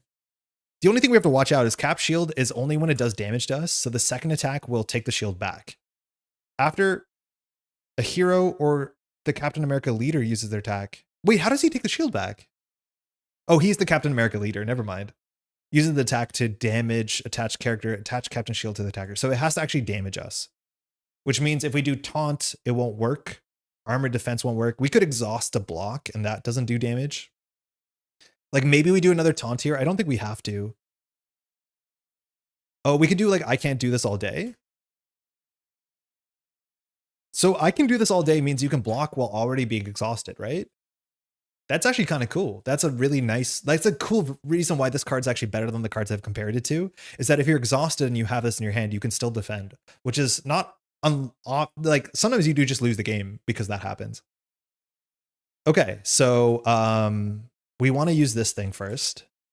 So I'm going to go ahead and just do Alien Physiology for Shapeshifter Strike. No. Assess the situation. So we'll do 2 damage because Hulk's shape. Deal 2 damage to enemies. We'll just hit Captain America. It's not an attack. The villain takes 2. Then, yeah, we'll do Alien Physiology for Shapeshifter Strike. Deal 5 damage to an enemy will knock out Super Scroll. Ready your upgrade, so we can ready the Hulk shape. Now we can fire Hulk shape because it's saw after you play an event, so we can do 2 more damage to Captain America. How much more damage do we have? Not that much. I think we actually do the taunt play. Oh, Nana is yelling from the other room. I think we definitely play taunt again. This I don't care about. This we'll work on. We can Wiccan it if we need to. But let's go ahead and taunt. So we'll do taunt. The villain attacks you. So Captain America is attacking us for 2 and a card. We will interrupt this, I guess. Maybe we shouldn't play Assess right away in hindsight. Oh, Nana's yelling, give me 1 second. It's so sad. She yells with her toy in her mouth and it sounds awful. Nana, I'm still here.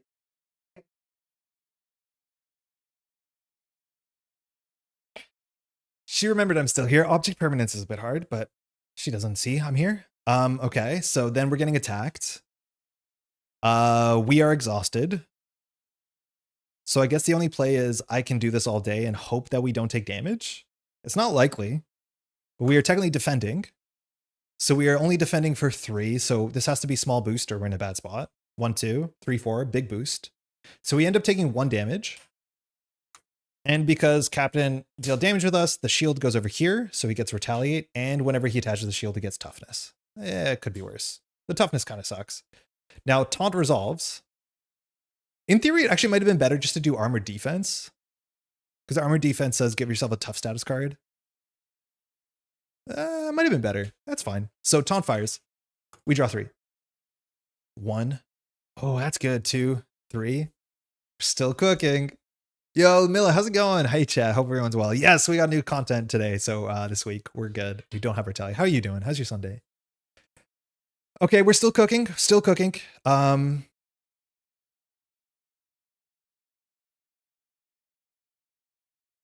I think we play this first. So I'm going to spend 2 to shapeshift into winged shape.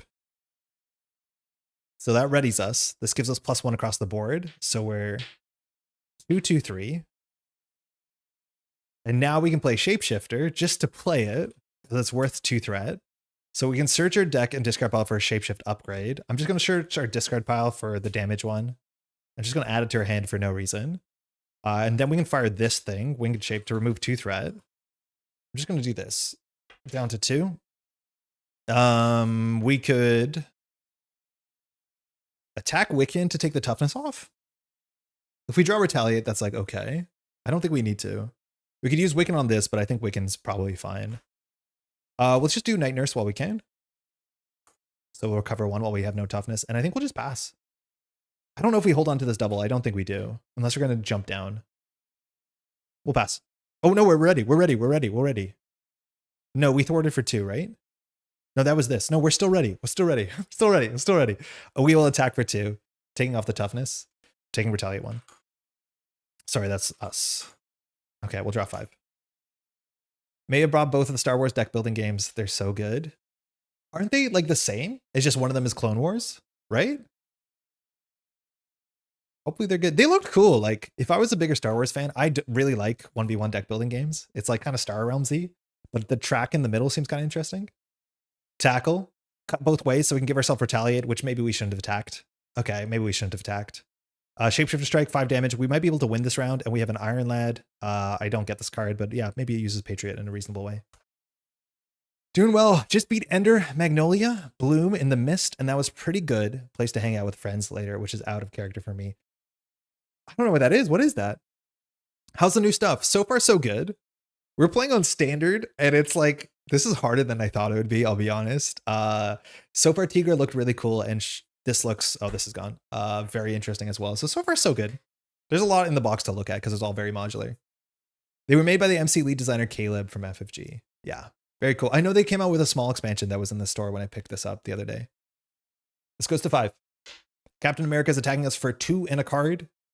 I think we might as well block with Patriot because we have no reason to block ourselves unless we want to play cuts both ways, which like removes 2 threat, but I don't think we're going to struggle to play an event. So we'll block with Patriot. 1, 2, 3, 4. Loses the toughness. 1 encounter card. Imperious Rex. When revealed, if not more is in play, it activates. Otherwise, the enemy leader activates against you. So that's Captain America again. 1/2 and a card. Well, he schemes for 4. That's kind of scary. Okay. Okay, all right. He's trying to hurt us. I think we can block with Wiccan pretty fine here. Yeah, that's probably fine. This hand is not amazing, I'll be honest. Like, we can't tackle him. We don't have that much damage. Gaining Retaliate 1 is just not worth a card. A card for 1 damage is so silly. We have 14 health. Who cares? 1, 2, 3. Yeah, who cares? We take 3. Okay, it's back to us. We want to take the shield off. We have a lot of threat work to do, and none of our cards do cool things. So the best we can do is like use Winged Shape multiple times, which like, oh, that was the reason actually to play this. Yeah, okay, hold on. I know we saw the thing, but I realized that our hand actually really needs us to play in events twice, because I'm not used to the fact that this readies our upgrade, which means we want to fire upgrade here. So when an enemy attacks, you gain Retaliate 1 until the end of the phase, so we'll do 1 damage to Captain America. Like, whatever. I know it's not great. But then we can use this, which removes 2 threat, so... Okay, we saw the boost, so slightly silly, but fine. We also now can use this cut both waves, but I think it'll allow us to play Iron Lad, which is what we want to do. So Alien Physiology, Shapeshifter Strike. Deal 5 damage to an enemy, we'll hit Captain America. We'll take Retaliate 1. We take the shield. So attached character gains Retaliate 1 and Piercing. Or sorry, you can't pierce. This readies this, which now we can use this to remove 2 threat. Winged Shape seems like the best one. We'll play Iron Lad. And display 3 health. After Iron Lad uses a basic activation, exhaust another Avenger ally to add their stats, which means all of these are Avengers. So actually pretty good. Genuinely pretty good here. We can attack for 3. He no longer has Retaliate. We probably should do that. Yeah, okay. We'll attack. We can't exhaust Patriot. So we can attack for 2 or we can thwart for 3.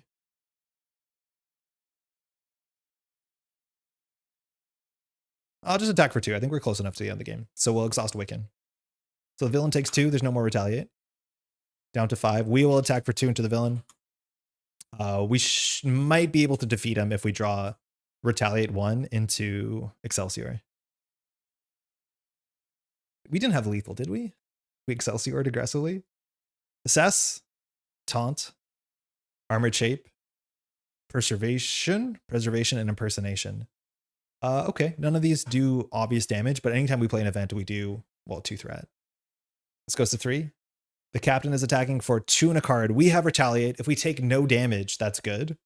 We have a shapeshift upgrade in our hand, so we can block. That's kind of fine. So we will actually defend, hoping to take no damage here. We have no defense cards, but this allows us to actually like, no, we can defeat him here. Actually, the order really matters. If we take no damage, he's dead. But if he does damage to us, he gets the shield, and I assume that happens faster than after your hero defends. So hopefully low boost. 1, 2, 3. So we take no damage. He takes Retaliate 1. And then we can just do Excelsior. We'll throw out Preservation. Excelsior says, after your hero defends, spend an energy resource, wild counts, because it doesn't say printed, deal 2 damage. Got him. Okay. Once we kind of stabilized, that seemed pretty fine. Parts of this seem kind of clunky. Like, okay, so what I'm surprised so far, and this is only against 1 game of the Precon, is that I don't feel like I have all the agency to change shapes when I want to. When it happens, it's really good. It's up-tempo. But it just seems like we want to stay in one shape for more of the game than I think we do, and then just play good, cheap events. Which is fine. That's totally fine. But our stats are really good. We have a lot of like incidental, just like chip forward damage. Like, this feels more like playing Shuri Black Panther than it felt like playing something like a Mystique. Yeah, basic defensive Excelsior is sick. I love defeating the villain during the villain phase. Draws 2 cards with Change of Fortune. Let's go. It's a Metroidvania, but what if when you beat a boss, you could tame it and then use its abilities in combat or exploration? Oh, I think I've seen that. Oh, Ender Magnolia, I think is on my Steam wish list, if that is what I think it is. That's really, really cool. How hard was it? Was it like one of those super challenging roguelites, or sorry, Metroidvanias? I think it's been a while since I beat a Metroidvania, and I know I should play Silksong, but I didn't like the first one that much, Hollow Knight. Seemed okay. Sequencing is hard. 5 hand size is hard, but we have a lot of ways to mitigate that. Captain America seemed pretty cool, but once you take the shield off of him, he doesn't do anything. I think that's maybe beneficial because we're a protection deck, so we actually can block his damage out. But once he loses the shield, he's like blank text deck. I'm imagining there's more cards. Like this is, and I think in the future, I'll probably just play with one fewer encounter sets, is that we do not find the Captain America cards consistently enough in a deck with 4 additional, and admittedly, they're small encounter sets. It doesn't feel like a Captain America fight. Luckily, his text is actually kind of relevant, so it does feel a bit more like that. Okay, let's clean this up. We have one more villain. We've been streaming for 4 hours. We'll do the last villain, and we might call it there. We'll see how we're feeling. I already feel my throat. I've talked a heck of a lot. Yeah, all these have the same border. I don't think that's cool. I don't like that. I don't like this at all. Namor.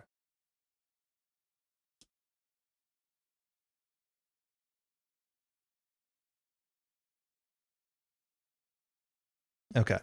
Secret Avengers, like, I think we saw one of those. Yeah, there's so many encounter sets in here. This I should separate because you always start with it, right?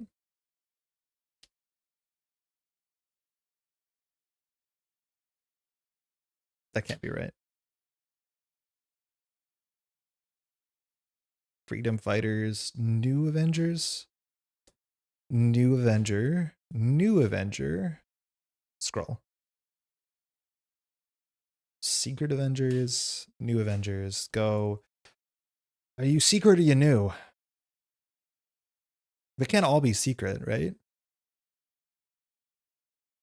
His shield toss can be brutal at the wrong time. That's what I mean. I think a smaller deck would mean we'd run into these situations a bit more. Captain America schemes, alter ego, hero. If Captain America's shield is attached to Captain America, deal 2 damage to each character control. Yeah, that's sick. I imagine there's some leadership decks that really don't want that. Luckily, you can play around it. But if he attacks you, then he does damage, then he takes the shield back straight into a shield toss. Yeah, I could see that being kind of disgusting. That's pretty cool. I like that. All right. Last run of sleeving tonight. We'll do this. These we need as well. Oh, where's his shield?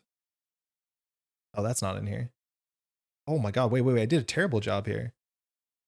Who's in charge? Wait, where is the shield? Oh, it's here. But of course. Okay. This should be 1, 2, 3, 4, 5, 6, 7 plus 1. 5, 5, 5. I didn't find it especially challenging, but I'm pretty good at games. I'm like really good at video games. I got the true ending in Silk Song without too much pain, so my barometer's unreliable. That sounds like you're good. I've heard that game is hard. Now, more with the Atlanteans and Royal Guard from Synth SmackDown with Captain America is a good challenge. I'll check that out after for sure. I don't think I'm gonna rush to open Synthezoid SmackDown just to like preserve the ability to open new stuff over the next little while. Well, I might do that on like a stream or 2 streams from now. Okay. Last thing that we haven't tried out, it's Spider-Woman. We've been playing through everything relatively good pace, I think. It's Spider-Woman. We're not going to read her text, but she seems to be the last challenge today. I think this encounter set has a whole bunch of like defenders, like street level people, which like, that's sick. I like that a lot. I'm assuming she's going to have a lot of really annoying cards, considering she has like Stun and Confuse built in her hero kit. I have no doubt we'll get experience that. I also think there's more main schemes than we're seeing today. Because I think we only see 8 main schemes. I think there's many more than 8 main schemes in this box. At least that's my guess. Finesse is permanent. Okay.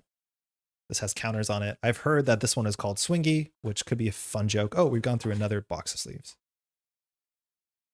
Okay. This one's permanent. I'll put that there. It's cool to see these cards in different, I guess, with different orders. I wonder how much time is spent picking like the proper border color. Like, I don't know. The border colors are really fun in this game. Oh, Spider-Man's here. Music was really good. The combo was satisfying once I got into the rhythm of it. I take it has nothing to do with the music. Synth SmackDown is really just the 5th and 6th villain from the Civil War expansion, which were sold separately to make more money, as the other scenario packs are their own thing. Yep. And for what it's worth, like I said this earlier, is that since SmackDown was like, it doesn't have half the content of this box, but it is more than half the price. And for what it's worth, it's like, that's kind of fine in some ways, because there's going to be a lot of people that just pick up this box and don't want to pay the extra, you know, that much more for that not much more content. But then there's hardcore folks, probably like you and I, who are like very excited to jump at that opportunity. I hope it doesn't encourage FFG to like, you know, split out their content like that. That much more, but it's like there's something to it. It just like kind of overlaps with the whole idea of like, oh, we made the core set cheaper, but you have to buy multiple core sets to get into the game. It's like there's some truth to that. Ooh, Daredevil's gonna be in this one. It reminded me of DLC. Yeah, exactly. Like to some extent that makes sense. It is a bummer that that package has to come with the PvP cards, right? Like you lose 5 to 10 cards in that product for stuff that you don't have or that you already have. I also don't know if the art is different on those cards or not, which like that's a cool way to make the product feel better. But I do think it has some like just straight up reprints that you don't need if you own this box. But they had to make it a standalone product for some reason. All right, so this is the stuff that we haven't played with. So there's only stuff that we haven't seen. We're going to see every modular, but we're not going to see all the schemes. And these are all the standard PvP cards, and then the cards for the villains that can be your leaders, which like I'll try that with my partner. Let you know how it goes. Hey, Gorfax, not necessarily that they were sold separately to make more money. The theory is that there were no heroes and 6 villains originally, and they shifted heroes in and villains out. Yeah, this wave is really strange because there's only 4, and that kind of does line up, right? I don't think this is like the heroes that people are the most excited about. So getting onto Daredevil and all that makes a lot of sense. But also like there's 4 aspects. So yeah, it's probably somewhere in the middle. Evidence by Hulkling and Tigra and 0 art in the rulebook and Vision and She-Hulk being in the book. Oh, that's a good point. Wait, they show up nowhere in the comic? Yeah. I wonder if this box is meant to be 6. Yeah. I wonder if they can ever sell this box with no heroes in it, like only a villain box. My guess is that's probably not a great product. I hate Kickstarter exclusives. I don't buy games that do exclusives just using FOMO to make a sale, but that isn't capitalism anyways. Yeah, I'm not a big fan of, oh, I should find her thing. I'm not a big Kickstarter fan in general.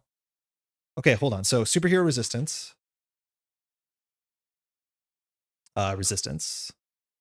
Okay, so we have to search for her side scheme. I think it is the one with the building on it. Or her skydiving off of a building.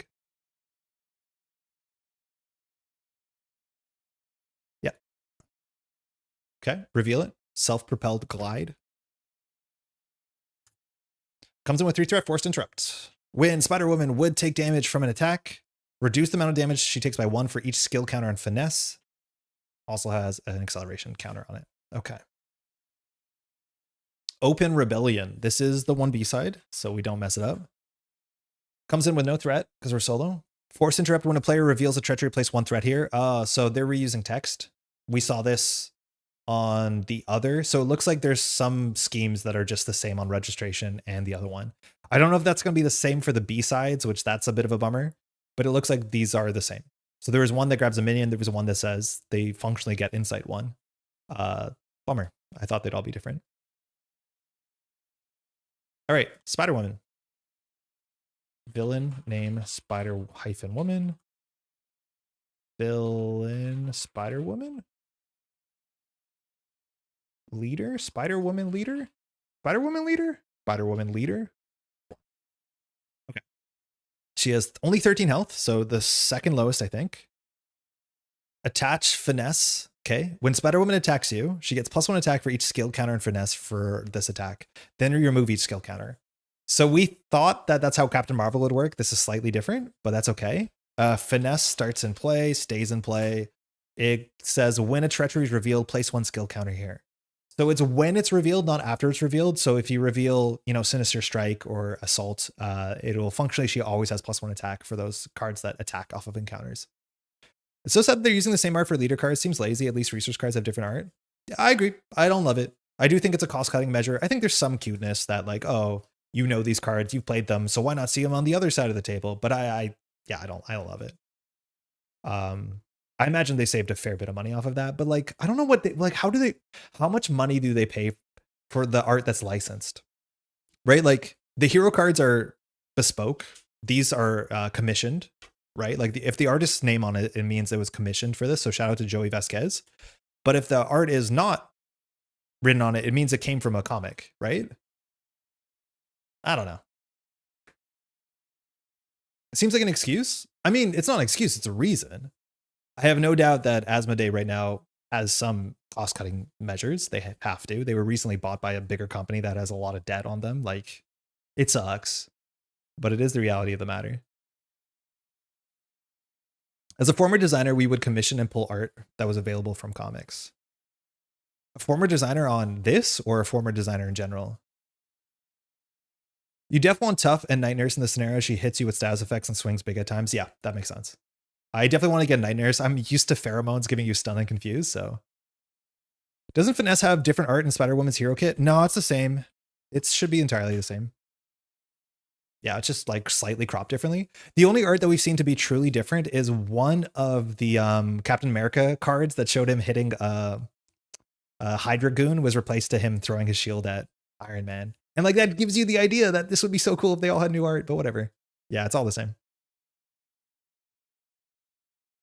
Like it's cool that they did things like this, like self-propelled. Hold on, I should search more words. Like self-propelled glide has a frame break. I'm a fan of that. I love frame breaks. I do frame breaks on all my thumbnails, if that's noticed. So like they care. It's just sometimes they're only left with a certain budget, and if this saved them like thousands of dollars, they'll probably do that. Cool. Let's go. We realized 5 hand size, so our setups were actually relatively ugly. I'm imagining on our setup, if we don't draw into our upgrade that gives us a resource generator, it's such a different game. Like we're really struggling in the early game the first time we played this until we drew our resource generator. And then our resource generator means like we can play our 2 cost events for free. We can play our 1 shapeshift a turn for free. Very, very different. I'm very against AI art, but I won't bring it up here. No, you can if you want to, but I have... If FFG starts to using AI art in their products, like, yeah, I'm gonna opt out. Oh, self-propelled? No, that's the same one too. Yeah, I see you swap them, yeah. Okay. Lose the defense conditioning for Quinkari Avengers Mansion. I don't know if I want to play Avengers Mansion because we don't have doubles. I actually might just consider playing doubles in those spots, like just put energy and strength and genius. I don't think I want to play Avengers Mansion in a deck that has that poor economy. I might be wrong about that because we have a consistent, we can always get a double on turn 1. Maybe that's a good reason to get the mansion. Armored defense, don't want to keep that. Don't want to keep that. This isn't a maybe keep. It's like not my favorite, but if we find one of our upgrades, which we're guaranteed to find, this is a cheap 2 thwart or 2 damage, whatever we want. A tackle. I think stunning her is probably okay. I just don't want to pay 3 cost on turn 1 to do 3 damage. Lockjaw, yeah, Lockjaw. That's actually what we want. We'll keep this no matter what. While we might not play it, it's still a double, and a double is worth something. And that's 5 cards. Hold on, Andre. Okay, so we're going to not keep these. Now, this means assess the situation. I think we'll always keep assess the situation. It's our only 0 cost event we have in the deck that we can play during our phase besides Shapeshifter, so we'll keep these. Nice. That's good. We wanted that. Night Nurse is really quite good. Oh, damn. Okay, we found both. So at least that's another double. So we can double. And we have impersonation. So this actually is going to be a weird turn, a really weird turn. We can fire 2 shapeshifter upgrades on this turn, if I'm not mistaken. So this is not intuitive to me, so I'm going to have to talk it out. But we can use our alter ego to go get a shapeshift upgrade. I'm not sure which one we want. I could see us wanting the defense one because she's going to hit hard. Because again, anytime she attacks, she gets +1 attack for each finesse. And whenever a treachery is revealed, she gets +1 counter. So I'm going to use this and I'm going to search our deck. I'm going to try the defense one, the one that gives us retaliate. Let's try this one. Oh no, this one heals 2 damage. That's why we never grabbed it, because it's bad on turn 1. So we'll go ahead and get the one that does 2 thwart, winged shape. Lockjaw laughing as his shapeshifts are double resources. Yeah, I could see it. Lockjaw seems good. Okay, so we have a winged shape in our hand. Okay. So this, we can search our deck for another one. So I think we're going to do... what are we doing here? Because we want to play one of these. Say that we play one of these. Then we can fire it. Hold on. Then we can fire it. Then we can play this one, which readies us. Then we can fire it. I think that's our plan, right? So we can remove 2 threat. We can deal 2 damage. And we can activate twice. I think that's the play. It loses the Night Nurse, which is like fine. I think that's okay.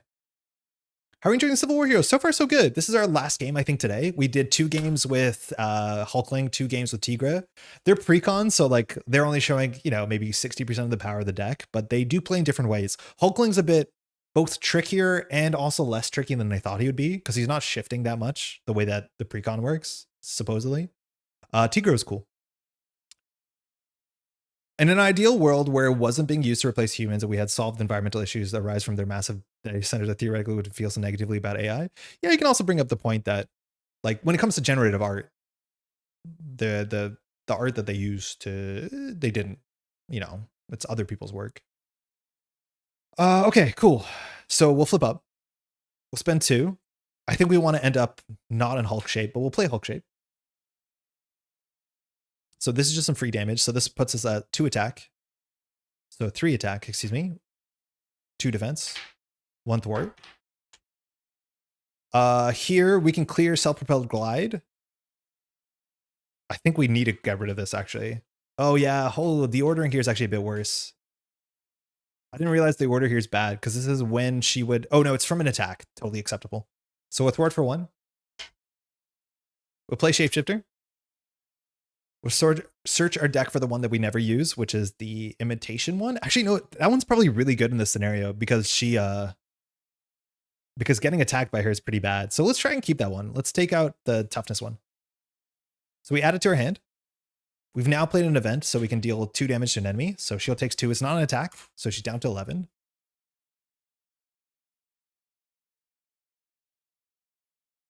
Then we'll play that one that we just got to replace it with winged shape that readies us. It gives us +1 to everything, so we're evened out at 2/2. Then we'll play Assess the Situation, which fires it. So that means we can remove 2 threat. We'll clear self-propelled glide. It says a force center that when Spider-Woman would take damage from an attack, reduce the amount by 1. Luckily, we fired that perfectly. And then we're just going to attack her for 2 because there's nothing else to do. And that's it. We'll draw up +1. I think that was a good turn. If we draw a research generator here, I think it's a really good turn, but we're going to have to jump down to Alter Ego sooner than later because all their stuff is in the bin. We went through 3 upgrades in a single turn. Tackle, Betetr, Shapeshifter Strike. That's not bad. It's very good with this. This is like basically Winged Shape makes you Gamora, which I'm realizing. It's not bad. Brother Voodoo cuts both ways, which we will play this if we have no other cheap events to play, but it looks like we do. And then we draw our 6th card, which we found it super important. She only schemes for 1, so we should be able to jump down to Alter Ego to get some resources back into the mix. All right, this has no text. Oh no, it does have text. This, we have to watch out. When we reveal treacheries, a whole bunch of bad things happen. So this will get more stuff on it. Okay. She attacks for 2 and a card. We're not going to block. 1, 2. 3, 4. And then when she would attack you, she gets +1 attack, so that's fine. Not a treachery. Oh, that's the worst case. Okay, I see. This is bad. I see how this can be bad very fast. So a couple things happen. When a player reveals a treachery, this gets 1. Then when we reveal Sinister Strike, so this gets 1. When a player reveals, place 1 skill counter here. We'll use green, whatever. After a treachery, when a treachery is revealed, place 1 skill counter here. And then Spider-Woman attacks us. Yeah, this is really bad. So then she attacks us, and she says when she attacks, she gets +1 attack for each skill counter here. So we'll use red die because it's for plus attack. So now she's attacking us for 3 and a card. We're technically allowed to block here, but I think we'd rather just jump down and recover. So we'll just take it. This actually was a good turn to play cuts both ways because we got attacked twice, as much as it only does a bit of damage, but she's attacking for 3 and a card. Otherwise, our turn is jump down, play Alien Physiology for a card and 1, which leaves us with these many cards. We want to play an event here. So I think we do play cuts both ways just because it removes 2 threat. Yeah, okay. So we'll play it. So it says when enemy attacks, you get retaliate 1. So we played an event, so we can remove 2 threat. So she's attacking us for 1, 2, 3. We will not exhaust. So 1, 2, 3, 4. We take 4. And she takes retaliate 1. Okay. Leaving aside the non-consensual scraping of everyone's information because that's wrapped up in artists needing to sell their art for food, and in said ideal world, they'd have their needs met, regardless of their production. The random hand being Hulkling's head and Shapeshifter's art look like hair to me. In Shapeshift's art? Shapeshifter? Oh yeah, it did look like a ponytail. I thought it was a ponytail. Yeah, me too.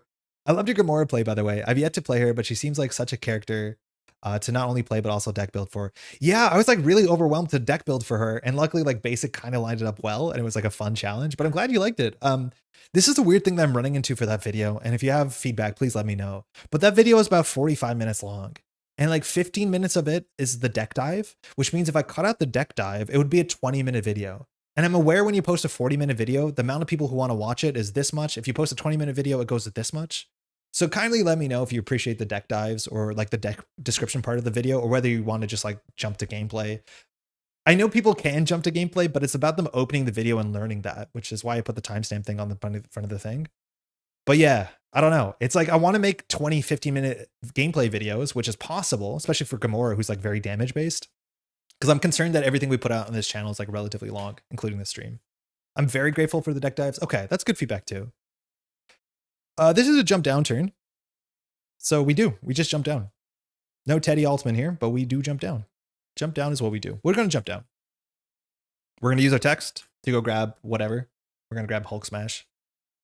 We're going to spend Hulk Smash. Oh, wait, no, maybe we don't. Because then we don't use the thing.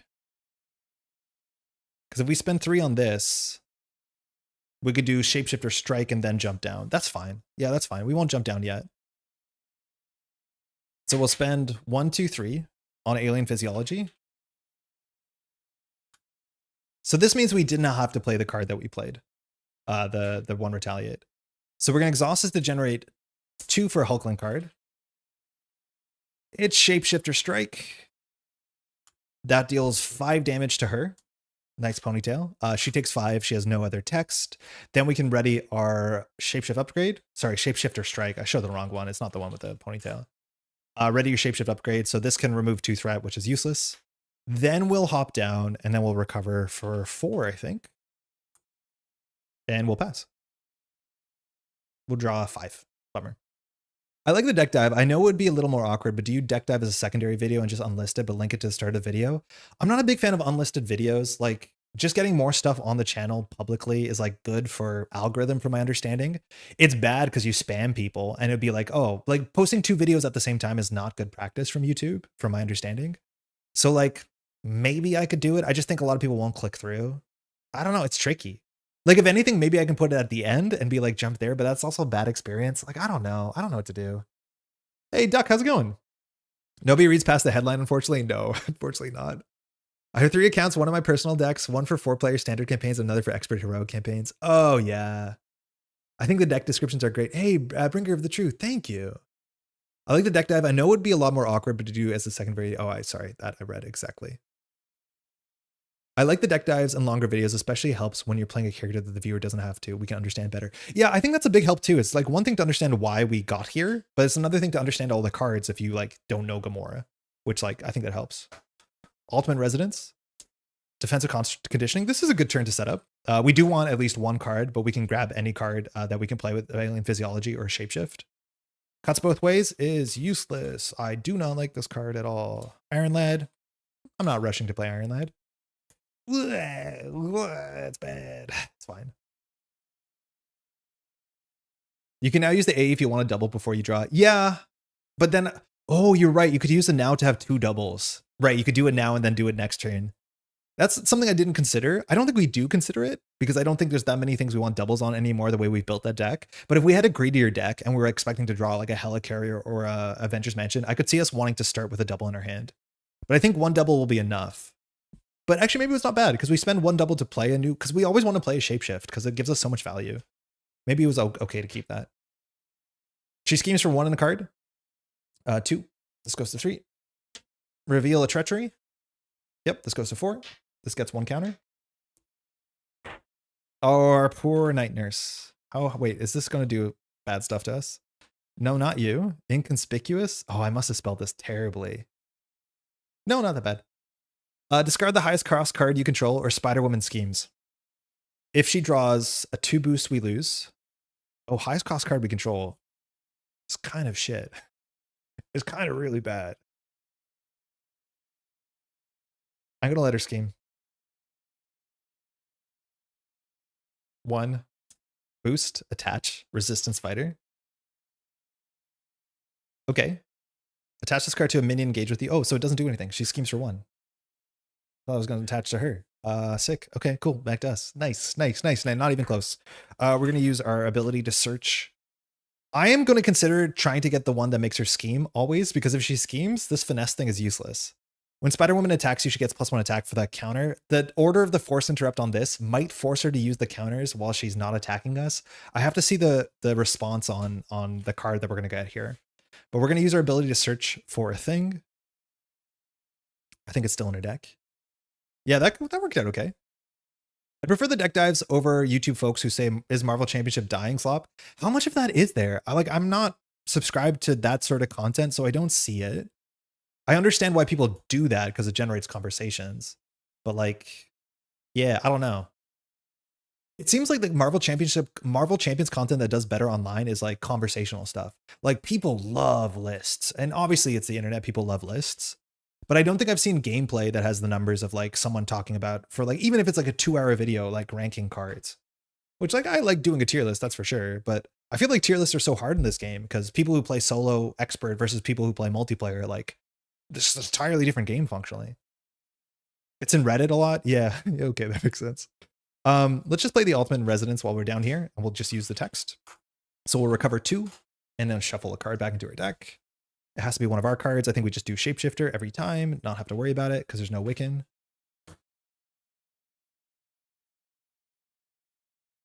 Yeah, that worked out pretty good, didn't it? A lot of shuffling going on. We don't have to recover. We'll flip up. I dropped a card.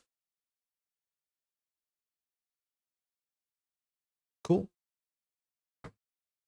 Unfortunately, we don't have an event in our hand, so we can't fire Winged Shape. Actually, that's kind of a huge bummer. Yeah, this sucks that we're playing so many defense events. It's actually really hard for us to like have the ability to jump up and fire our upgrades. I don't like it. I'll thwart for 2. Then I'll use Alien Physiologies to generate a double, and we're going to try this. We're going to play Imitation Shape. So this readies us. So now we get +2 thwart. So we're at 3 thwart, 1 attack, 1 defense. But we have Nick Fury text. We cannot be attacked. Now, this is weird. I don't know if this works like this. It says forced interrupt when an enemy would attack you, it schemes instead. But Spider-Woman also says forced interrupt. When Spider-Woman attacks you, she gets +1 attack for each skill counter. Remove each skill counter. Because these have the same timing, and this forced interrupt is not like, from what I understand, this shouldn't have to be a forced interrupt. I don't know, how does it work on Stealth Suit? Stealth Suit is also a forced interrupt. Okay. But if I'm not mistaken, that means Spider-Woman, we can remove the counters on her, and then she can still scheme on us, and it only gives her +1 attack. I think Imitation Shape has the same timing, so we can choose the order. After you play an event, exhaust this, draw a card. Unfortunately, we don't have access to that text. We will scheme, or sorry, with thwart for 3. So I think we either play Defensive Conditioning for healing, or we play Iron Lad. How many defensive conditionings are left? All of them, so I won't play it. I'll do Iron Lad. And we won't use Iron Lad. Comes in for 3. We want him to have an Avenger friend. We'll pass. Not being able to be schemed on seems kind of important. Defense. Okay, hold on. Now our defense cards are useless. Wait a second. Now our deck doesn't work. It's one thing that she doesn't work, but also we don't work. Preservation and assess the situation. Okay, that's reasonable. We can Wiccan our Armored Physiology and then go get a different shapeshifter card, so that's probably fine. That's very funny. This goes to 1. Spider-Woman would attack us, so she's attacking us for 3. Psych, Imitation Shape. Imitation Shape, yeah. So she's now instead scheming for 1. 1. Boost. Goes to 2. This goes to 2. She loses this counter. Cool. Iron Fist. So she didn't reveal treachery. Iron Fist is finally here from Hell's Kitchen. When revealed, Iron Fist attacks your leader.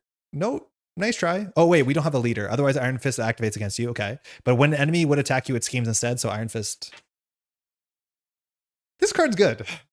Adding Nick Fury to a single upgrade you can play seems pretty damn good. Okay. So our goal here is probably to taunt. If she taunts, or she in theory could scheme out. So maybe we just do this. Then we will play taunt, which is very funny. So the villain attacks you, she can't. So she schemes for 1 in a card. 2. Then we draw 3 cards. 1. I feel like I'm not doing this right. 2, 3. Then we can do this. So we can do this imitation shape and we can draw a card. And we can heal 1 after we spent this, which should have happened sooner. We're at 12 of 13. I've both been loving Justice Hulkling imitation shape for most games with foiled and sting operations. Yeah, that sounds really cool. Like you can build your spy Hulkling. I think that's sick. I mean, this is absurd. This is really absurd. We have so many options here.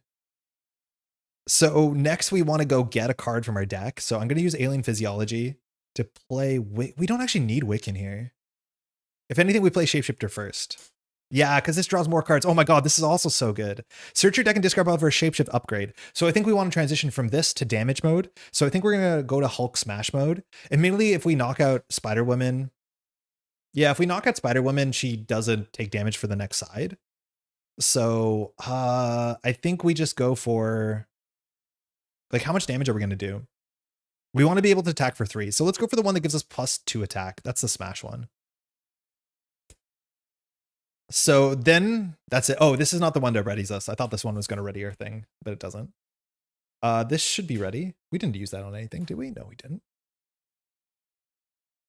Then we'll do Alien Physiology for Hulk shape. So it gives us +2 attack, +1 defense. Ward bad. It readies us. Okay. So we probably need to smash Iron Fist, let's be honest. So we can do that really easily. If we just play assess the situation, we'll play it. So we can exhaust this to deal 2 damage. I'm going to play the cards we're not going to play. 1, 2 for Wiccan. Oh, this is going to be actually really good. So we can search our deck and discard pile for identity-specific event and add it to your hand. So we can go get a double by playing Shapeshift, but instead I'm going to go for the 5 damage card. Because it's going to do 7 damage this turn. Oh, have we not drawn one yet? I think we did, but you shuffled it back. Oh no, we did. Then I'm just going to pitch these 2 for Shapeshifter Strike. Yeah, this is perfect. So deal 5 damage to an enemy, so we're going to knock out Iron Fist. Ready your Shapeshift upgrade. Hulk Shape says after you play an event, which we did, deal 2 damage to Spider-Woman. Down to 1. And then we're just going to attack with, I guess, ourself? No, we'll attack with Iron Lad. It's fine. So she takes 1 and we advance. Steady. When revealed, deal each player an encounter card. She cannot take damage. She has 17 health. After Spider-Woman attacks, she gets +1 attack for each skill counter and finesse. Remove each skill counter here. We'll just use Wiccan for safety because we're going to deck up soon enough. We'll attack. Oh, we can't attack for 3, so we waste our text. Bummer. We'll pass. We draw 6 cards. I play Jubilee Justice at the moment, just going on a shopping spree. I really don't get Jubilee, but I feel like anytime you play against a stalwart villain, it's like such a bummer. Also, Winged Shape with the Leadership Aerial build just uses other shapes as doubles. Oh yeah, because you can give yourself Aerial. Yeah, Hulkling is like very flexible, and I'm assuming that's like, you know, intentional. That's cool. All right, Taunt, kind of playable. Impersonation, remove Force Threat, jump to Alter Ego, which means we can grab a Shapeshift thing. Like this card's really good because jumping to Alter Ego is really good for us. Defensive Conditioning, the last copy. Hidden Base, new card, very good card. It means we can get Toughness and Alter Ego, and Spider-Woman can hit pretty hard.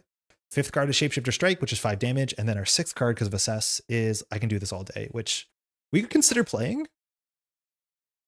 The question is whether we change forms, because we always want to play an event before we change forms, but because we have Shapeshifter Strike, we want to play 2. So Shapeshifter Strike is played for free. It does 7 damage. I can do this all day. It does 2 damage. I really wish we had the one that does gives us a toughness. This goes to 1. Spider-Woman is attacking for 2 and a card. I think we can do this all day. I can do this all day. No, this is not good. This only protects 2 damage. Why are we doing that? Oh, because it fires Hulk shape. I'm not concerned. We'll just play taunt. So she's attacking us for 2 and a card. 1, 2. Boost. If the Spider-Man minion is in play, reveal this card. So we take 2. That's fine. 2 encounter cards. The treachery. This goes to 1. This goes to 1. Dark Designs. Nope. Not you. This goes to 3. She schemes for 2 and a card. 1, 2. Boost. Exhaust a character you control. Will exhaust Iron Lad, I guess. Yeah. So that's 4. Defend Hell's Kitchen. Hinder 1. Crisis. We have impersonation to deal with that. Threat cannot be removed while the scheme while a defender minion is in play. Okay, very cool. Yeah, Hidden Base seems very good for 2. Yeah, it does. It is unique, which is like the downside, but oh my god, is that card really good.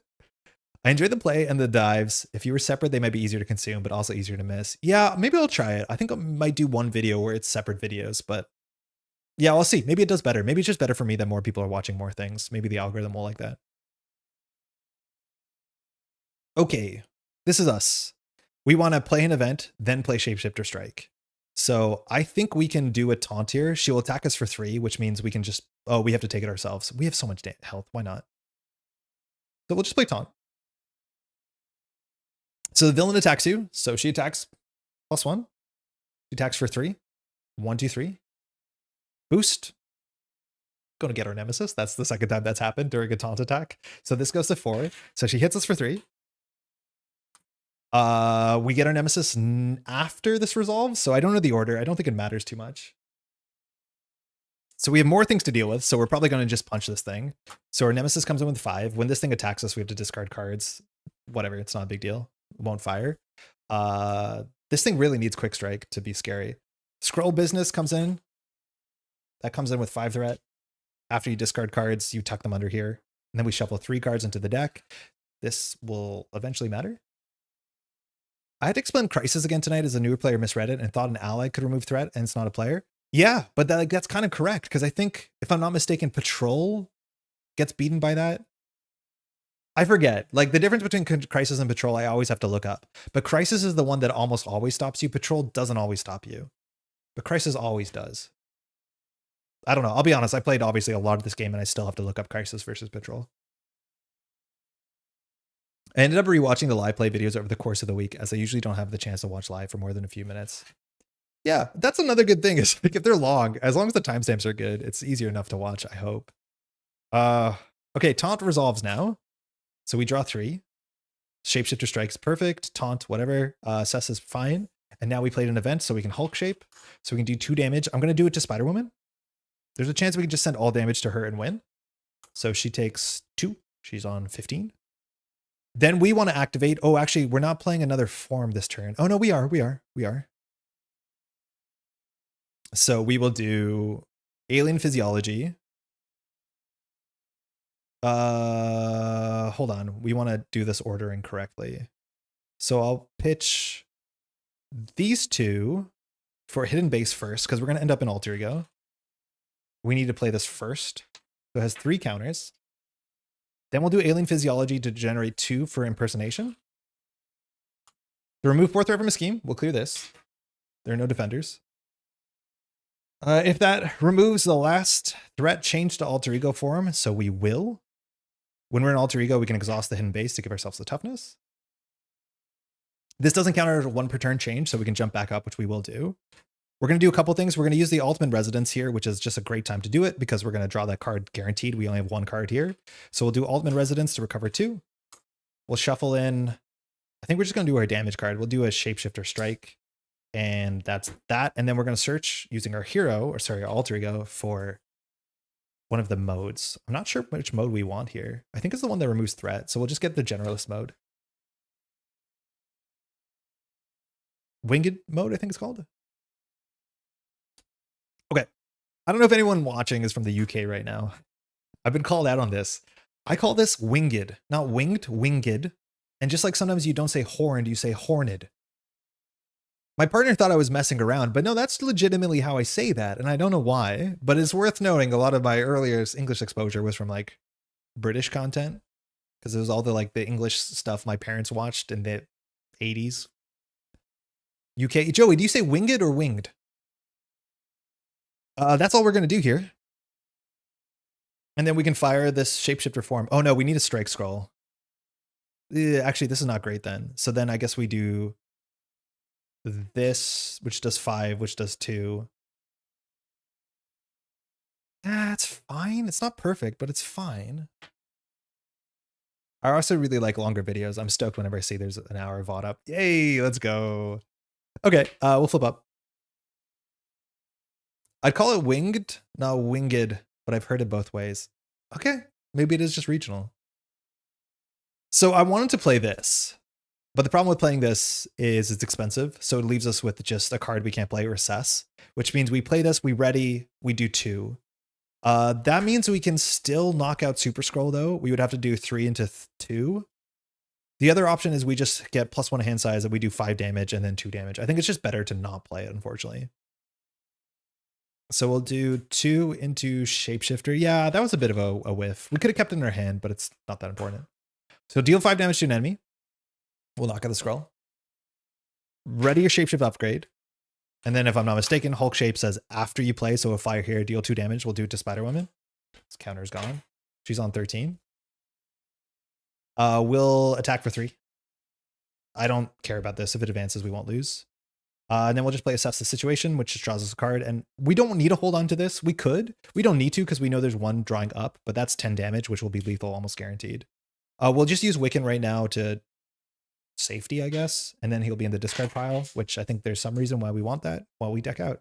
And we'll just hold on. We have a toughness. We have a chump blocker if we need it. I don't know how we lose here. We'll draw it. Tackle, the last shapeshifter, and counter card. Shuffle. American here. I think you would switch back and forth based on context. I don't know why, but the idea of calling that a winged seems absurd. It's obviously winged. I have no idea why it is. Right? Horned Viper is like, you know, what's it called? From that show I watch a lot of. I can't remember the name of now. I don't know why. The Horned Viper. From Only Connect. I'm Californian and I've lived in America all my life, but I say winged mode, but just winged if it was myself. Like you say I winged it. You don't say I winged it. Like I winged the text, the test. But you say it's a winged beast. Yeah, Only Connect. Yeah, you know. Joey knows. Winged is 1 syllable version and winged is the 2 syllable version. My buddies from the UK, I play MC. I think winged is the adjective, winged is the verb. I think that's the distinction, right? I play MC on Mondays. He says the 2 syllable version. I think it's a verb versus the noun issue. 4, 5, assess 6. Armored Shape. That's good. We have some cheap cards we can play here. Yeah, we're going to win. This goes to 4 because of acceleration. Villain attacks us for 2 and a card. We don't care. We're tough. 1, 2. Boost. Reveal this card. I always read this as containment immunity. It's not. It's contaminant. I hope I spelled it right. I did. When Spider-Woman would be stunned or confused, discard this card instead. Give her a tough status card. I mean, that's rude, but she already has steady. What else do you want from us? So that takes the toughness off. 2 encounter cards. Venom Blast. This gets 1. This gets 1. I think she's going to hit us. Spider-Woman attacks you. Sorry. Spider-Woman attacks you. If the attack removed the following skill counters from Finesse, so it gains ranged. So she's hitting us for 3 on a card. That's cool. That's really neat. That seems really swingy though. If she gets a lot of counters, you're cooked anyways. Why make it worse? 3. I don't care. Boost. Reveal this card. I mean, yeah, if you insist, we'll take 3. 6. Pheromones. I've been dreading this. I'm assuming this is going to stun and confuse us. You are stunned and confused. Place 1 skill counter in Finesse. We place 2 skill counters on Finesse. Okay, so that's going to make our turn slightly worse. Not that much worse, but slightly worse. Because we have acquired all the status counters that we can deal with. Okay, that's us. I still think we have this. We just need to do 10 damage. So we will attack, remove the stun. We need to play an event here. So we will just play a cheap assess the situation. Fires Hulk shape. Villain takes 2. Then we will alien physiology. I think we can afford this. Shapeshifter strike. We'll hit her in the face. So deal 5 damage. Ready your shape. So we'll do 2 more damage. Yeah, we definitely have lethal. So then obviously we can just attack with Iron Lad, but like the fun thing to do here is 1, 2, play this. Gives us armored shape. So this readies us, gives us +2 defense, +1 attack. No, this retaliate.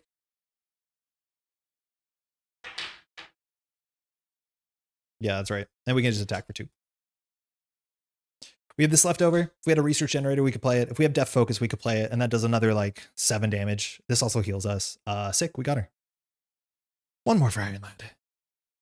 She seems scary. I don't think she really popped off. I think the next time I play this, I'm definitely not going to play with as many encounter cards. I think they just make the hero less watered down. I've said that before, but I do think that's a big difference because I miss the thematic and this box lacks a bit of thematic. So I think just trying to centralize the hero's theme seems like a lot of fun.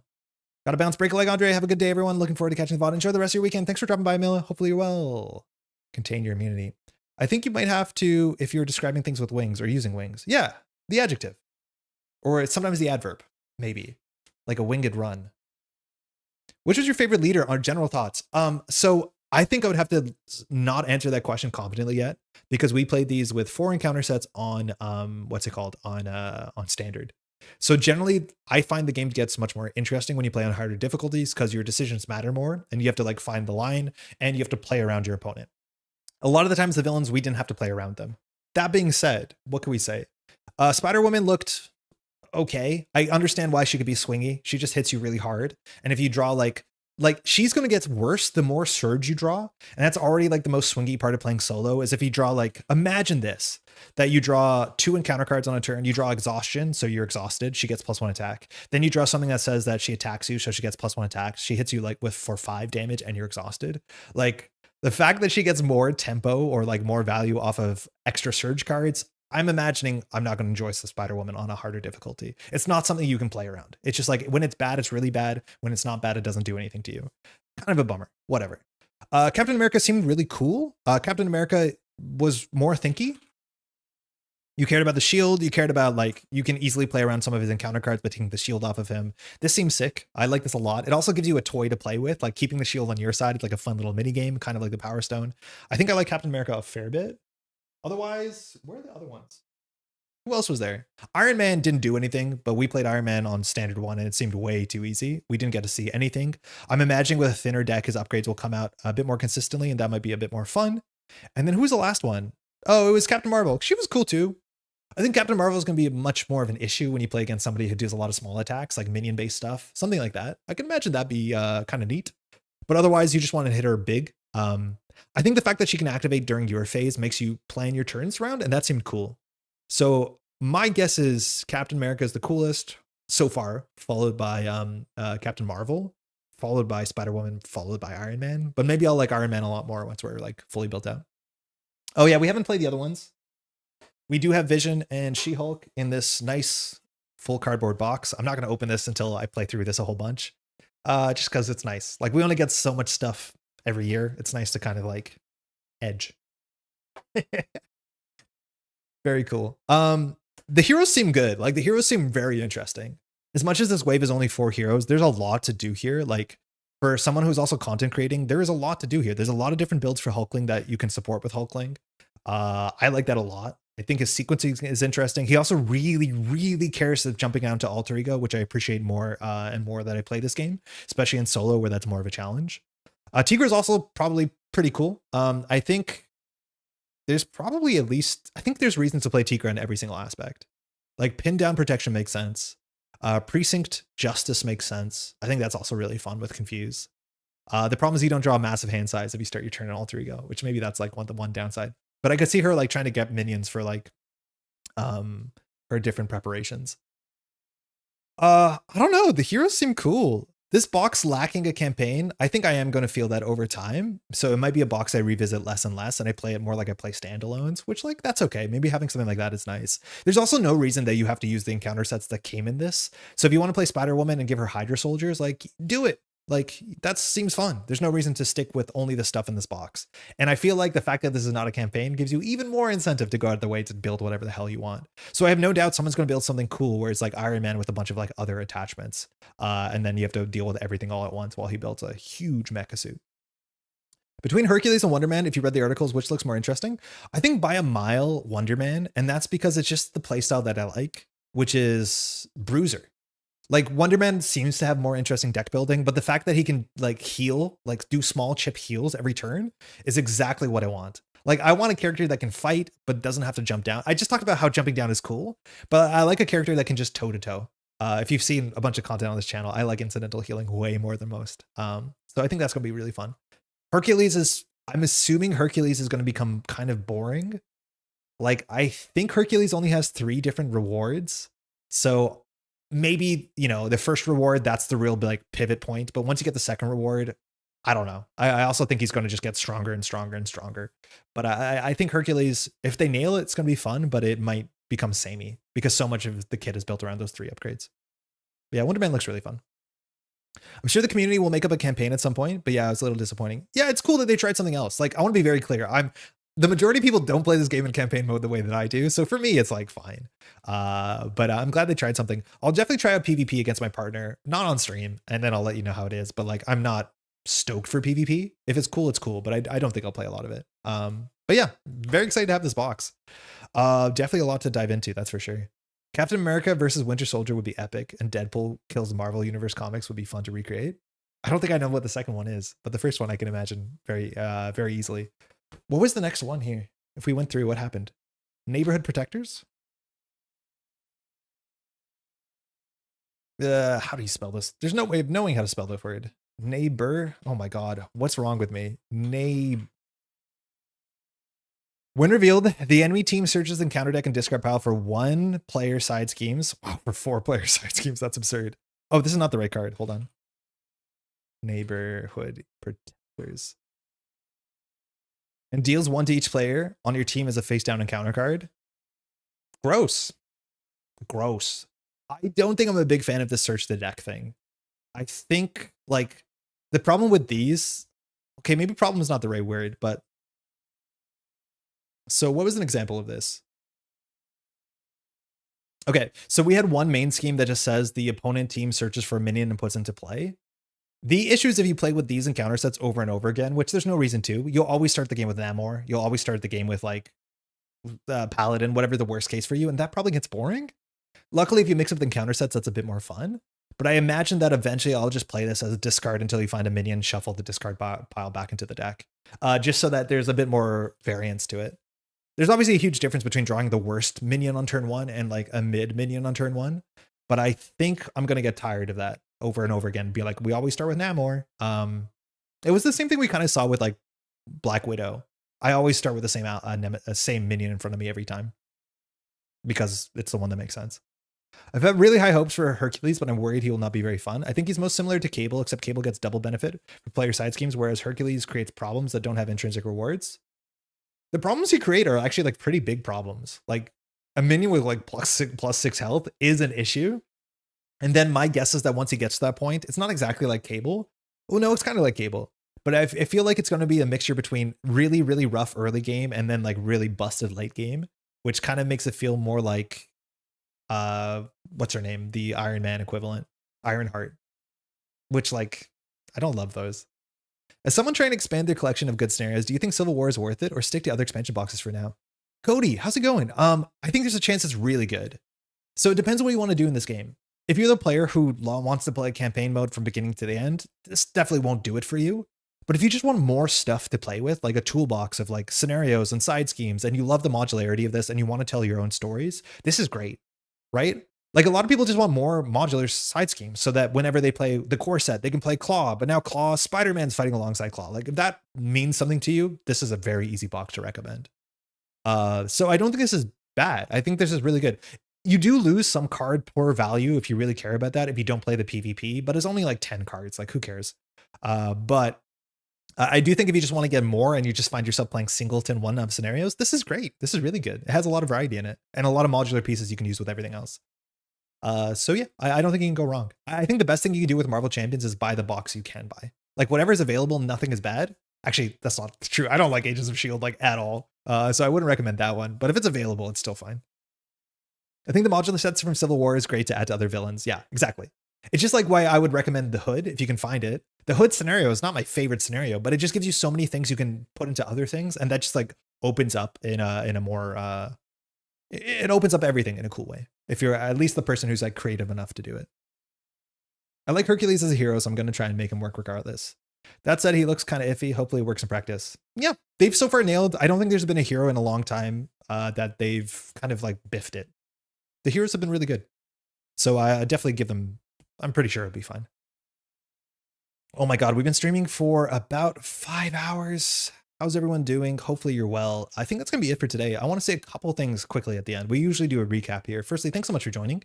If you enjoyed content like this, if you want to leave a like on the VOD, oh my God, does it really help? We're also about 100 subscribers short of hitting 1,000 subscribers in a year, which is like pretty bizarre. That's great. Amazing. Incredible. Like, that's awesome.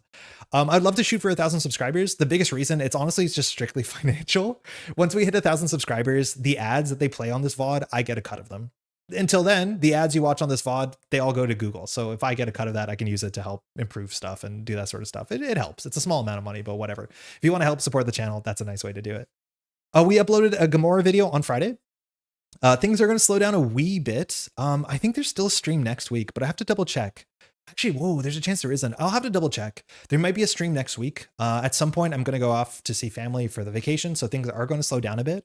I'm not really in a situation where I have a backlog of content that I can drop in that spot, but I'll try and put some more video content up on the channel because there's a lot of stuff to explore. So I have no doubt I'll be excited to like film something and have like cool ideas to do. But pay in mind, they might slow down over the next couple of weeks. Hopefully you're taking care of yourself on a holiday.